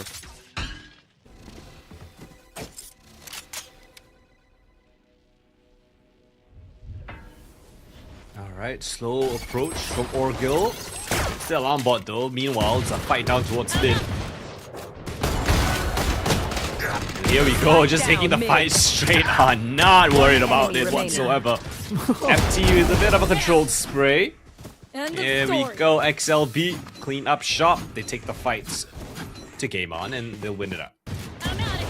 Dang, that long range Spectre. I don't think I have that type of spray control or trigger control. I'm just be holding it down, but hey, that's why I'm behind the mic and not playing in the server. Fair enough. Got ourselves a bit of a game here. Game On itself, hopefully we'll game on and figure out how to clap back here for their bonus. Vandals across the board. Trip to cover their backside while the rest of them go exploring in this mid space. I already see, I think the Neon having to peek out and get some information, but there's 3 players scaling into Styron's airspace right now. Ooh, Styron should have a good read of the situation, calling for the rotates now. Teammates slowly making their way across. A bit of a fake attempt coming through on this C side. Doesn't matter. Casilsi, lovely shot into 119. That's the tip of the spear eliminated. And, well, Zay's on the other side of the map. Gonna catch an Orgil, trying to find some space. So, double entries already from XLB. This bonus looking extremely threatening. Deploying drone. Yeah, a little fragmented right now, right? We've got Chintu trying to figure out how to use a dart to maybe confuse, but now has been backstabbed. No, Chintu gets the 180 on Casilli. And now things are still remaining a little more interesting for Game On. Alright. C player kind of caught off guard. That's a couple of mistakes we've seen from XLB in their game versus Unsigned 5, right? Getting antsy, a bit of ADHD zoomer energy there, not content with just sitting still. That's 2 kills found back by Game On, and Game On indeed. This round is very much doable. No information on the C long play, or potential C long players. Got in a bit of a cage there. But they will get the spike down. A retake has to be a 4-4 here for XLB. Yeah, waiting for the full retake. XLB has slipped up a bit too much, lost a lot of map control, so they'd rather come in together. Double controller and then a duelist to boot means that hopefully, you know, we'll be able to put down, yep, that Omen smoke that comes in and give Zace a bit of space to play around with. Paranoia sent through across, sliding in, but Zace walks into the one-way smoke. Xiaofeng can't find anything more than that, and Game On. 3 versus 5. They turn the tables against XLB. Yeah, and while yes, Game On played that well, it was really an unforced error that from XLB, right? Didn't need to overstay their welcome, didn't need to push out so far either. The first one, unfortunately for Casilli, was a bit of an error from that perspective, and Game On was able to capitalize on it. They knew where that Killjoy player would have been set up, swang over, and the rest was history with some nice cross fires as well. So, nice 2-1 standard approach for this Haven site. Outlaw starts things off with a nice shot across onto Zace. But Styron's actually still very undeterred. Will creep up and get all this space outside of A main. Yeah, I like that insistence from Styron. He needs to take some initiative. Pushes out by his lonesome. Tells his teammates to still stay towards this B and C sides of the map. No one's there on A. Bucky here, close range for Casilsi. Should be able to win out at least the first kill, but Game On might be able to bypass all of that information, all of that presence if they hit towards C long. Yeah, they just don't know yet. Although the pings are starting to come out. It'll be on Casilli to get at least 1. The stun may not connect as much, but no matter. Ah, it's just a timing, unfortunately, with the pistols out. I had to see that. Was that a Sova dart? Was that a recon dart that made him take out his pistol?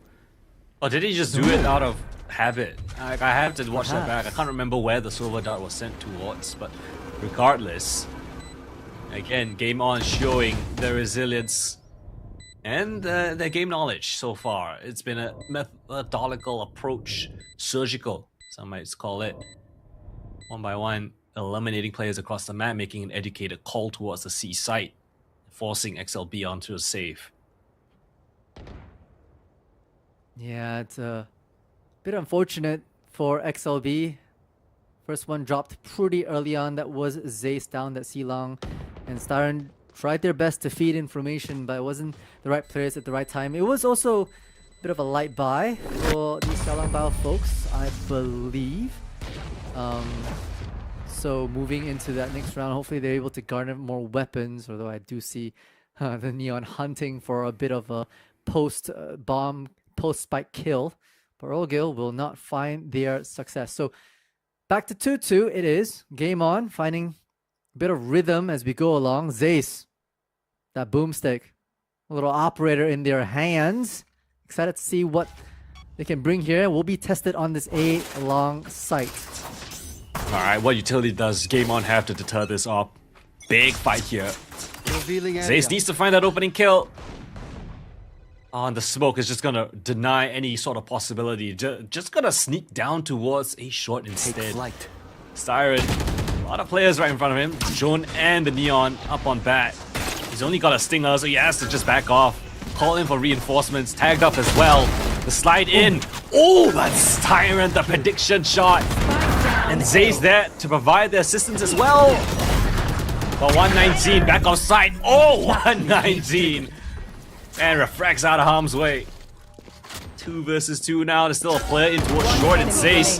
What is Nexi doing? Just running out in the open. Zace will capitalize. Zace with the triple. Up in his hands. Picks it right back up. Opening kill and the close. I mean, that's Styron understanding it, right? Knowing that you have to clear it with a drone, given the smoke that allowed them to creep into cellar. And Game On tried their best. There was a very nice dart that actually sprung on and allowed a lot of tags onto defending players of A, but once again, it was just too many players from the side of XLB that had made its way onto the A side, and it was over before you know it. Now, Operator made known as well. They're not changing any of the strats so far. They're continuing to really hold this down from that A perspective, although a deeper offensive smoke causes a reposition for Zace onto cellar side. Alright, drone from Styron as well wants to instantly re-clear that smoke down A long. And with the deep push from the Neon into sewers as well. Actually not fully out, so they can't have the best information. Inquisitive P coming through, and oh dear. Orgil wants to capitalize off of the information. Lovely opening onto FT. Now the B side's compromised. Small little corner for Casilsi to work around. There's a big flank attempted for Casilsi. The kill onto Orgil as well as Zace dropping the spike on the cross. Headshot. Nexi, aware of the potential push, will catch onto Xiaofeng. I think here's the TP across the tripwire. But still, issues on the side itself. It's 119 with just 30 HP. How does he do this one? Zace will shut down his teammate and oh, stunned up. But with the shotgun, it's gonna be the perfect weapon for the job. XLB, 4 rounds down the board. Zace is off, finding impacts everyone. Up and firing. Up and firing indeed.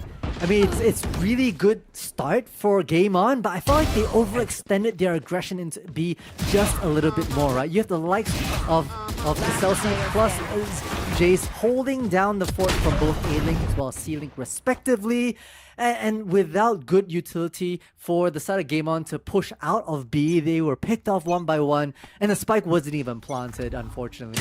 So a bit of a messy approach from their perspective, and they need to clean up that chop. Alright, op rings out. I think it was spotted down towards a short, so see if Zace wants to reposition. Actually gonna opt for the long take instead. Tells Styron to rotate to support the rest of the team.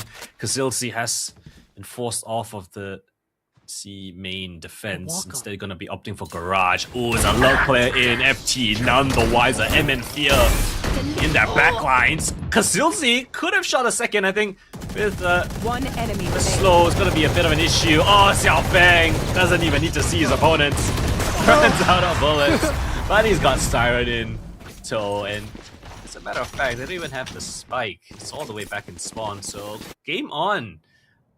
Kind of falling apart at the seams bit by bit. Yes, they've got the opening kill, but they just can't convert the rounds. They can't indeed. Timeout now called from the in-house controller. MN Fear, right, rallying the troops into their buy round now for round number 8. Figuring out what else they can do. They need to identify where that operator Jace will be. It's more than likely going to be A, because we haven't really seen Kaisilis move away from that C setup so far, right? So they need to figure out how to dispense one way or another from that perspective. Deal with the utility that is Kaisilis. Am I saying that right? Casilsi. It's a bit of a mouthful. It is a bit of a mouthful. Thank you. Casilsi. You can call him Cassie. Such an Cassie or Casilsi, an absolute anchor on C, honestly. Yeah, up to you. Has been such an anchor on that C side, to be fair. Yeah. And he's one of the star players as well for XLB. I think a lot of people have been hyping him up, giving him a lot of credit. If you look back at his statistics in the open qualifiers, I think top 5 rated player. One of the big win conditions for this XLB squad was actually able to find so many opening kills. I think the highest opening kills out of any match in series in the open qualifiers. Right there is Ace actually, so that's why this team is kind of scary. 2 incredible duelists. Oh, but Oracle says, I can do you one better. Nice slide in, but Xiaofeng just mocking down the angle, and they can't get past this line in the sand. It's a bullet hose of terror down towards a long. And while Game On got that opening pick, it's the second one that's an issue. Zay's in with more, and XLB don't give up control whatsoever. They do not let off the gas. I mean, the big weapons are out, artilleries galore. The Odin to boot. I mean, it started off nice, right? With the Orgil entry frag that we kind of talked about. Making space and getting the first kill, but then it's just a bit of a walk into a hailstorm of bullets? Where's the util? You have a Neon with a stun. You have a Waylay with the hinder. Why not toss one of them out? It's a bit... Yeah, it's a little weird. Right, especially coming out from a timeout when your nerfs should have been as calm as possible. Speaking of calm as possible, Casey Silsis does not make it easy. Cassie, I'm gonna say Cassie, thank you. I've already found 15 different names for him so far by you. He has many aliases, known by many. Known by different names across these parts. But same result. Doesn't matter what agent you put him on, he's still able to find these opening picks. I don't think I've seen Zace miss a shot so far with that op. And that's a very scary prospect if you're Game On.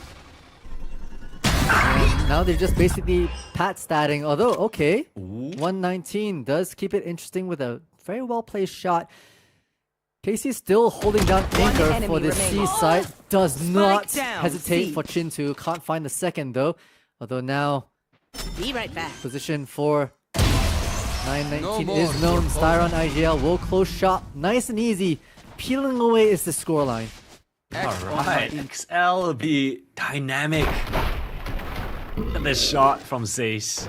Through the wall. Ooh. So swift. That was slow-mo by the way. It still looked incredibly fast. We've got another. Oh. You guys just have to imagine how that kill went. Yes. Yes, we all saw what went down. The flick. And ultimates galore, right? All but one with the ultimates. And Game On should have this in the bag if they use it correctly. But once again, it's Zace who misses maybe the first potential op shot of this first half. We'll have their mutual testing here. Not an easy one. Oh dear, conversion path. They're stuck. They can't move. It is 119 with the first, and well, FT just has to cut his losses back off to a safer angle. Chin2 gonna be breaking that Killjoy ultimate. 3 versus 5 now. XLB. They'll find an opening kill. It might just be a bit of a save call here. Yeah, I'm not sure if they have much entries either. Paranoia may still be in the bag, but a lot of it has been used up. Want to go in though. It's a bit of a trade, but eventually the trades still favor the team with the better numbers. And it's a team ace of all things. Game On, after the first 2 rounds, finally break that streak of XLB. Get a proper gun round it. Yeah, they steal the operator away from Zace, although finances are still supporting the defenders, so able to get that plus another Odin to boot. The Game On expended a fair number of ults as well, right? 2 to just take the site, 1 in response of the Killjoy ult, which is always a kind of a chicken or an egg problem between the Sova and the Killjoy. So last couple of rounds here for Game On to hopefully close the gap a little bit with this offensive take with the operator. Can't find the IGL though. Yeah, Styron won't give him a second chance. Right, he is the type of IGL that will play the numbers. He's not that careless. Jones spotted out, but space still taken. Kasilsi trying to retake control of Garage. He will do so successfully. At the same time, look at XLB. They've got Zace down towards C long. They've got a pretty decent read of the situation. Just don't want to give away opening kills. Game on. Yes, they're seeing XLB, but they can't get those frags. That's the problem so far. Eventually, they need to hedge their bets towards one of the sides. Game on, heading towards A. Penny should drop though. Styron in a one and done position. Xiaofeng's not really supporting them as well. Question is there a drone that comes out? Yeah, it will come out. Styron will be spotted. Oh dear, Xiaofeng still manages to control his spray. Catching onto Nexi down towards shore, but there's an issue down towards hell as FD drops in. Chin 2. Okay. How was that a headshot through the smoke? There's a couple of bullets. Ba-bam. Yeah, commission. Game on. Fully in this one now. Zace having to do it all. Vandal in hand. Has the electrical fingers, but has to find one first. They do fast and cut things open. Slides in. Tries to stun things up. The dance around onto Chintu. Oh dear, Zaze has done it! Triple kill for him, 1v3! I thought this run was done and dusted, no chance! No way in hell that Zaze pulls this off! Absolute devastation here. He isolates these duels to perfection. Reads the setup. I gotta take a look at that again. Oh my god. Look at this one. 119, great trade frags. Game On did everything right. It was lovely utility. FT tried to dive in. Nothing. Even a shot through the smoke, but look at this from Zace. Isolates the first, understands the players below, drops in the fast lane and the stun. Doesn't even worry about using the lightning finger. Slides in for the final kill. A bit of a jiggle peek of info. That is damning. Inhuman reaction so far from the side of Jace. And now playing with fire even more. Styron will find the drop on to Chintu with the Hunter's Fury amidst this chaos. But so far, Game On looking a little frazzled. Spike's not even left deep spawn. They're just trying to poke things out and they're just getting poked out themselves body-wise. Yeah, it feels like XLB at this point. The individuals are fired up. The reads are pretty solid from Styron as well. Game On cannot find an opening kill to get anything started. And there's a Viper's Pit to worry about in this final round of this half. It's a lot to Lost bear. two players in the mix. Look at Casey as well, right? Just wanting to make sure that they can play retake because they don't need to overcommit 2 players up. The drone should sense a little bit more information and confirms that it's more than likely going to be the C, especially with Casey hearing some of these sound cues. 30 seconds left. The delay. Long rotate for XLB. From the shadows for a bit of a reposition. On the flank, Xiaofeng is gonna be committing. Yes, he will commit. It incites the push. Game On wants to take the fight outside of the smoke. Akasi, lovely shot. Just to open things up. MN Fear 1 versus 4. His position exposed, no paranoia. Isolated. And Zace with the jump shot with the ARP. 9-3. XLB looking tasty. Looking like a well-cooked dish. Yeah, looking like an absolute snack here on the server. Switching sides. Very, very convincing first half for the side of XLB, right? They were able to hold their fort, knew how to play for each condition, and not overstaying their welcome at any point in time, right? I felt like, okay, there was one round, I think, that XLB kind of went a little rogue with KC pushing a little too deep here and there, and then coming down, evening the hit count on the server side. But apart from that one round, it's been disciplined approach for Xiao Langbao so far. Very disciplined. And I love that Styron is keeping his zoomers in check. In the game versus Unsigned 5, he saw time and time again Kasilsi, Zace, Xiaofeng and FT either getting rattled, going for over-eager pushes, just being out-called and not really feeling comfortable in their setups.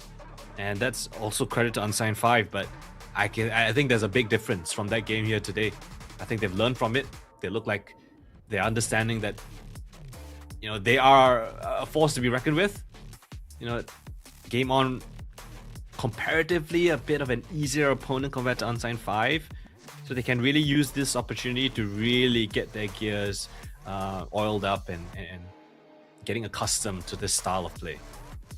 Yeah. See, this quite important for Game On, right? This isn't their map pick, unfortunately. Split is, which is the next map, but when you come down to the decider, which is Lotus, they haven't shown that they're doing so well on Lotus, especially just against rival esports, losing 4-13. So this is actually this map is more important for Game On than we might come to realize, right? They really need to turn heads here and pray to the gods for that 9-3 curse to come alive. And obviously it starts with the pistol, right? For themselves to hopefully get themselves and their finances rolling just a little bit here on the server. Got themselves set up Cypher-wise on the C side. Then they, with the double controller setup from XLB, this is where they can really play with the hearts and minds of Game On from an attacking point of view, right? They can really use the smokes to cut things up, insert players into lurk positions. And that's how XLB like to play. Nice and slow, and with map control. With map control, and with a goddamn big amount of firepower as well. Let's see how they want to walk around this one. Xiaofeng is a TP top of site. Spike down. And Game On just none the wiser. They had no idea of their potential. Zaze with a beautiful jump peek. Spike planted. Next he's going to try his chance here. One enemy Cassie with a remaining. trade back. Zaze now chiming in. There. 1v3 required by the Omen. And he's far from the action, actually behind a wall of smoke, and Zaze has picked up the shorty. I know the Hemisphere has no chance on this one. Discipline is that all you can see they're playing. Zaze actually a little bit tired of all of that shenanigans, just ends the round right there and then. 10-3. A must-win piss around by Gold does not come up in their favor at all. Does not, unfortunately, right? Not even wary about Xiaofeng's teleport to the top side, gets caught with their pants down, and like you called it, the discipline. Yes, Zace eventually did slide out to collect the kill with Shorty, but before that, there was so much for that 1 second. All three players not overstaying their welcome, waiting for that last final Omen player to overstep the boundary. That is true discipline. That's almost a little rare in these parts. So they go again, right? XLB now armed to their teeth with a one-way smoke to deter any sort of jump peaks from Nexi, and waiting for some sort of bum rush from Game On, right? Waiting for some sort of aggression. They're not really grouped up, so this can lead for some 1v1s that Casey still finds in favor of. Yeah, didn't expect to see Azuma sleeping. Yeah, that's a rare sight to see. I guess that's what happens when you make them hold an angle. Yeah, sometimes they disassociate. Orgil struggling to find opening kills. Oh, okay. 119, something to say about that one, but Styron will keep him honest. No refract available for the retreat. Eminfear, together with Hisova, gonna be aggressive this time. Chintu taking control over towards A main, but you can see here XLB very cautious, very wary of these potential pushes. Right. It's almost like it's a lot of respect to them, and now finally it's a go. Once some of the utility has refreshed, start plus love the Spike planted.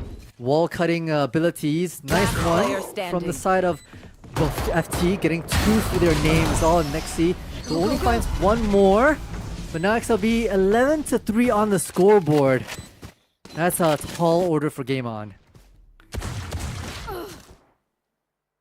This is nice stuff from XLB. I love the discipline. Yes, you know, you gave Game On a couple of kills, but at the end of the day, I think most of the fights that they took, they had the advantage. They had a better read. And look at this. Zace is 20-3. He's about a 7 KD at this point. He's been able to get every opening kill that he will want. The 3 times he died were the 3 rounds that Game On won. Other than that, he has not died on a round that XLB has playing victorious. Just as I say that, let's see how this fight goes. In front of the wall. And again, Zace is gonna beat Orgil to the punch. The better Neon comes out on top. Another 1-for-1 trade. This is always going to favor the attackers here. Unless, what a jump peek as well. This is beautiful stuff from Zace. The awareness to just go for that in that situation. Yeah, breaking ankles at every point in time. Stay down. Styron finding one as well with the Sheriff nonetheless. This is your bonus, so probably pick up the rifle after they draw out just to clear and open things up for Zace with the fast lane. Oh my god, this guy is unbelievable. Not just his aim, his awareness. Oh, okay. Give me more reason to glaze him. There you have it. Jesus. This guy is just not dying. He can't die. Match point. Already one away from that overdrive as well. Collecting names non-stop, right? That situational awareness. I mean, the fact is, Spike planted. it's just game plan all day, every day for him. That's just two layers, right? It's great calling and great mechanics. Even if Zace does lose a fight, which he hasn't, I mean, XLB still have the protocols. They're not just sending Zace by his lonesome to just entry aside. It's always double pushes. It's always calculated. So even if Zace doesn't win it, there's always going to be a trade. And when Zace just wins out every single fight, it seems like you are unlosable. And it does feel like that, especially if you're game on right now. They haven't even got the engine running, and they're already out of contention to win this map. It's 12-3. I'm not gonna sugarcoat the situation, right? This is a done and dusted affair. XLB, this has been a fantastic showing from them from top to bottom. Every single aspect of Valorant has been on high display today, or at least for this map. And I'm most impressed with the discipline, right? Even on this particular round, even faced that match point that they've climbed so quickly too against a low buy opponent on round 16, they're still taking their time to clear slowly, methodically together. They're not letting their guard down a single bit. Contact lane up. When do they use the utility? Jiggle peek in. Lovely stuff. The trade frag comes in. Zace finding success. He still hasn't died other than the 3 times they've lost the round. This is just picturesque calling from Styron. And he's got one of the sharpest tools in the shed to do it. Planted. 3 versus 2. Nexi in towards the heavens. Styron with a bit of an off angle. It's gonna catch his head. And then Fear's only got a Sheriff. Zace isn't even playing aggressive. Look at him. He's so disciplined. He's all the way in long. Playing it to perfection. Paranoia hits. So does the shock dart though. Last kill there for Styron. And Xiao Long Bao. This is a treat to watch. They are just an absolute unit right now. Does not even look phased. Like in the slightest. Not a sweat to their brow. Just another day in the office for the XLB folks, right? They come in, they do exactly what they train for, and they get out with a nice clean dub, right? Not even a single round in the second half given over to Game On their defensive side, and that's kudos to XLB for treating every round spectacularly disciplined, right? Every corner, every movement is calculated. Terrific performance. Yeah, well, I mean, we've said everything we need to say. I'm running out of words so. to just compliment these players. I mean, you even got situations like this. You made the Mongols, the former Mongols, look like fools. Like, it looks like it's a completely skill diff at this point. The calling from Styron, you can see that the entire squad is buying into it. No one's overheating. These young players, you know, born in like 2009, they're very much acknowledging that Styron is their leader. They're loving this kind of style. And I think it's going to do great for them. Not just in this tournament, but as a player going forward. Just the game sense that's available on display here. It's just lovely to see, especially if you can if you can ingrain it into a young duelist, a young player like them. It is so true. And you know, Game On, rough start for them, right? There were so many times where they looked like it was a little uncoordinated. The one that most promptly comes to mind is the Odin mowdown right outside of A Long, where they basically had utility but decided to swing out one by one into a hailstorm of bullets. It should not have been the case for a team of this reputation. So I think it's back to the drawing board. At some point in time, they probably would have called it off, say, look, done and dusted. We're gonna figure out what to do for split, which is their own map pick, right? And I think that's really important. A little tighter, and hopefully we get a little tighter gameplay from them as well. Because they did look a little scattered, even on their buy rounds, they were poking and prodding, not together, and so a lot of 1v1s, and that's where XLB shines. Yeah, speaking of shining, Zace, I don't know how he has got 0 first kills. That is surprising to me. Wow. Okay, so I guess everyone else just doing the entry work. He's the second entry, I guess. Yeah. Considering this kind of a stat line, 25 kills in 16 rounds, and not a single one of those was an opening kill. That's a high level strat, right? Keep your best player at the back. Yeah, at the back. You let other people poke around for a little bit and get a lay of the land, and then you send Zace in. You say, run it down. That's precisely what Zace done. It doesn't make sense to me. How has he got 0 first kills? It's not like it's a double duelist setup. It's not like Casilsi is playing the secondary duelist and then Casilsi is farming all the opening kills. No. Zace is the only duelist, but he's being set up by his team. This team is actually, I guess, running in for him. The Omen's running in, the Viper's running in, the Silver's running in first, and then Zace is just the cleanup squad. He is the janitor. He is the one to just sweep the Mongols under his carpet. MVP by far and away, easily to his name. 25 and 3. 370 ACS. Yeah, astounding. I mean, who can forget about the Zace 1v3 situation, right? Forgo the operator for a Vandal, gets the first pick and drops down with the perfect fast lane, recon darts to isolate the next kill, and then overdrive for the third. Masterclass for breaking ankles here on the server is Zace. And also granted, to be thinking about that first kills, there were 12 rounds that... there were 12 rounds where XLB were on defense and only 4 rounds where they were on attack. So actually Casey got a lot of first kills because of their garage presence and just sharp first contact aim. So fair enough. That starts to track if you actually start to break it down.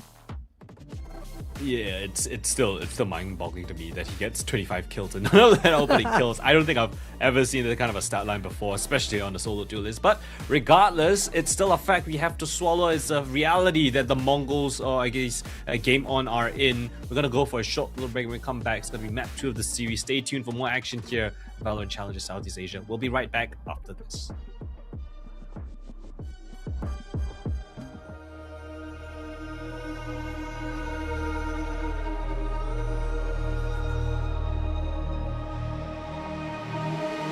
I'm out here in the cold night, running till I barely feel my feet. Wanna see it through my own eyes.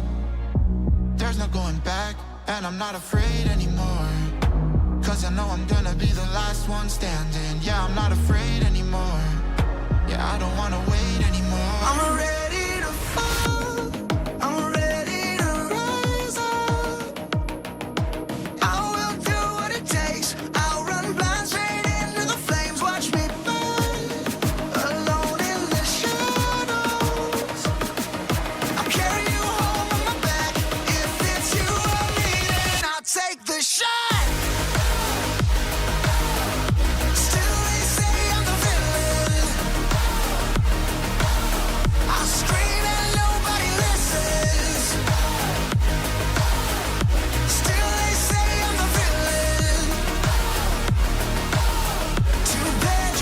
Take me down. See that I'm surrounded by predators. It's critical, they got me in my element. It's dirty how you trying to keep it elegant. Keep my eyes open wide when everyone around me is an enemy. See my life cross my eyes. I'm ready to fall, I'm ready to rise up. I will do what it takes. If it's you or me, then I'll take the shot. Still they say I'm the villain.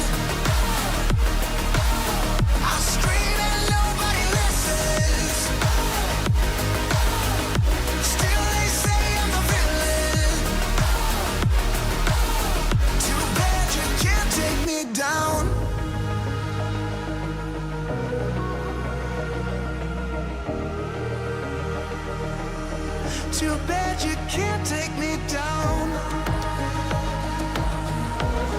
You can't take me down. I'm ready to fall. I'm ready to rise up. I will do what it takes. I'll run blind straight into the flames. Watch me burn, alone in the shadows. I'll carry you home on my back. If it's you or me, then I'll take the shot. Still they say I'm the villain. I scream and nobody listens. Still they say I'm the villain. Too bad you can't take me down.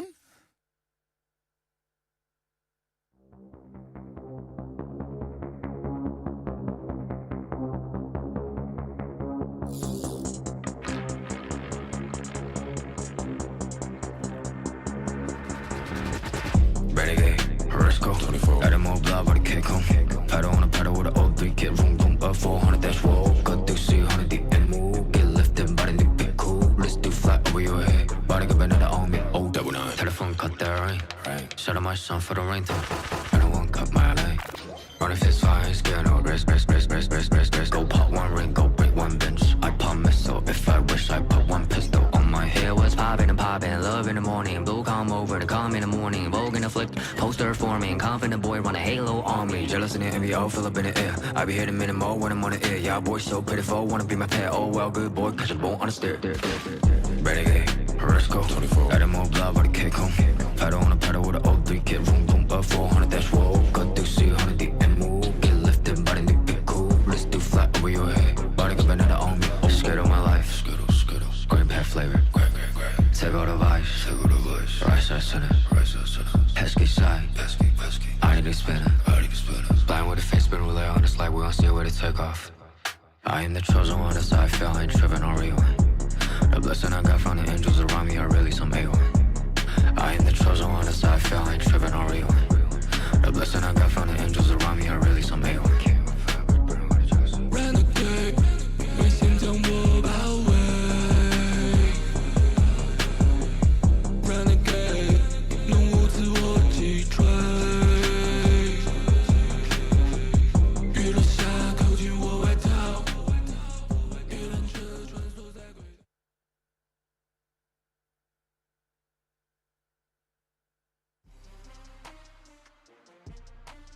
What's up, guys? We are back with more action here at VALORANT Challengers Southeast Asia, rest of Southeast Asia regional qualifiers. We've just witnessed a bit of a dismantling here on map number 1, right? It was Haven, XLB picked that map, and they absolutely showed why it was their map pick. It was dominance from start to end. Game On, had a couple of moments of opportunities, but they were just that, opportunities to get back into the game. I don't think XLB gave them any good chance of actually showing any resistance. It was a clean-cut win from top to bottom. Now we'll head over to Split, which is the map pick of Game On, and this is a time to actually, rally back a little bit, show us what they've got. If not, XLB, might be just running away with things. Yeah, it's their ticket to keep themselves. Sorry, it's Game On's ticket to keep themselves alive with their map pick and force a map 3, or else, unfortunately, this is where we'll have to bid them goodbye. And they've hopefully had a bit of time to, kind of put that last map away, out of sight, out of mind, and really focus on this map for themselves, right? Split, where there's a lot of focus on high ground advantage with the mid control leading up to the Heaven situation for both A and B sides, and plus, there's a fair number of opportunities for flanks if you ask for it. So it would be interesting to see what they opt to work on this map. Granted, we don't actually have a lot of past data for Game On / Tylong Gaming for the last few months. They've played this map a couple of times and run double duelists onto them for the most part. But I will say perhaps one of the reasons why they might have chose this was because they saw XLB falter on this against Unsigned 5. And maybe they spotted, an error or a weakness that they could exploit on this map. Yeah, I do think that is the kind of game plan, or at least the idea of why Game On chose this map. It's not like a map that they particularly love to play, but I think it's more so just trying to pick a map that your opponent might be weak in. Agent Select coming through here, standard double duelist on both of these teams. In fact, it's going to be a mirror composition, same controllers and initiator. It's going to be standard stuff from XLB. It's a composition that they have run before. A little bit of a change up for Game On, right? Traditionally did play the Cypher on this map. Now a Cypher as well as a Raze on this map. Now they're changing it to a Viper and a Neon, so it's kind of matching the current meta. I like it, but we have to see how they actually put it into motion. Yeah, you know, this again, mirror matchups means that it's just down to wit, mechanical skill, and how deep your strat book is. And you know, we've seen XLB really work the double controller kind of situation for Haven, nice and slow, and they really took it within their pace. They never let any round run out of their control, but now with both sides opting for kind of like the double controller, double duelist era in a much smaller space, things can really heat up kind of action-wise, right? And that might be maybe to the advantage of Game On. They'll still have to deal with Zace, who's having a phenomenal performance here on the server with that we saw in the past one that's likely going to transfer into this. So we'll see as the Bears are just about to drop here for map number 2. Yeah, look at this early aggression now coming in from Game On down towards mid. 4 players here. See how important mid was in the first series, right? So understanding why the defense are proactive here on this pistol round. It's a bit of a one-way smoke available. Casilzi, okay. Just the intuition to just swing upon it, refract back, safer grounds. Activate off the wall will give them a little bit of space to retreat, actually. I'm not sure if that was the best idea for Game On. They wanted to find that evening trade, but not successful. Now, man advantage here. XLB in the post plant. Casilzi spotted out by the Trailblazer. Oh my, guess what? Right around the wall, it's Zace to come in with a right click to Orgil's head. Casilzi on a rampage. Oh dear God. It has continued this rampage all the way from Haven, now overflowing to Split. It's a flawless pistol and XLB right back again.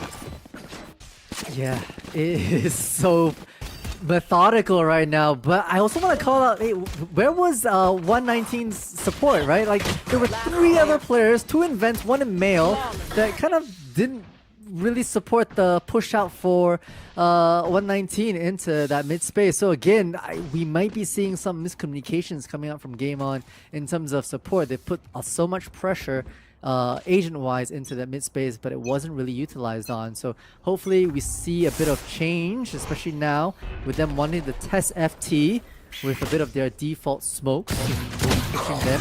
Styron being tested as well with the double push, and this should lend some information that B is relatively clear. That's actually great information. So you've seen A pushes, you've seen a mid push.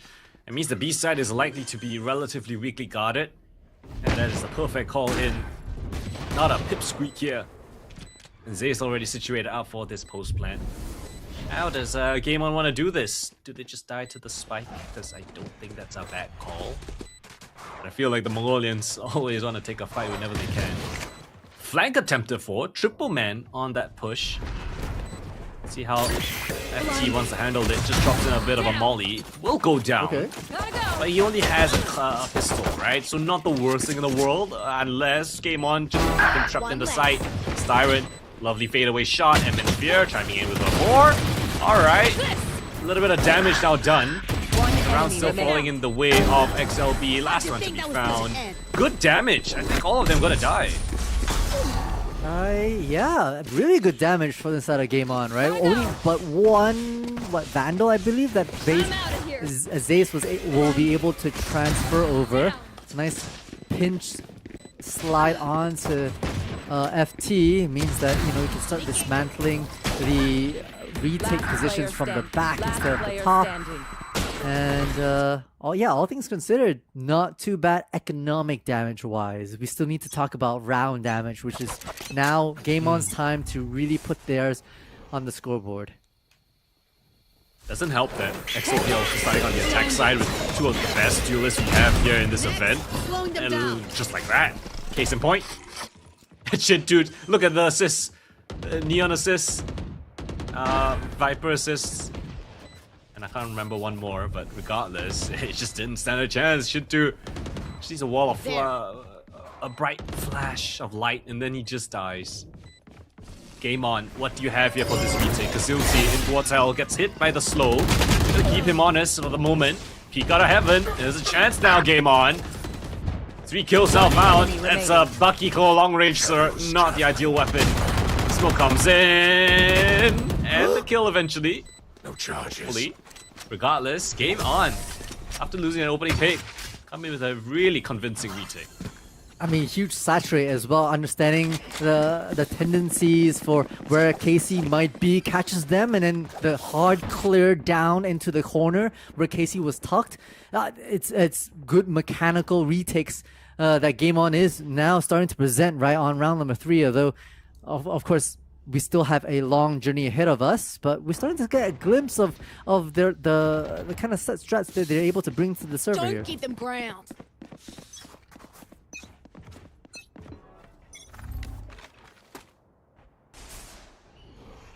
And it's pretty focused from XLP, right? Not too much faffing around for these last couple of rounds. It's consistent hits towards this A side, and it's weakly guarded. It's a great call.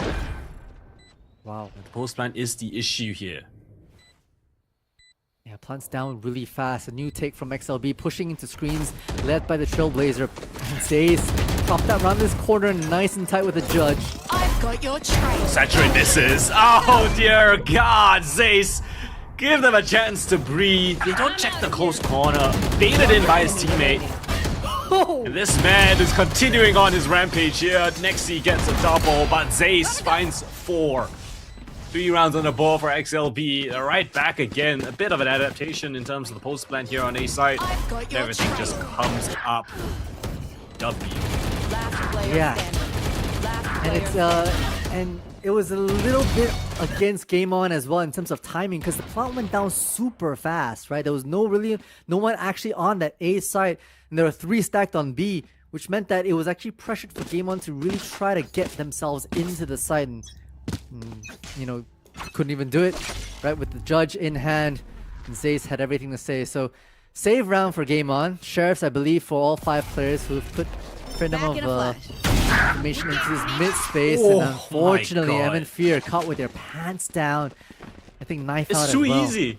It's a free A side. Now they just walk into B. They catch a player just not jump spotting or jiggle peeking for information properly. They catch now 119. A bit of a pincer maneuver. Even if he got that first kill, the second player would surely have traded.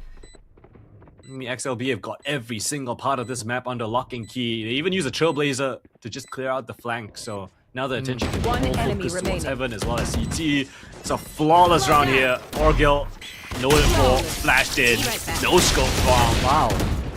This is a dissection. I don't think Orgil's feet hit the ground before they were taken out, which is absolutely wild. The amount of tension and just utility impact is phenomenal from Sada XLB. And even against, you know, folks like Game On with Sheriffs across the board, that's once again a lot of discipline. But now Boomstick in the hand of Neon Orgil, who will then possibly be posted up, try and get the flank onto FT, at least the bead onto FT, while the rest of XLB try and figure out what the game plan is. Good set presence, nice maneuver, and hastily a bit far removed from the rest of their team, will get punished for it. Yeah, and the op is going to find success. So already finding value there. Double up setup. Already bypasses the slow. Zace is way too fast. The second layer though, Siren now coming in, but damage done. I say that as he's been able to find MN Fear, the only anchor towards his B side. Tap of the spike. In the open though, Nexi won't even let him have the opportunity. Double swing from Heaven, a fast rotate from Game On. And they stop this approach here. Kasilsi, a bit of a miss to kick things off. Game On. Yeah, I think the blinding light went a little too far and didn't cover Mail, and therefore, you know, Kasilsi was basically left out in the open right there for them to collect. Styron, yo, IGL can really frag out. Found Nice clean couple of hits with their gun, but not too much more. Now, Casey with a operator of their own will maybe meet their match here with Orgel. We'll see. Ooh, not jump spotting there, knowing that there's an op in play. That's a kind of a miss from Siren in my opinion. It's IGL down and out already. And now it's just the youngsters left on the server, baiting out where that Orgel would have repositioned, knowing that right now it's at the B side. They make their way back into this mail room and vents, trying to suss things out. Trailblazer doesn't spot Zaze. Squid away in. Oh, thank God for... Oh, never mind. 190 tried. 190 tried. And Chintu. Oh, dear God. Miss of the Trailblazer. Zaze is just bolting across the side. Is lightning across. But Orgel wins it out. Stun in just to buy himself a bit of time. Racks back the op. Triple kill from Orgel. Looking for the last. But it's Casilci's trapped in the corner though. Has to dash out of harm's way. Actually uses the ultimate. Conversion paths wasted as Nexi spots out his head. And game on. Slowly but surely, round by round, they're gonna save themselves from disaster. Yeah, they actually led away the overdrive plus the convergence path from XLB as well, which is honestly in their books a big win. Able to probably bring the operator over as well. Orgel, big plays from the Neon, causing XLB to activate, I think, the first timeout we have here in the series. Oh, is it? Wait, it went by so fast. Yeah, I guess I don't think we had a timeout during Haven. Damn. Okay. Game on, saying they don't need to use it. XLB, they take theirs. Understandably so. It's been a couple of great rounds of Game On so far. They just XLB not able to find the right answers to counteract this op in play. Yeah. Yeah, that first one a couple of rounds ago, catching FT on the slow walk out of A main, and then basically has been moving around the world in mid, right? No jump peaks there, and even on that B site, it was to post up, not used, but still presence will have its own aura at the very least. So Orgel making waves right now, 6-6 with the operator, and a lot of ultimates the Game On can use. None on XLB side, so it's a rough buy for the attackers as well. Yeah, two great ults that were already used in the round previous, so XLB will be limping a little bit. Instant control over towards the fence. Casilci jumping through, Bucky in his hands, gonna force back the defense. An instant mid-control garnet off the back of the timeout. I like this new change, right? Double controller, double duelist. This is the slow, methodical way that XLB have changed up. They had smoked off Mail to allow an insertion into vents, and now Trailblazer to maybe get a bit more information onto B Heaven. Rotate. Just as the Trailblazer hits, two players get away from that A site. Makes it a little bit weaker. The Omen's coming back again, M and Fear. Picking up his buddies on this A site. Viper's utility is going to make things a little bit difficult for Chintu. Still going to maintain that line of information. Yeah, I'm worried about Game On though, because right now they're not using any sort of information to get utility to get information. They're kind of waiting for contact. Just start it with Zace. Alright, in the site already, Casil. Okay, and Fear and Nexi 30 seconds holding left. down this A side. The double controllers find a triple kill. 2 versus 4. Casilci was spotted towards the left. Too bad. Just for the first. 3 more to find. 17 seconds left. You gotta move fast now. Xiao Fang now coming in from the heavens. One enemy remaining. Great timing for Nexi to 10 swing out seconds wide. Down to the 1v3. There's no more time available. Has to just go up for the save. Game on. Despite the timeout from XLB, he's gonna win out the round instead. Yeah, and despite them kind of losing a lot of map control, they were able to hold their ground up on A Heaven and just like mow down the entrance that was coming in from this site. Nice timing that comes up from MN Fear as well to capitalize on some distractions on the main side itself. Remaining.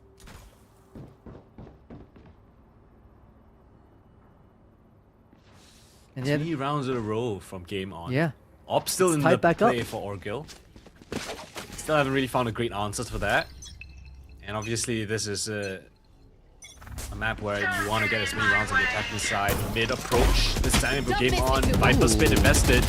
As it plumes, spam coming through, and oh, 119, still gonna get a kill onto Styron. Another opening kill down towards mid. Big start, right, for game on. Punishing the aggressions. Cellphone can't find one either, and oh, FT a bit labored and will be punished for it. Now total map control and total dominance in terms of players on servers. Just MN Fear chilling like a villain here outside of B. They got the spike, but where do they get off to? It's 2 versus 5. Still a minute left. Can go explore.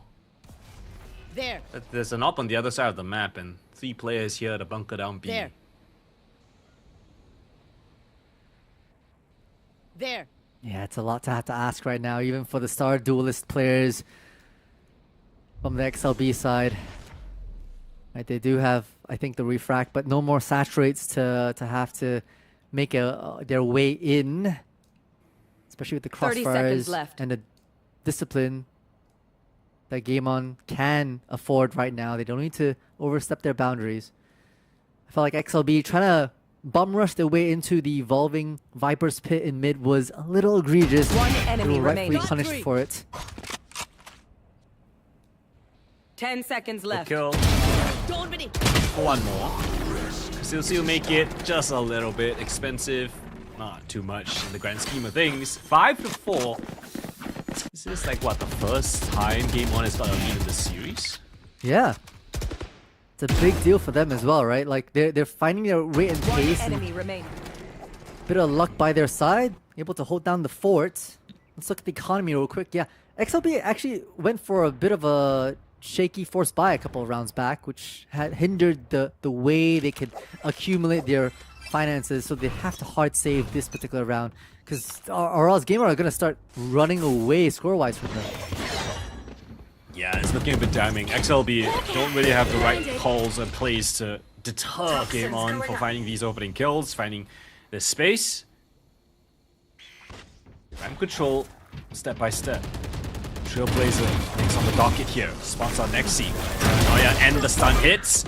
Still able to find the one. Got your Op now trained up towards the heavens. Seekers coming through towards the vents. Chintu pressured, but still access towards it. Where do they go from here? They're kind of being pinched in. They've got to find this kill into Orgil now! And yes, they do. Kasilsi, the maker for that. Taking matters into his own hands. Smoke comes in. Paranoia misses! Kasilsi with a triple. One enemy Two players remaining. left remaining. Selfang will chip them down. Quad kill from Kasilsi. And XLB right back again. It's a change of approach. Yet they come out on top. Yeah, I like the exact onto this A site heaven, right? You know, the fast lanes to cut off the sight lines from the vents, and then the stuns just to isolate the back player near defender spawn. Kasilsi holding down the fort from all these angles. It was Game On who was a little bit angsty, despite the spike not yet being planted, but they were just peeking out from the heaven smoke, and Kasilsi there to wrap up shop. Fast approach this time, bit of a set play to just gain control over towards B main. Lurk smoke available from Selfang, blocks off that op line. So we'll force Orgil back just a little bit. That means B is a little bit weak. We've got two players on this defense watching B main. Waiting for the youth Trailblazer. Yeah, you can see now XLB using the push and pulls basically to really keep Game On uncomfortable, right? Couple Maintaining players mid pulled control. off the B. Yeah. All just a fake. Trying to keep attention down towards mid and B. Headed back towards this A site. Nexi. Only player here on the B site. Attack side at wall comes in. Conversion paths at the ready. Position. Oh no, I said good position and Nexi just steps into the open. Okay. That's truly unfortunate. 30 Lost seconds Viper left. player. Roger Park now invested for this defensive side. Kasilsi now tagged, hit. Still has the instant headshot. And he's being an absolute nuisance. Kazilzi for a triple! He is just running rampant across this map. Last round in And the half. Game On just cannot find the answer. 7 kills in 2 rounds. I mean, Nexi, just timing-wise, super unfortunate. But this is the slow, methodical side of XLB, right? They took that quick B garage control. They then trailblazered into mid and then eventually pivoted onto A. And Game On, I felt like I didn't really see a lot of utility usage for them to regain some of the map control and understand where XLB are going. So I wouldn't be surprised if XLB continue to work the map like this and keep Game On guessing. Spike down. Not if B. they're able to do something like that. A quick one from both the defender players leaves a lot to be desired. Oh, this is a horrible round from XLB. Just when I was complimenting them, they just decide to ego peek garage one by one. Lack of utility. Standing on the open, hoping that the aim is going to win it out, and they pay a heavy price. This is probably going to be a 6-6 scoreline. Not the ideal numbers you want to see if you're on the attacking side. You want to be winning that out, not drawing it. Yeah, this was Game On save round as well, but now with weapons galore inside the garage, they're able to camp onto that spike like chickens on an egg.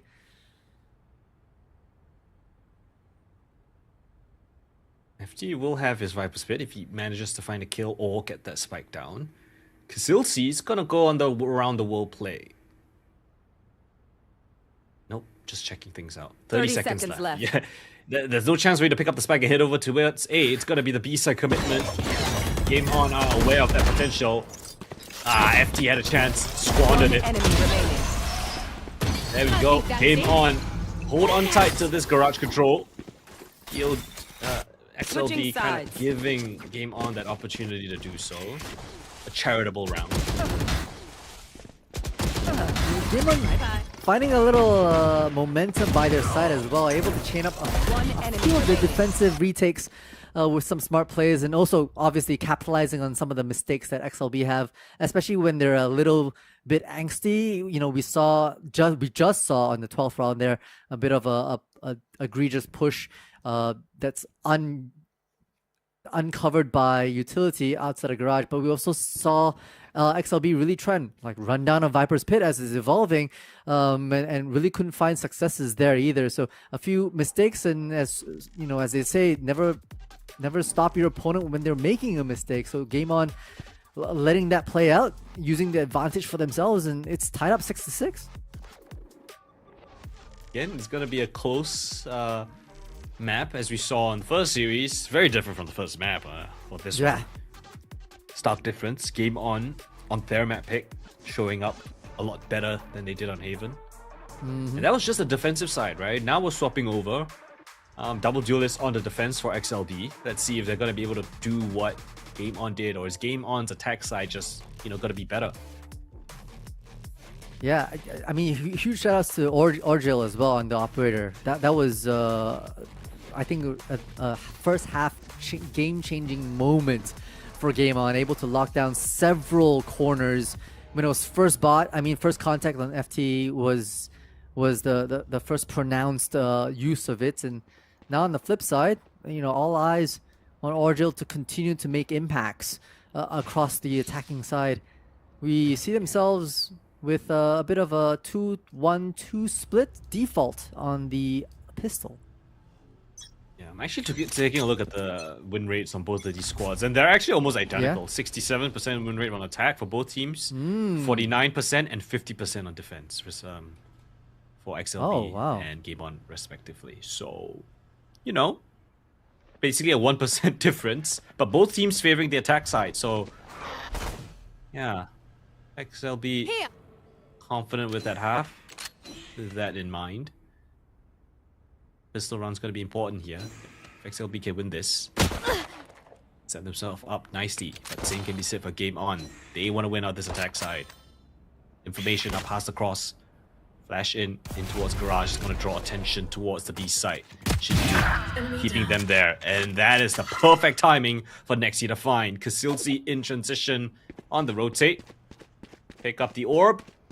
And Game On with a full-on fake towards the B side, get themselves with a beautiful catch of the rotation. Yeah, but Chintu's making a lot of noise, and with two players from XLB already in sewers, you see the pings coming up. They know more than likely where a lot of these players are. He's so smart. Chintu fakes the footsteps, goes back towards the spawn. XLB none the wiser. Good damage. Headshot found. Buying time. Be able to even find a kill? No? Alright, has to go for the reload, but shouldn't be too much issues. Shouldn't be too much issues. Oh dear, Orgil. Oh, can't land the second. And at least it's down to a 2 versus 2. Damage done on the last two players of XLB. 119 pivoting around the sites. Isolate Xiaofeng. Zace in the 1v2 is tough for him. A single point of HP. 119 with the close. 7-6. Game on. Very important pistol here to kick off the attack side. Yeah, I think honestly XLB possibly didn't expect Game On to do this kind of play so early on in pistol, right? They heard the double pistols outside of B garage. The moment that happened, the rotates from A started happening, and that's where the Viper was able to pick up a nice shot from across that A heaven from KC leaving the site, and then the site was theirs effectively. This is what I kind of expected Styron to be calling on their attacking side. It was a little bit more one-dimensional with the double duelists. And, they got some nice rounds, but also fumbled quite a few. Game on. I thought they're the ones that would be a little bit more, rushy. There. For lack of a better word. Doing So far, the pistol's giving me hope. Good signs of life. Next. Nice push coming in from Game On as well. I identifies that it is a 5v5 retake, so they want to take some space for their own. One enemy Stun is remaining. great. Oh, but hard kill. Racking up a quad kill, looking for the last. And he'll find it as well. We put questions on this man. If he could find some impact, and well, safe to say he did deliver. All smiles on the camera as well. They lined up for him. Remaining. Beautifully done, and the rest of the team members actually also waited for the flash to subside and give the man his dues. One away from the overdrive as well. So Game On picking up the first couple of rounds here on the attacking half with some really good shot calling, right? Slow and steady the first one, a bum rush when they have the armory to back that up, but now they know XLB are likely armed to their teeth. Flash Zace, unexpected. Bit of damage onto the second player, but it's still a 1-for-1. Oh, and the timing key coming through from mid. XLB. And in great moments to shine here. Catching Game On in transition with utility out. Toxins going up. It's all on towards this Viper here on this lurk towards it. Yeah, Nexi's been working the Viper wall a fair bit nowadays.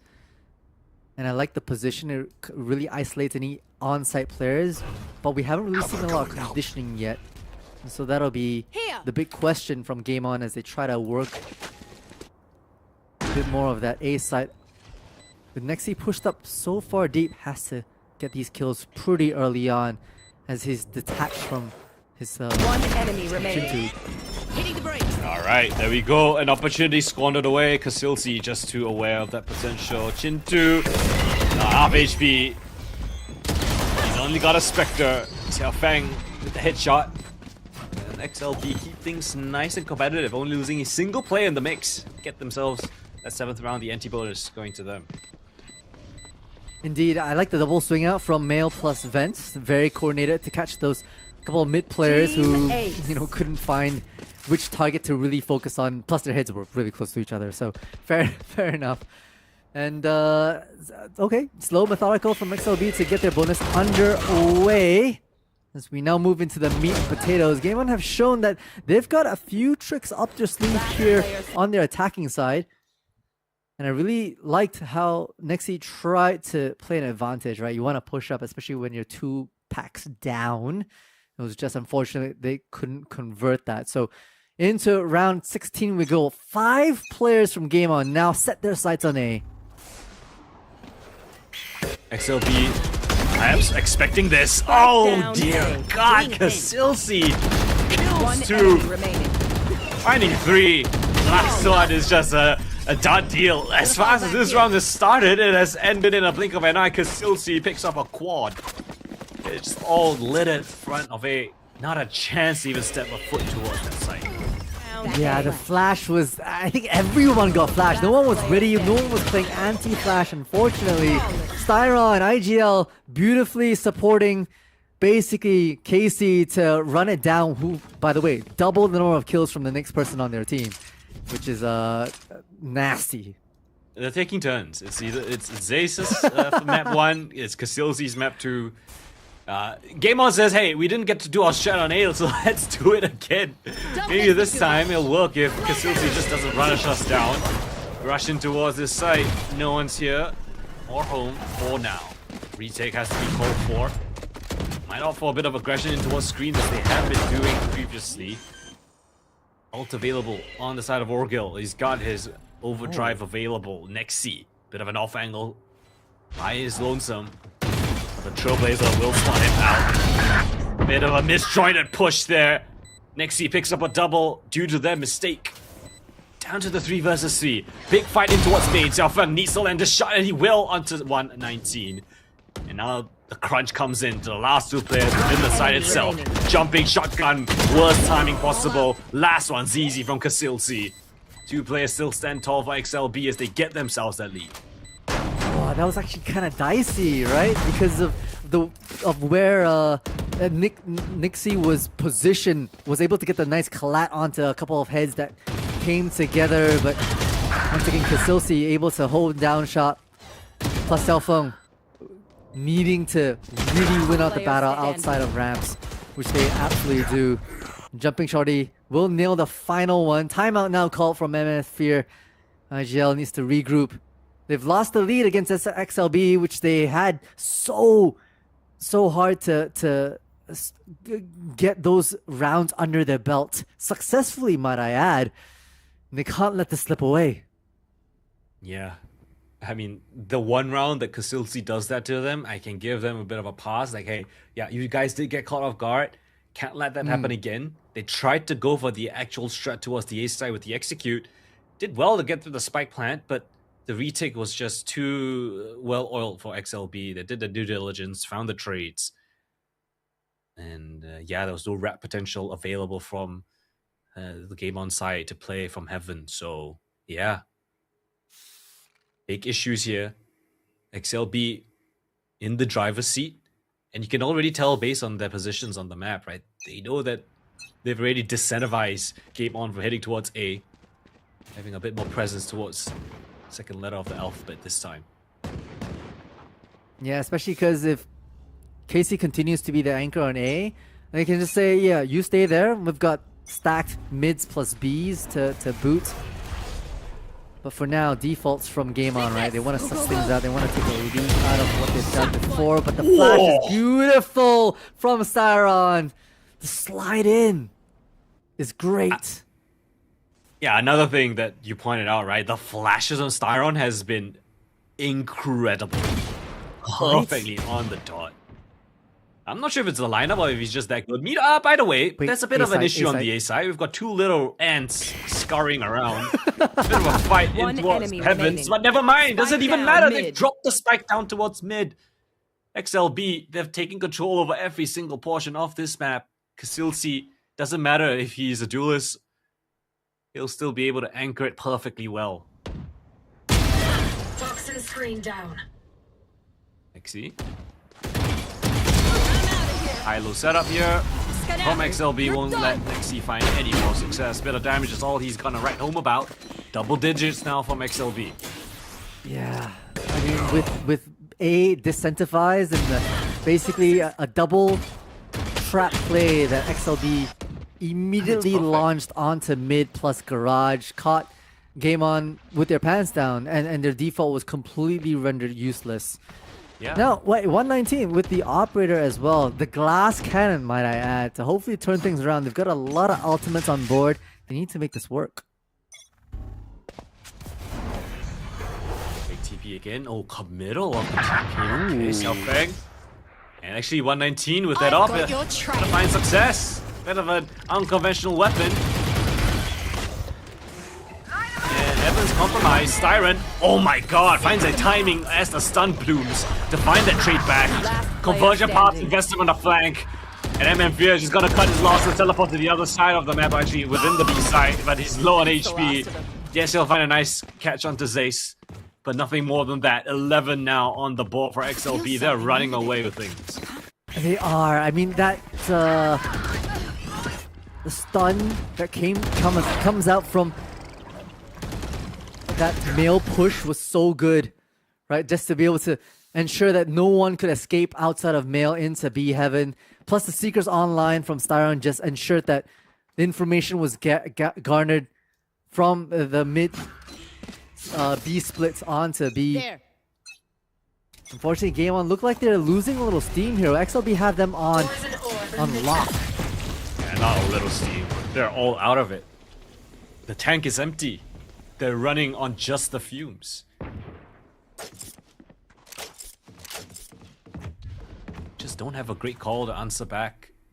Dynamic approach, changing positions. Mid approach this time from Game On. Trailblazer is gonna spot out a bunch of information. Crossfire setup. XLB ready to receive. Committal position though is the Viper. Trailblazer comes in. Lightning Fingers available here. Orgil might be the playmaker for his team. Double kill now found. In the side he goes. Committal offer from the shadows. Back of sight though. Orgil will punish the commitment. Facility 1 versus 5. He's great. Don't miss me too much. But surely not that great. He's being flanked as well. 3 HP. And look at the respect that Game On are giving him. I mean, Spike's not yet down. They have to wait for the full rotates through garage to get that plant down. And meanwhile, that's just Casey 30 doubting seconds left. themselves, wondering if it's perhaps an A hit. Spike planted. Game On should be able to shut him down here. So there's a bit of resurgence from them. Guess he's just the walking dead at this point. Got 3. Yes, can isolate these kills. Oh my lord. Oh my Alright. Done here. Yes, My heart. Just some good old hard yak. That's damage though. Huge damage. I mean, on 3 HP to get them down to 1 rifle being transferred over to the next round is, I'll say it, diabolical. Look at this. The accuracy, it should have been Origins, but it wasn't. It should have been Orgil's, my apologies, but it was not, unfortunately. He's, 31 to 9. More than double the max kills of his opponents. He's 31. He's hit the 30 bomb. His opponent of Orgil is 50. And he's on for more. 32. Testing fate. Has to fall back to a safer line. Still daring. Shotgun out. Oh my gosh. Still alive? I don't know how. Spike planted. The heals come up from Styron as well for their star players. They now want to come back for a retake with a man advantage. Open plan, by the way. They want to wrap around towards heaven. That is a call from Game On. Man deficit. This is their chance. This is something that they could pull out, but they gotta do it now. Flash to the back of sight. Conversion path invested. Casilti still with the kills. Xiaofeng marching towards heavens. And all the last 2 players, one of them gets hit. It's just Eminfield. Eminfield has to deny the spike defuse right here, right now. It's done and dusted. 119. Gonna get cut down right after the round ends. And XLB, they are very much aware of that flank potential. They leave a player up in towards heaven. And there's just no opportunities whatsoever. Look at the streak of rounds. Only just that one in that round previous. But other than that, XLB is on an incredible rampage so far. Game On. They need to put in these perfect rounds to hold their lifeline intact. They've put 4 players on this A site, trying to test out the Viper here. But it has to be to perfection to force overtime. 3 rounds required. FT now spotted. It's not Casilsi. Is that a chance for them to accelerate in? Good damage from the spam. 119 has to be forced back. Slide in, Orgil with the close. Good opening now found. Viper's Pit available, but look at the HP. Got to get the Sky up and running on the heels, and yes, it will come in. Orgil spotted out the second player as well. Just takes the fight straight on. Orgil on a rampage this time. But Zace has something to say about things. Drops in the stun, trade the flash. The wall come through, but the Viper's Pit is a tall task. Oh dear, spots off the shoulder of Fear. 2 versus 4, now 2v3. In towards the pit we go, but Nexi holds his ground. Styron goes down to Chintu. And double digits now found by Game On. One more chance, 2 more chances for XLB to put this away. Unless Game On has anything to say about that. They chose the right site. It was FT that was left to hold down the forces that were coming on from Game On. Timeout now called from XLB to regroup. They want to get this over and done with. They don't want to force overtime and potentially give Game On a chance to force a map number 3. Which would be Lotus. Who knows how that one's gonna pan out. It is one of the maps where it tips and turns. Like teams that should be winning on it, that map pick, it goes the other way. So I think that map is pretty much a relatively riskier one compared to this one. If you're XLB, you really want to close right here. Let's see. Game On, sometimes they've had these moments of wisdom where they're able to really work the map fairly quickly, right? By maybe putting some fakes here and there. We saw it even on the first pistol. But now's the time for us to see a bit more from that. Hopefully this timeout will be able to bring that to life. Any ults available? Only Zace with his. Look at the money though from Game On. It's not great. They've suffered quite a few casualties. Yeah. Right, but so it's just a Judge, right? Judge still doable, right? Especially if you put it in the hands of the Neon. Only the overdrive available for XLB here.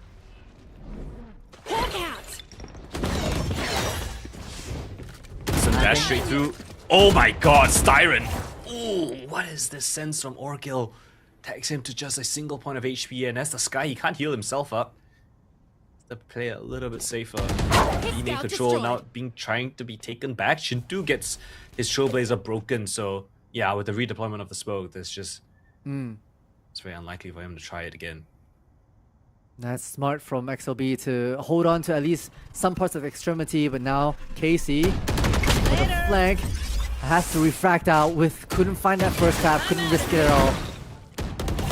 He now spots aggression in towards the heavens, drops in the stun in, trade of information and utility, but the pivot is here towards this A side. Activation of the Viper's Orb. Oh dear, did 119 back? Hopefully he is, but does it even matter? Kazilzi, FT, Xiaofeng, all finding their individual frags. It's only just left onto a single Sky. By his lonesome. On the other side of the map, it's Chintu, the latest addition, but still they will fall. XLB put a stamp on things here on map number 2. It was a close fight, but the Xiaolong Bao still come out on top. The BLG Academy and youth players showing up in spades. Indeed, I mean, it was a little rocky for them, but on their second half, they were able to chain round after round, finding a lot of momentum and success with the way they were countering the Game On's positioning, counter-reading any adjustments that Game On were bringing into the table. It is the fires from the youngsters, plus Styron's great mid-round calling that I think really came out and stood out for them here on the split side. Yeah, it's incredible to watch XLB, slowly evolve from not just a team that's able to steamroll, map number 1, but while they're faced up against adversity here, against a strong Game On, they're able to right the ship, take a couple timeouts here and there, and then eventually win things out, even if it is their opponent's map pick.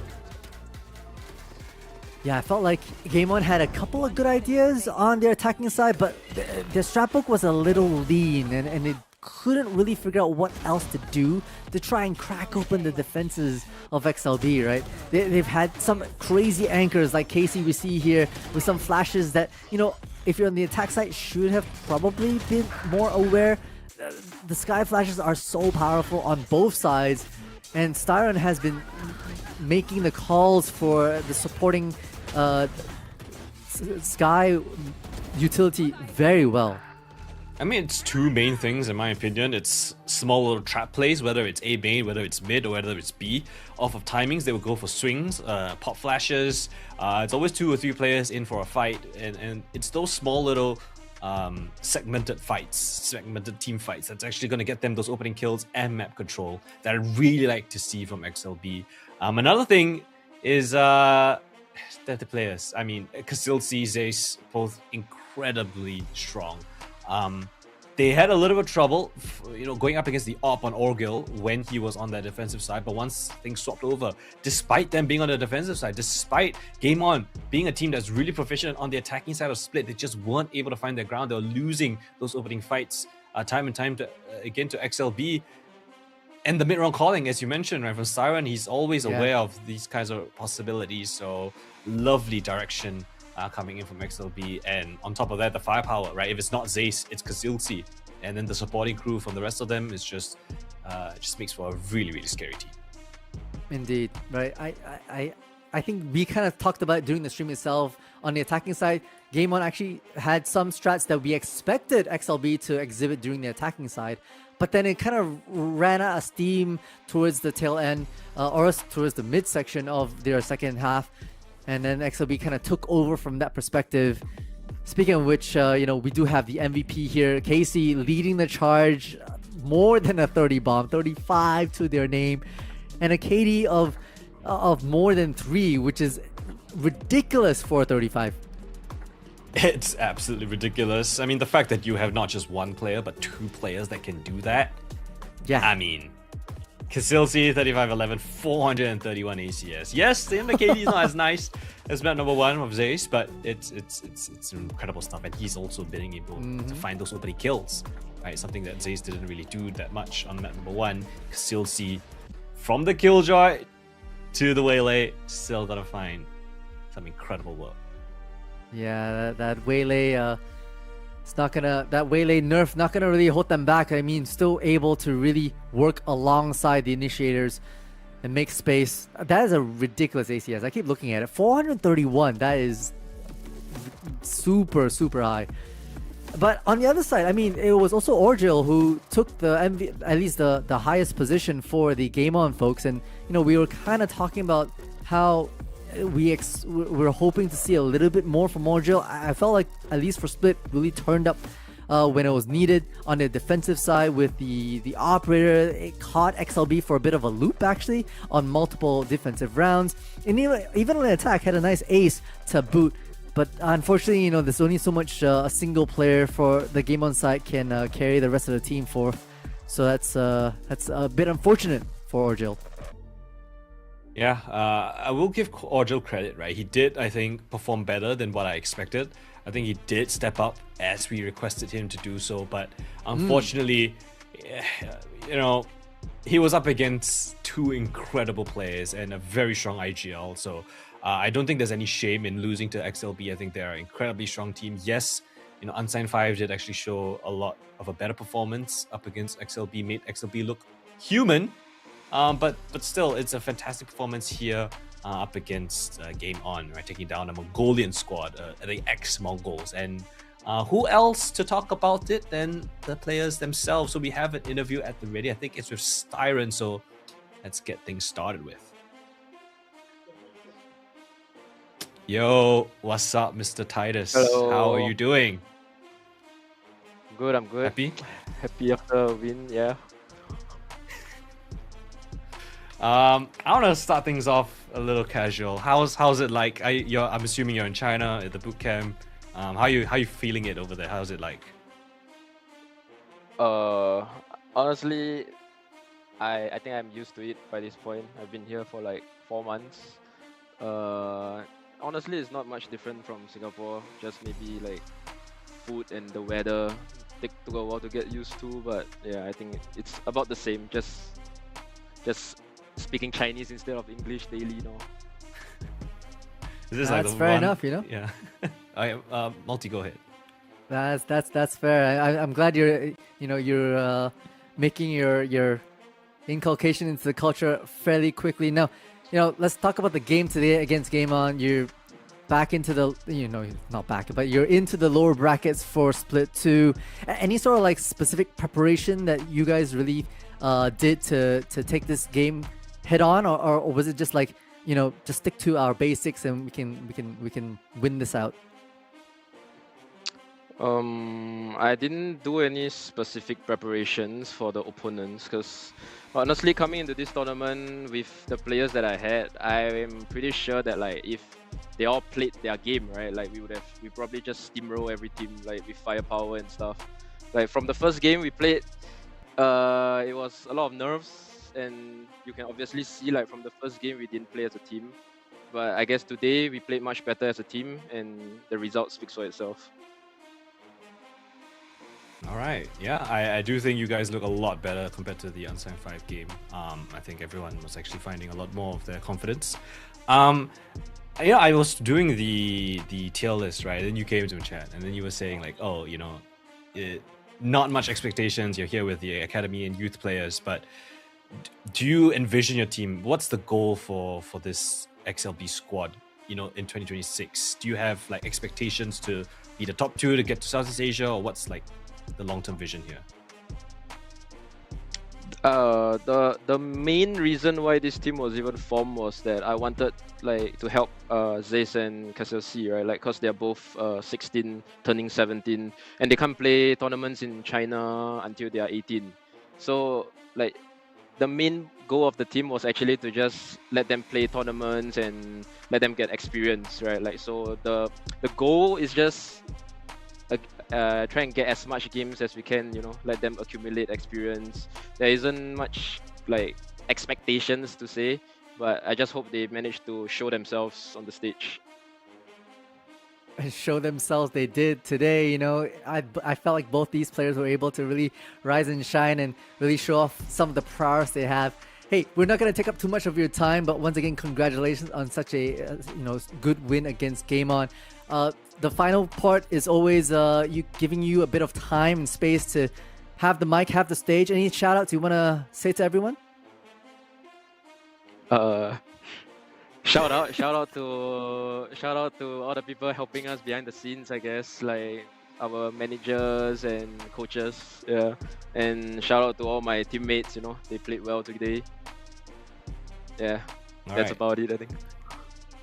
Wait, I have one more question just before we go. All right, you guys are now in the one more stage in the lower bracket fight, local lower brackets. Any specific team you guys want to face that you haven't faced already?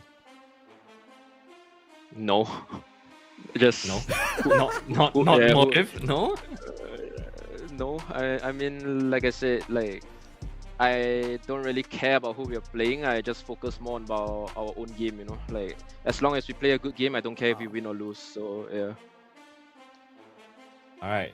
That sounds great. Thank you so much, Titus, for the interview. Have a great rest. Enjoy your day, and hope to see you. Oh, we will see you soon in the lower brackets. So take care. Yeah. Thank you. Good night. Bye bye. Yeah. Good night. Good Bye. night. Good night.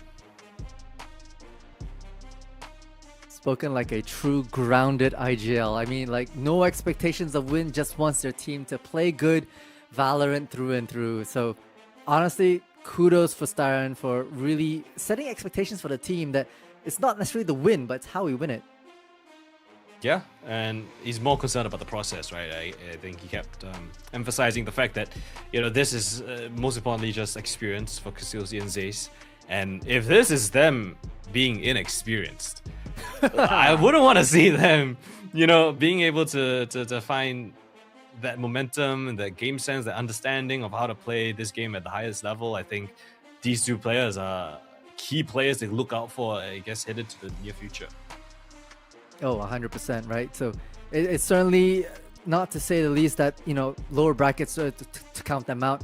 I don't think that's the case at all. I think it's just another chance to prove that they can really work under pressure, under stress, and at least keep their heads afloat here in the lower brackets as you see all the brackets appear here in this double elimination split 2 for rest of Southeast Asia. And break point that beat out GRX in the best of 3 earlier will be progressing into match 9. And the one we just saw that finished in a nice clean 2-0, we'll see Xiaolong Baos move into match number 10, and they'll face off against the losers from the upper bracket, which will be MTV versus Triton and Unsigned 5 versus Rival Esports, which you will see the matches here for tomorrow. Motive versus Trinity. Trinity. Unsigned 5 what did I say? versus Triton. I said oh man, I'm cooked. That's all good. It's late in the night. But yeah, gotta be some very, very fun games to watch. I mean, in the upper brackets, we've got Motive versus Trinity for their rematch that they had in Split 1 in Southeast Asia. I think Trinity actually won out versus Motive, one of the big upsets that we had there. And then Rival versus Unsigned 5, a lot of beef, a lot of rivalries, between a couple of these players on those two squads. So yeah, if you guys want to stay tuned for all of the action, more updates, do follow our social medias. We'll keep you guys updated with all the action there. And yeah, it's been a pretty fun day today. It's a close first series. Second one, pretty much a one-sided affair from XLB. Albeit Game On did give it a good run for their money. But yeah, GXR, Game On, 2 teams that unfortunately we'll have to eliminate here today. It was a nice run from them, but unfortunately, someone has to go. Someone has to go indeed, and now we'll move from our top 8 to our top 6, and it'll only get tighter from here on out. So, these teams are going to be analyzing every single weakness possible to try and get the best out of their own performance, and hopefully make it through into the next stage. Because from here on out, honestly, every single point count, every round can really make a difference. Yep. You definitely do not want to miss more action here at VALORANT Challengers Southeast Asia. Rest of Southeast Asia regional qualifiers. That is us done here for the day. Tomorrow, we'll have more action. Same time, same place. Definitely do not miss that one. We'll see you guys tomorrow. Take care and good night.